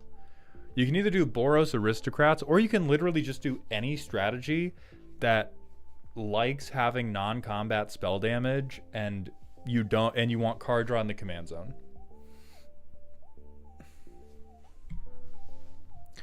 Ginger Guy 19, thank you for the Twitch follow. And Duck Shut, thank you for the Prime sub, my friend. I appreciate that Bezos bucks for the 4th month in a row. Drew, you can Goblin Bombard your own creatures into your other creatures if you need additional card draw. Yeah, I sentence you. Where even are you? You are... Everybody's lost today, but like...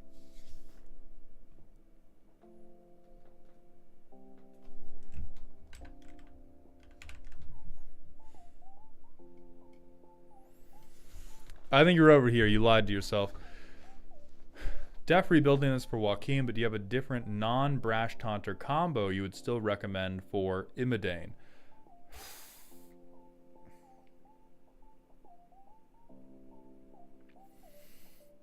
Most of my experience seeing people play Imidane decks was pretty much always based around what Siobhan Meteor is doing. So if you don't have Siobhan Meteor...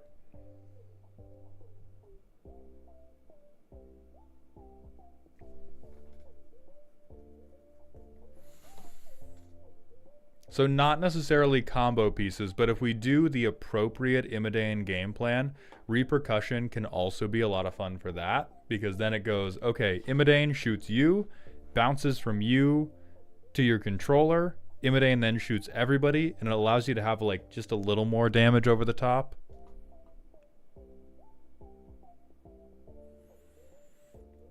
Hey Amber, thank you for coming by the stream, my friend.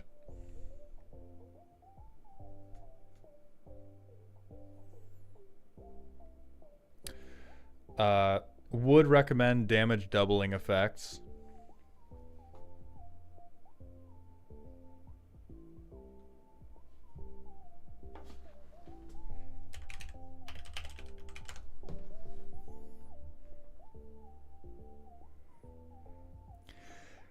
You could try Chain of Plasma. This would probably be cute. You would probably have a really fucking difficult time convincing anybody to copy this.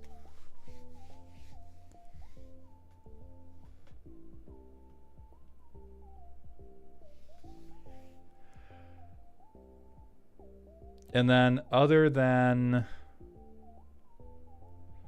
Yeah, I think the peak really is I get Brash Taunter, I get Stuffy Doll, I cast big things targeting them. And then I think your top end just becomes like Mizzix's Mastery.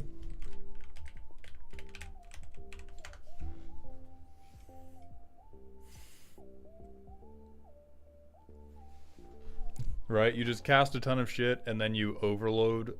Or if you've cast a ton of shit or if you've discarded a ton of shit, you just overload Mizzix's Mastery and then bang, bang, bang, bang, bang.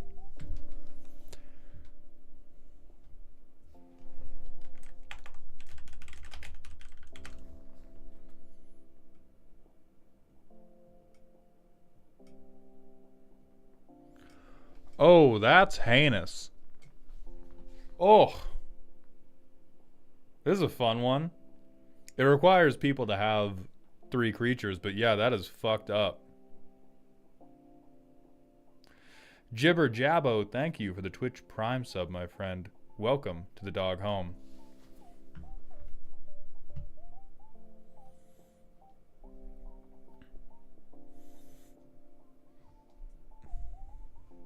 Yeah, this is heat for an Imidane deck. And then I don't think... Maybe you have it. Let me check. No, there's a different orchard you need too.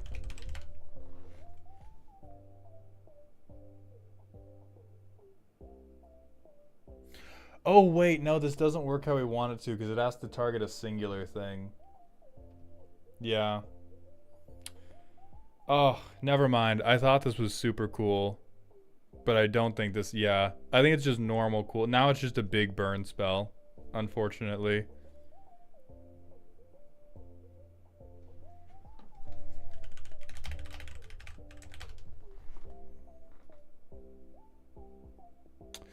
No, Resonance is for stuff we control.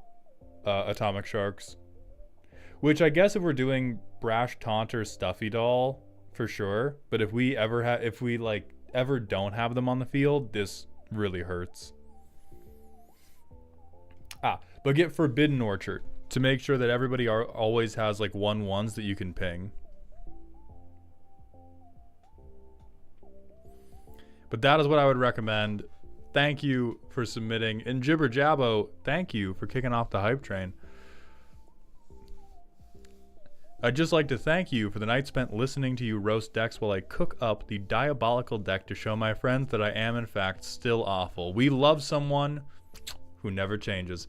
Darth Pius, thank you for the 17th month in a row at tier 1, pushing that hype train further. I appreciate you. Alright everybody, one more manual ad break and then it's time for Alec Man.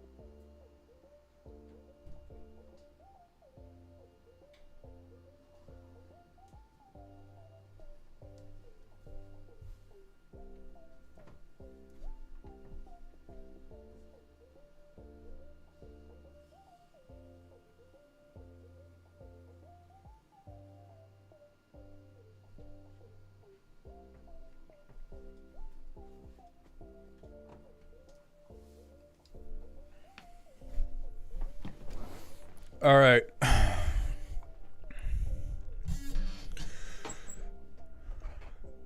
Oh no, did we get raided while I was pooping? Oh no, Foxy raided while I was pooping! No!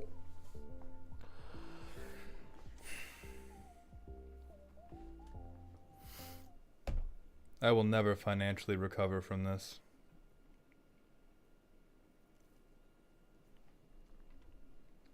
It's my unsuspecting penis. It's my unsuspecting penis in the crosshairs today. Hello, everybody who stuck around. Incredibly tragic. We cannot be...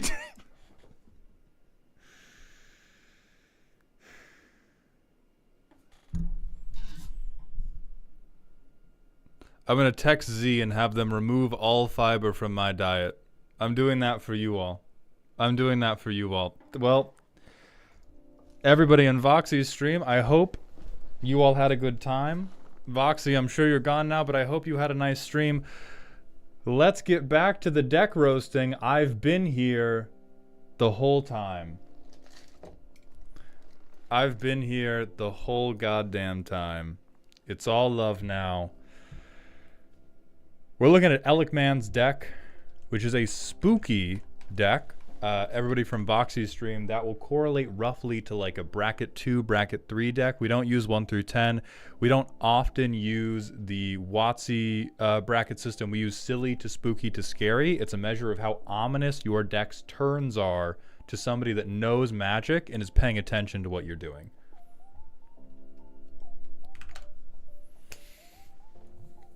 Deep. Marvel. Oh, God. All right. Well, I do love that there's no way you could fuck this up. Burn. You found a way to fuck it up. Never mind. Okay. Keen Duelist is great. Cellar Spawn. Okay. Okay. Target opponents on the weekend, but I like that. I like that. Blowout maneuvers. That's... Are we doing phrasing anymore? Oh, true. Primer. No. One with the multiverse. Okay. Also quite reasonable. Copy machines. Oh, Lord. Oh, that's quite clever. Oh, I like that. We'll go back for the primer at some point, but your deck exists independent of your intentions, Elikman. No. We're going to look at it, but you can say whatever you want about a deck, and I can just deem you a liar later on. So I want to see the deck. Okay, so we can token copy stuff. I really like the Myojin. I really like the Myojin because we get the indestructible counter even via the way we cheat it out. and then we can use it on the next thing we cheated out. Not enough, but I'm glad you at least got the right tag. Deep hit. All right, so this is all the thing we want to get. Here they come. Here come the vine booms. When you choose this spell, choose a creature. Okay, so we get to make one tremendously big stompy creature. I don't hate that for spooky. Board wipe that draws me 1,000,000 cards. Okay, steal an instant or sorcery from every graveyard, not the worst.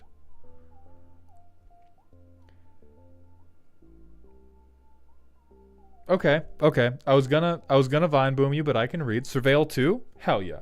Hell yeah, we get to cheat this top deck bullshit. ETB Surveil 4. When you do, return target non-land permanent opponent controls to its owner's hand. I don't like this one. We'll come back to why I don't like this one, but I have a deep lack of faith in this guy because this guy seems like how we want to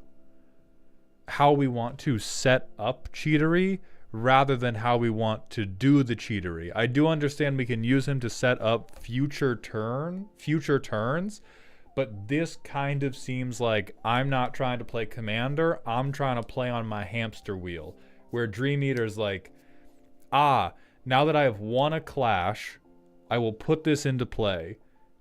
It is a useless 4/3. But since I have won a clash and cheated it into play, I can set up winning my next clash. And I would prefer if we just won a clash, put something good in off of winning the clash. Like Doom Whisperer, I'm okay with because we play this and then we win every clash. Fuck them. We win every clash after this. You a bitch. You a bitch, I'm copying the deck list. I am cutting this guy, but you a bitch and I am taking this. That's in my mouth now. That is... Yeah, okay. That's good board control.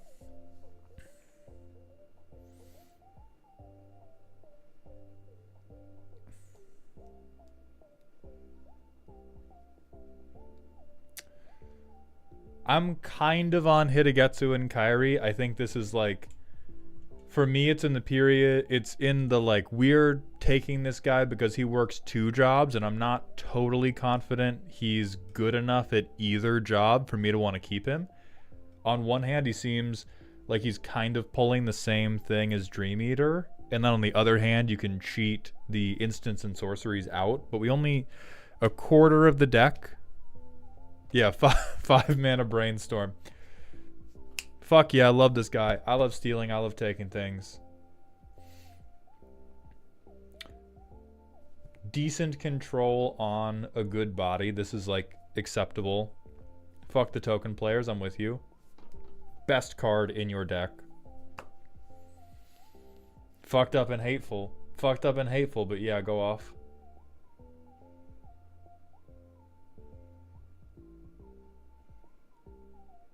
I think this is okay, yeah. I included it for double duty and because I just think they're cool. Spooky, you are allowed cards that you just think are cool. If we can accept that this is like, this is probably insufficient for what we want it to do, but holy shit, does he have that shit on? You have room for those cards. I think I have a different response because my normal experience with Hitagetsu and Kairi decks is having extra turns looped on my stupid ass. So I have a very visceral trauma response to seeing this man on screen. And I'm like, oh, it's serious. We've brought out Hitagetsu and Kairi. But if you're just like, the art's cool. This is a 5 mana brainstorm. Rock on, brother. All right, I do love stealing. I do love taking things.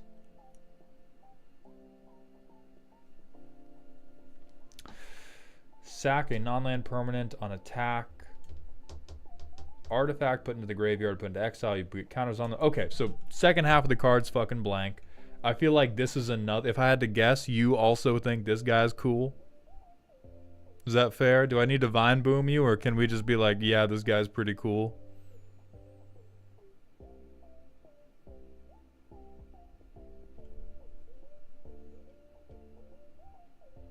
Oh wait, but I think I know. Deep sight. Alright, we want this to be multiplay Warhammer. What do you think? Hell yeah, vine boom of love.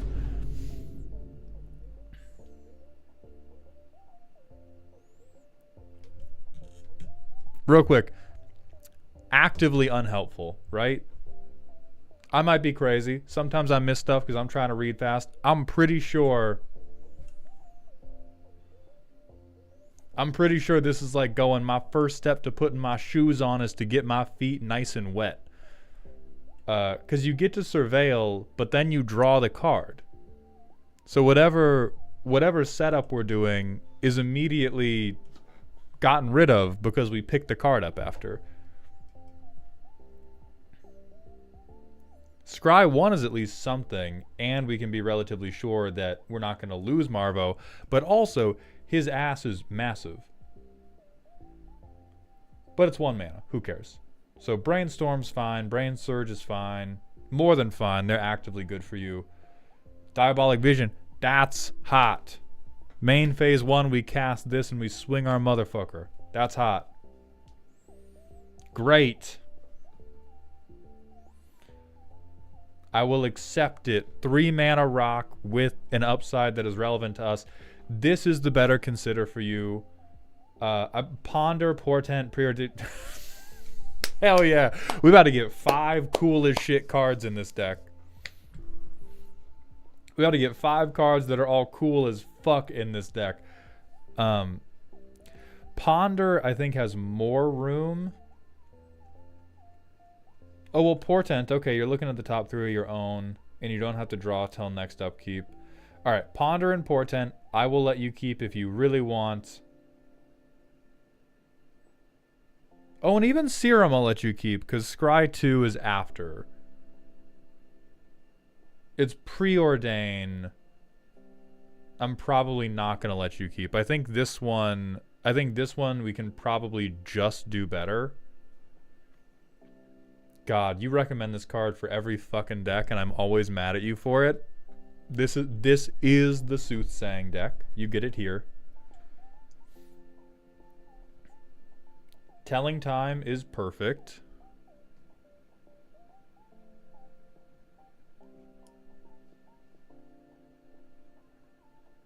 I actually don't like this. I actually don't think you need the Elon Musk Neuralink in this deck. I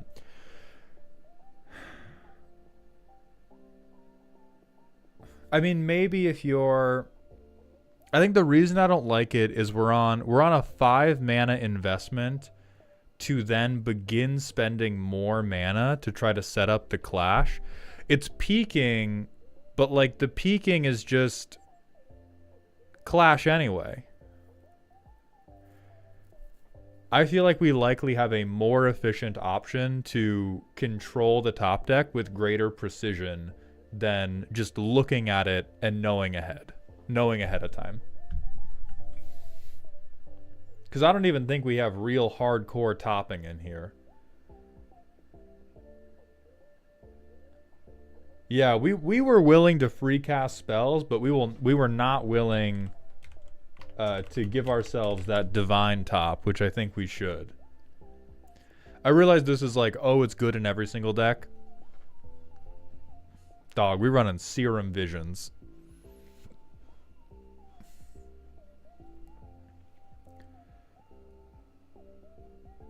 Okay, this is everything that says Clash on it. Accepted. Everything that says Clash on it is fine. Haste Enabler, sure. Some tutors, some theft. Alright, top's not in here. Alright, for budgetary restrictions. The ramp is whatever. We don't have green.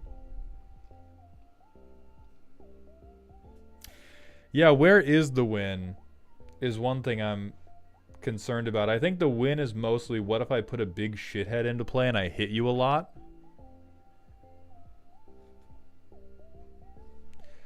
I think if Top's not in here for budgetary reasons, Scroll Rack is probably also out of here for budgetary reasons.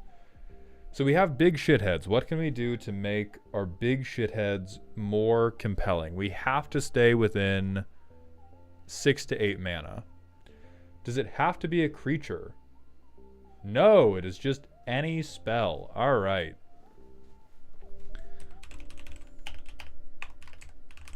There's no way we have a meaningful banner, but I'm gonna fucking check anyway.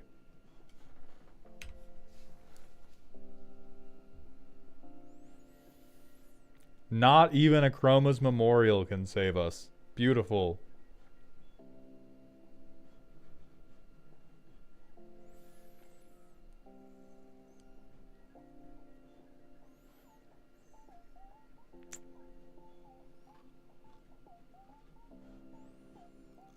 Wowza.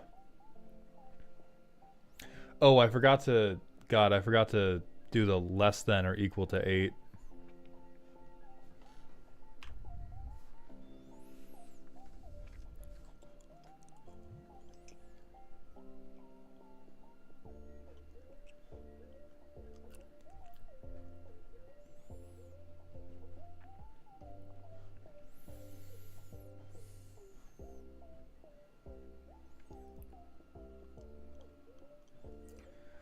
Jesus, there's no way I'm about to recommend Toxrill to you.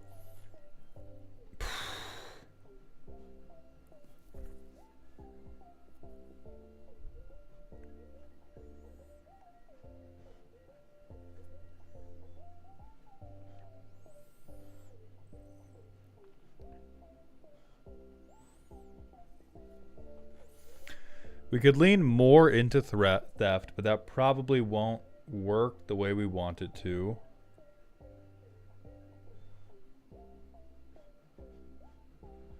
Vehicles seems like just begging to get our car keyed.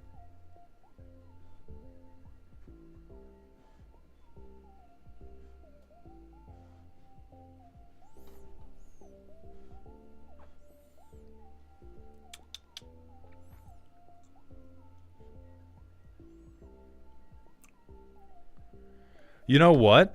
Ooh, Alec, may I recommend a Final Fantasy spoiler to you? Are you trying to stay spoiler free? Go for it. Perfect.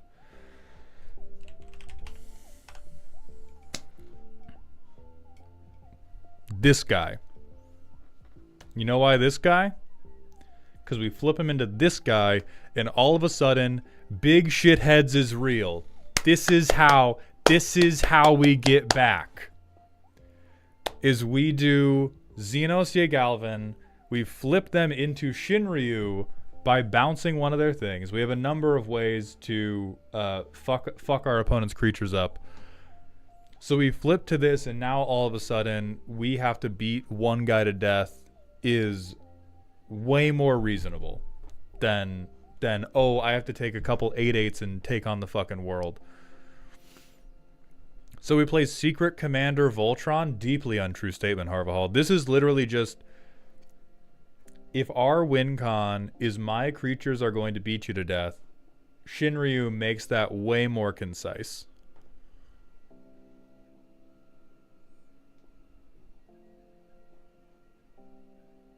The combat sexual himself.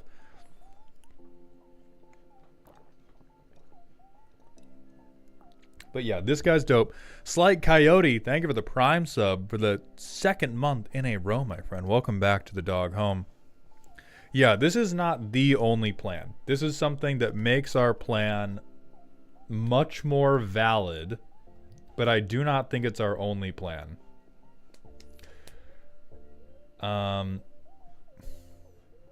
The pricing is already going to be insane because it's goddamn Final Fantasy, but that will come down eventually. Then what else can we do?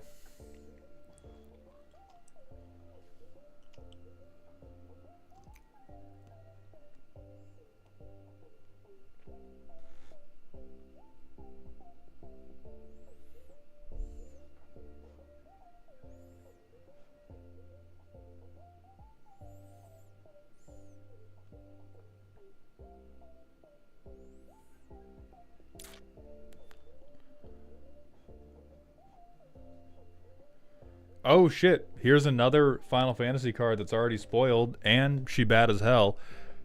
And she also exorbitantly fucking expensive. Jesus God, this set. But if you want to be on combat damage, this will be more card draw, which is very effective for you. It is something that relates to your combat damage. God, Dimir beat people to death is really lacking because we don't have ways to give double strike. We have relatively few ways to make a bunch of like +1/+1 counters.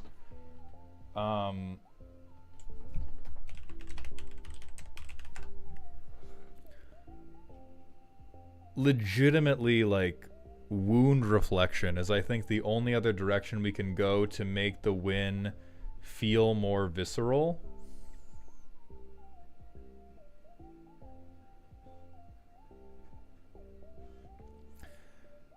But back to the deck at hand. For Preordain, at minimum, get the Brainstone in here. There's no way that... Yeah, 7 cents. 7 cents. 2 mana Brainstorm. We love stuff that lets you go from in hand to back on top of deck.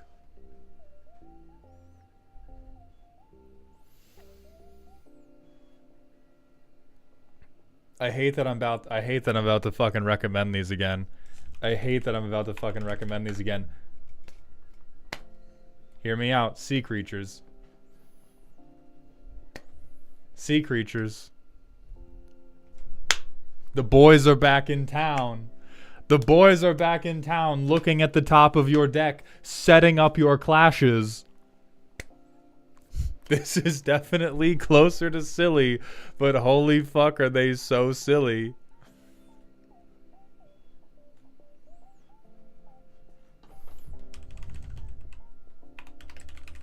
Let's look at Trickery Charm.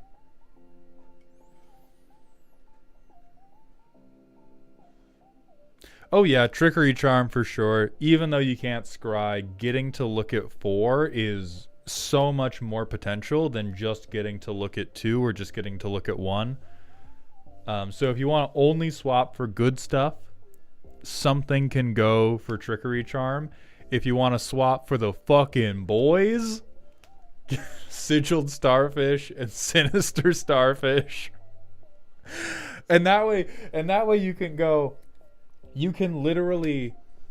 So, this is to every Marvo player, Alec. This is both to you and to every Marvo player. You can play Marvo and go... Alright, so I'm going to stab you now. But first, hold on. Let me check with my boys. And then you can tap both of your starfish and you can have a pretend conversation with your starfish and yourself while you set up the top of your deck, and then you play fucking... one with the multiverse. Me and the boys are gonna make you an offer you can't refuse. I am talking to my son. One moment. Like, these guys being the backup gangsters to Marvo, that makes me happy in my heart. Slight Coyote, thank you for the 50-bit cheer. Is Jill, Shiva's dominant, too slow?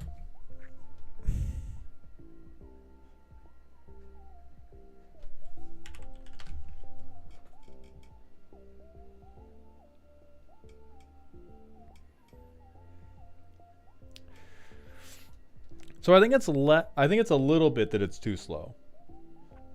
First and foremost, we want to be cheating casting costs. We do not want to have stuff with high mana activated ability costs. Second, and the bigger problem, it is not that unblockability is bad. It is that we need to get these stat lines up. There is Mnemonic Deluge.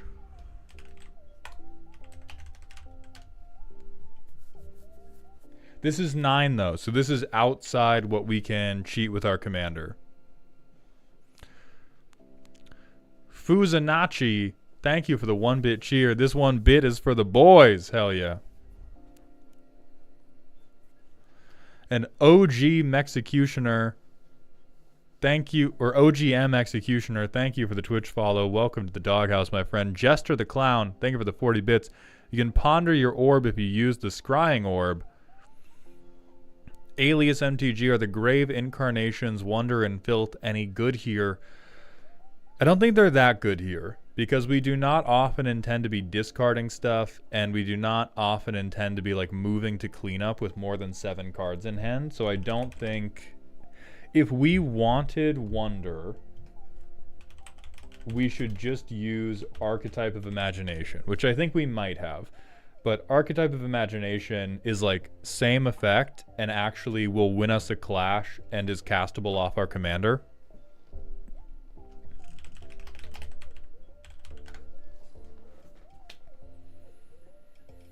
Yeah, this is hey, threat card advantage. I would recommend Archon as like a good just vegetables suggestion for Dream Eater.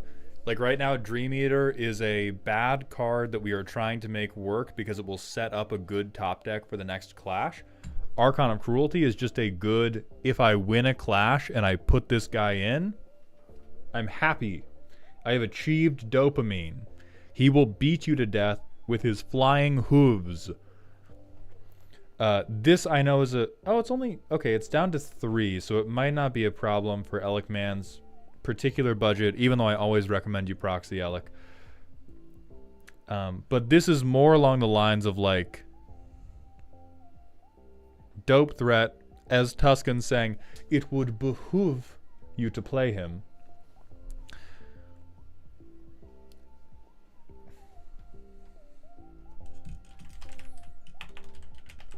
That's true. The tutor cat is out of the tutor bag. So if you're willing to go deeper on tutors, mystery printing for $2, I think we slide on the budget. If you're willing to go deeper on tutors, limb duels is like go until you get something good.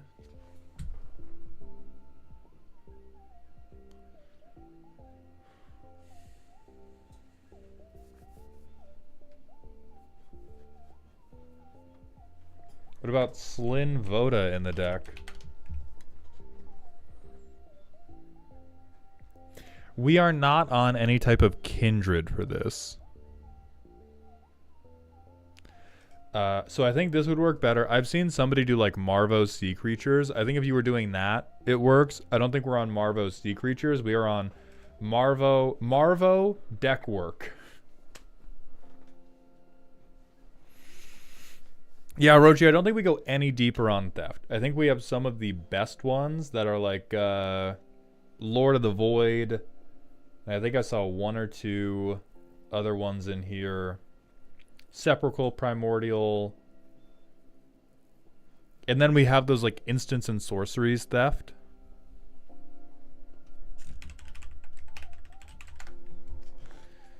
Cryptic Annelid, so 4 mana, scry 1, scry 2, scry 3.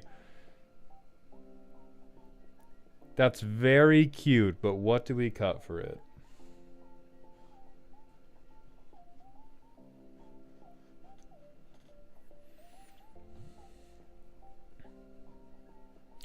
I think this is like...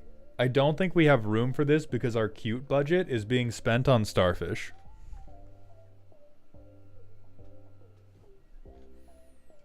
So let's see how good the balance is between I am manipulating the top of my deck and I am actually doing things to win a game of Magic the Gathering.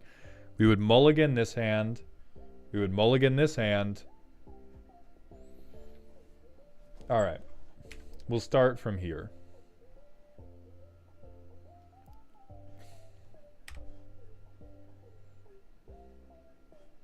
We reveal a swamp. We have no mana rocks. I will use the worthless cantrip right now.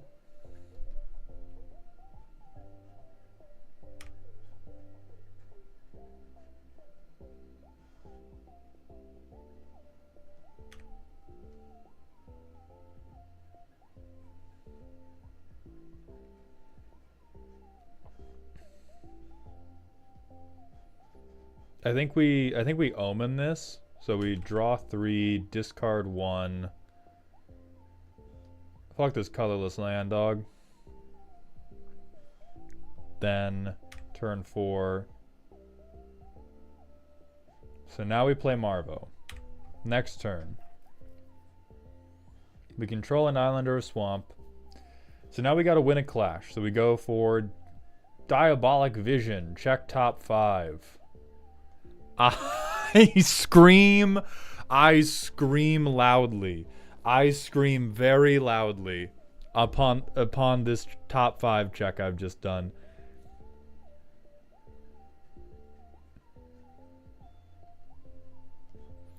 Who fucking cares what order I put these in?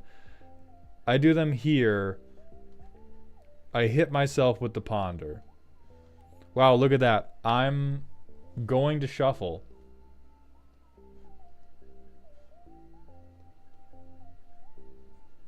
Draw a card. I Siren Visions. I draw a card. We scry 2. God damn it.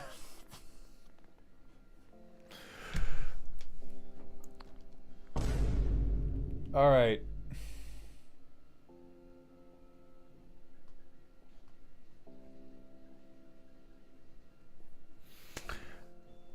I'm all out of fucking gas. I'm all out of gas. We Arcane Signet. We clash. We hope to God somebody hits a land, but yeah, we're fucked. I think we're fucked on that clash, but we go to our next turn.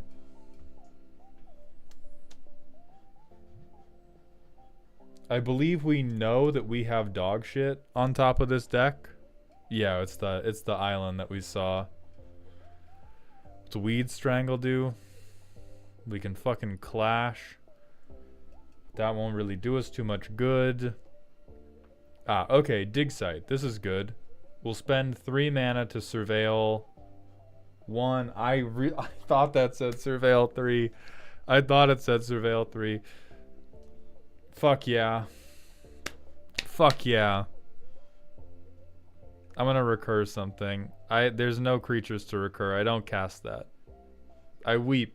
I weep privately to myself. I weep privately to myself. We clash. What's on top?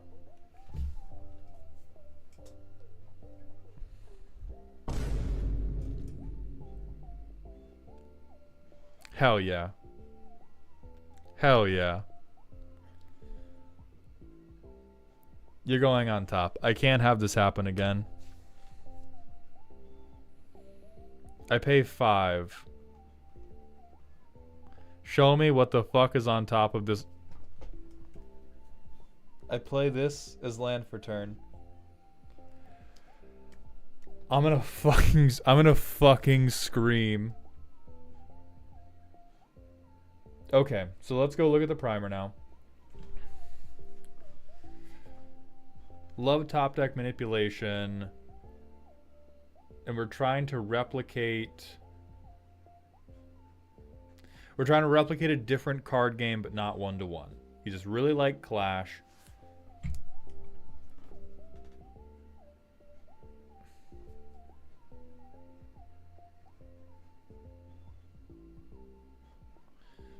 Alright, and we love psychological violence. Beautiful.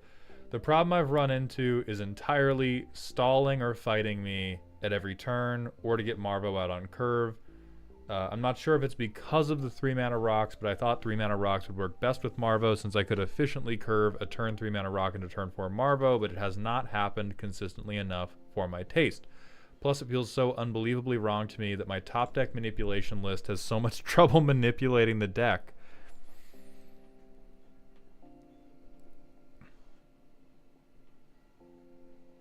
Okay. Okay. Yeah, I think...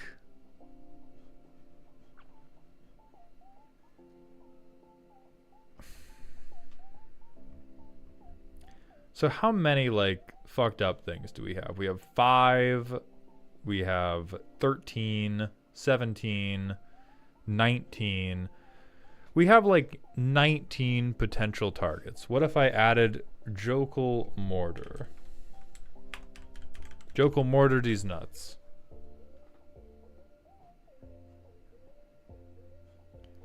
Hey. No, Raisin. Hey. Bad and wrong. Bad and wrong. So there's more top deck tutors. This may raise the power of the deck beyond what you want, but I do, based on that one goldfish,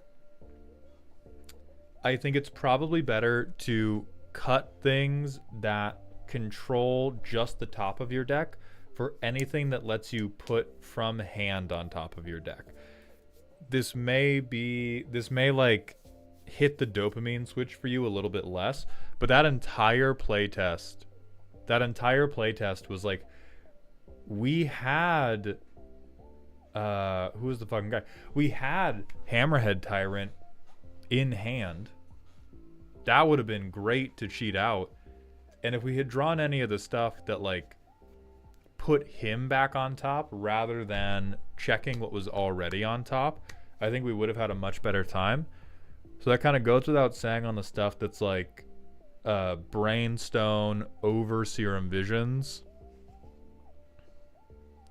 Jester the Clown, thank you for the 40-bit cheer. Conch Shell is a good hand to deck thing.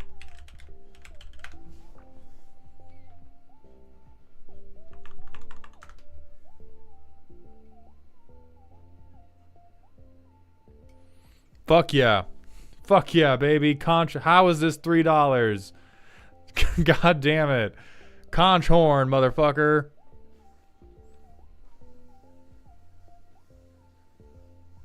Yeah, true. It is just very old.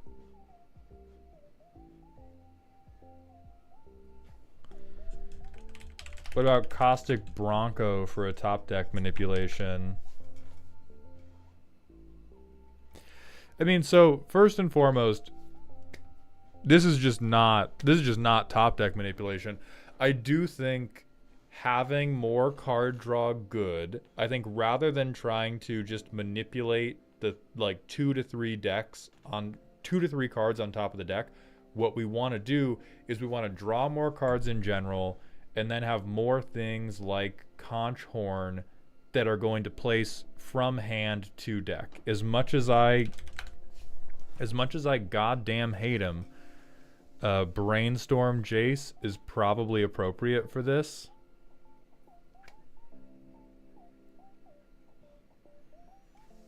Right, like you play this guy. You would want to hold him back until after you had played Marvo, which is a little bit awkward, but you would ideally go, I play Marvo.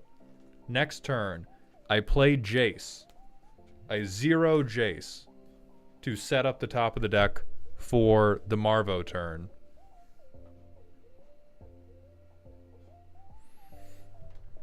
Devourer of Destiny.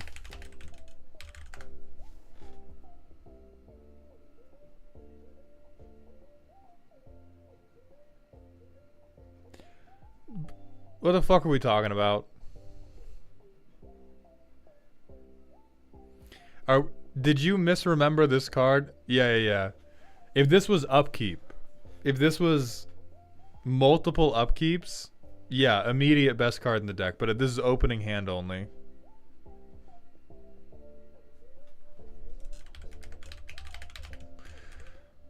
Descendant of Somamaru.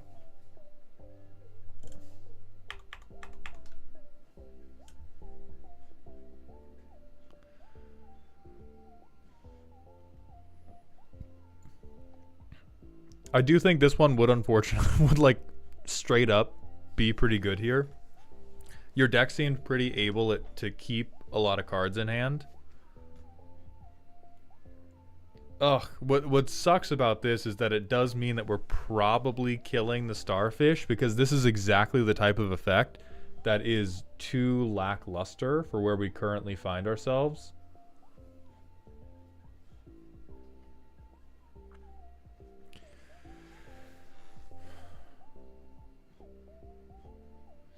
Enhanced Surveillance would probably save all of our surveil things, but then it kind of becomes like a Secret Commander Enhanced Surveillance deck, because as we've found from that Goldfish, They're really fucking bad. As they are. Doom Whisperer is in here.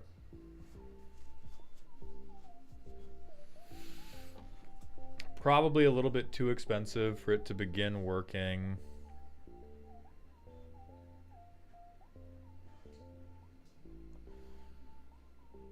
Not a huge fan of any of these.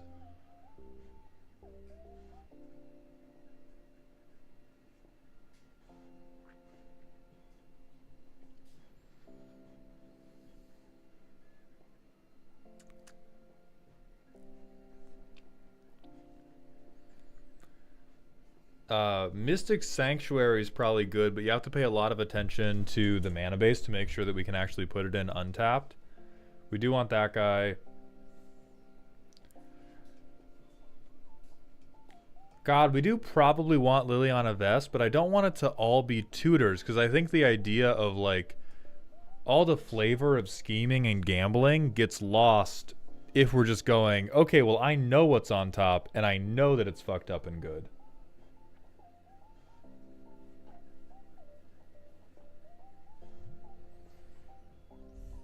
We're on Spooky, I believe. Yeah, we're on Spooky, Zoria.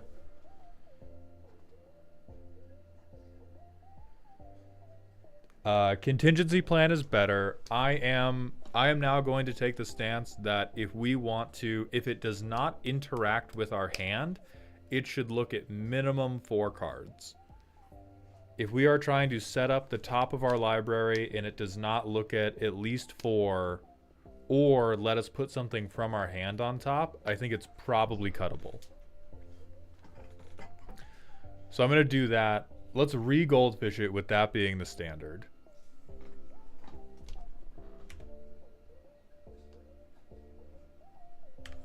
Play a tap land. Play a fucking scry land.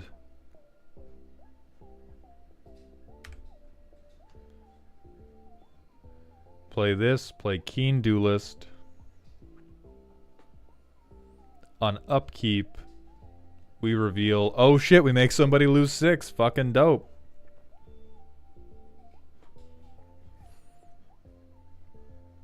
And then we draw. And now we have the perfect situation. Because now, next turn we're going to play Marvo. Turn after we play Marvo, we have hand set up.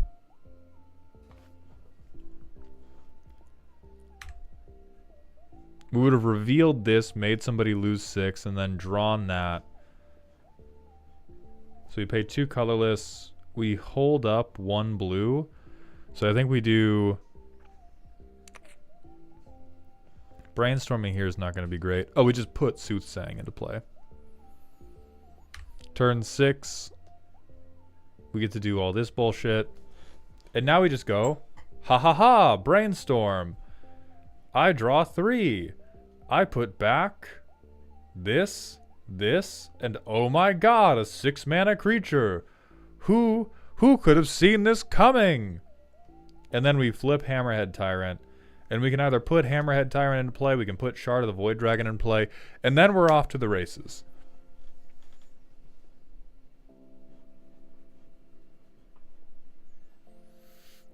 So yeah, I think we want to be much more in on things like Brainstorm than on things like Ponder. And things like Ponder, we want them to be things closer to Descendant of Soromaru. Whatever the fuck that like 2-mana instant we saw was.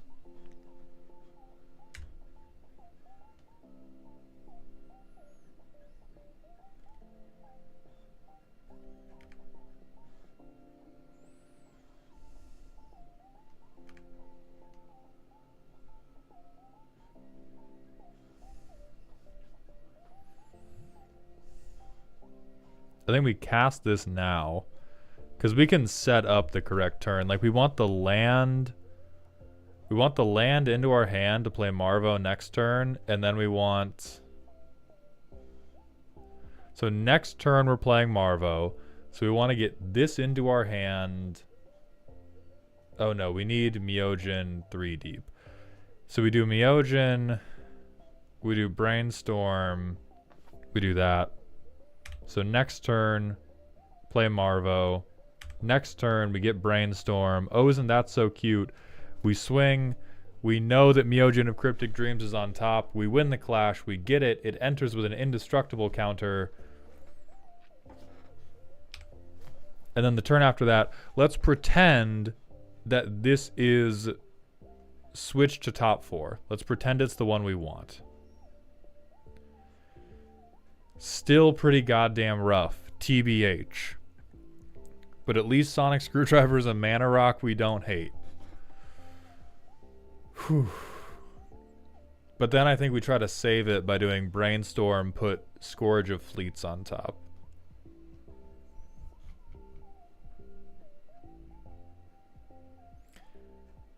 So yes to Brainstorm.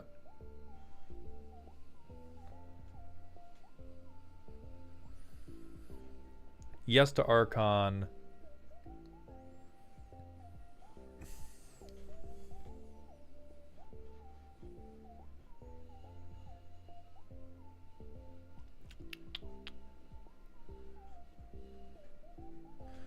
Yes to Contingency Plan.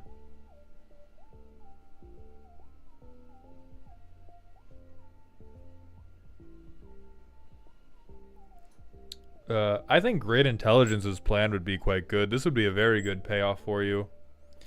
It's also, this is kind of the perfect mana cost where you can probably cast this even if the Marvo plan hasn't worked yet. Your commander is so mana hungry that, like, you're probably just going to count to 6 at some point. Jomi, I hate that I'm going to agree with this, but yeah, you know what? Fuck it. This is the Lantern control deck.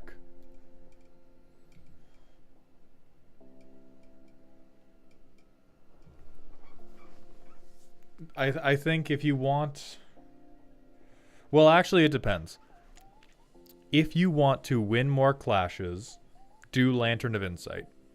If you want to win the psychological warfare you're setting up, don't do this, because Lantern of Insight is both highly effective. You can just pick whoever has like a land on top, but it does make it, like, takes all of the tension out. There's no dramatic tension to the clashing once you know, I'm definitely going to win. So it depends on, like, how much we're valuing the gameplay experience and how much we're valuing the I just want to win clashes. Rat PDT, thank you for the 5 gifted community subs, my friend. Welcome to the dog heaven. Yeah, too deterministic. I agree with that. So I would rebuild it around Jace effects and Soromaru effects, and you can even, I think we might want to dig a little bit deeper on rocks. Like, we can go net down on nefarious card touchery to have more expensive card touchery that is going to touch way more cards. Since the gimmick of the deck requires 5 mana to get started, we should not be so afraid of investing the first 2 to 3 turns always in ramp.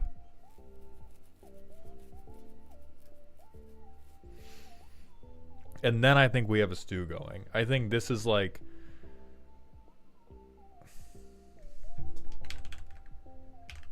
dead set in the middle. Good and solid. I like the gimmick. I think you have a good direction you want to take it in. I think the mix is just a little bit wrong right now.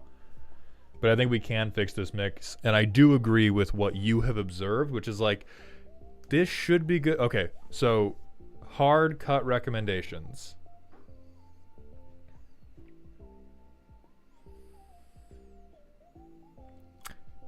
Dimir Charm.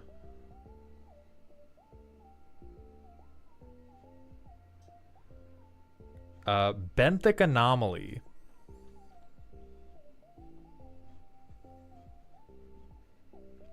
Dream Eater. I will do my best to not recommend you cut this man because he does look cool. I think Scourge of Fleets on the bubble for me. aqueous form, consider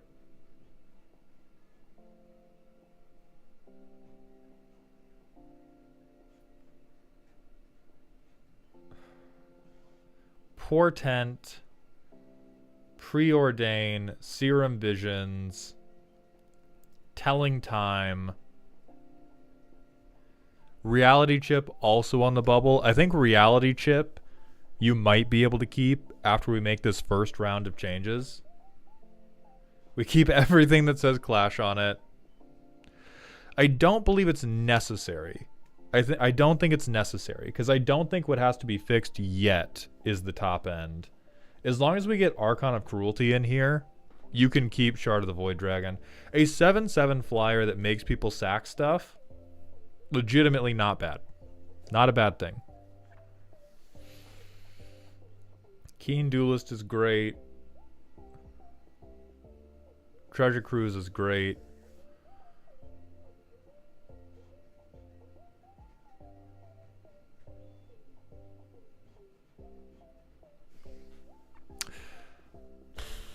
Decree of Pain seems quite good. For the purposes of how your deck plays,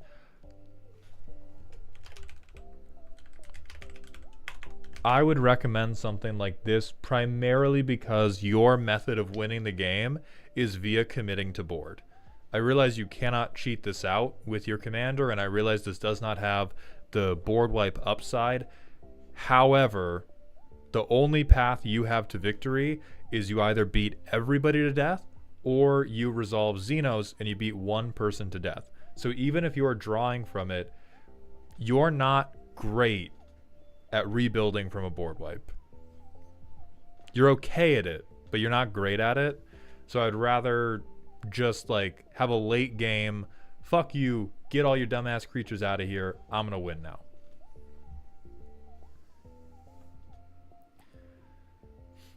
Yeah, so those are the cuts. I think that's around 10. If you cut all of those and you're like, oh god, Mauld still suggested exactly 2 more cards than I've already cut, then I would play with... Actually, now Hitagetsu and Kairi become better in this version of the deck where we are focused on brainstorming-esque. And I actually do want you to keep Shard of the Void Dragon. So yeah, try to work with those cuts. If that's still not enough, we can circle the block off stream. But I think those will be enough if we replace them all with like high quality options like Jace the Mind Sculptor. I hate that I recommended a Planeswalker. That hurts my neck a little bit. But Alec, thank you very much. This is going to be where we end today's stream. We will be live again Friday. Friday is going to be more variety. We will be doing Darkest Dungeon that day. So thank you to everybody who came by. Thank you to Voxy for the raid, even if I wasted it in the bathroom. I appreciate every last one of you. We're going to find a friend to raid.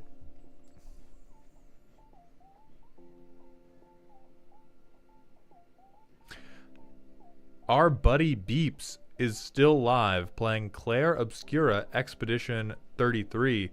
Please hit them with the indestructible Justin rant that you can pull up with the command !Voltron. I'll see you all Friday. Thank you so much for your support, and please remember to stay toxic. YouTube, that's just going to be it for us, but I will see you Friday.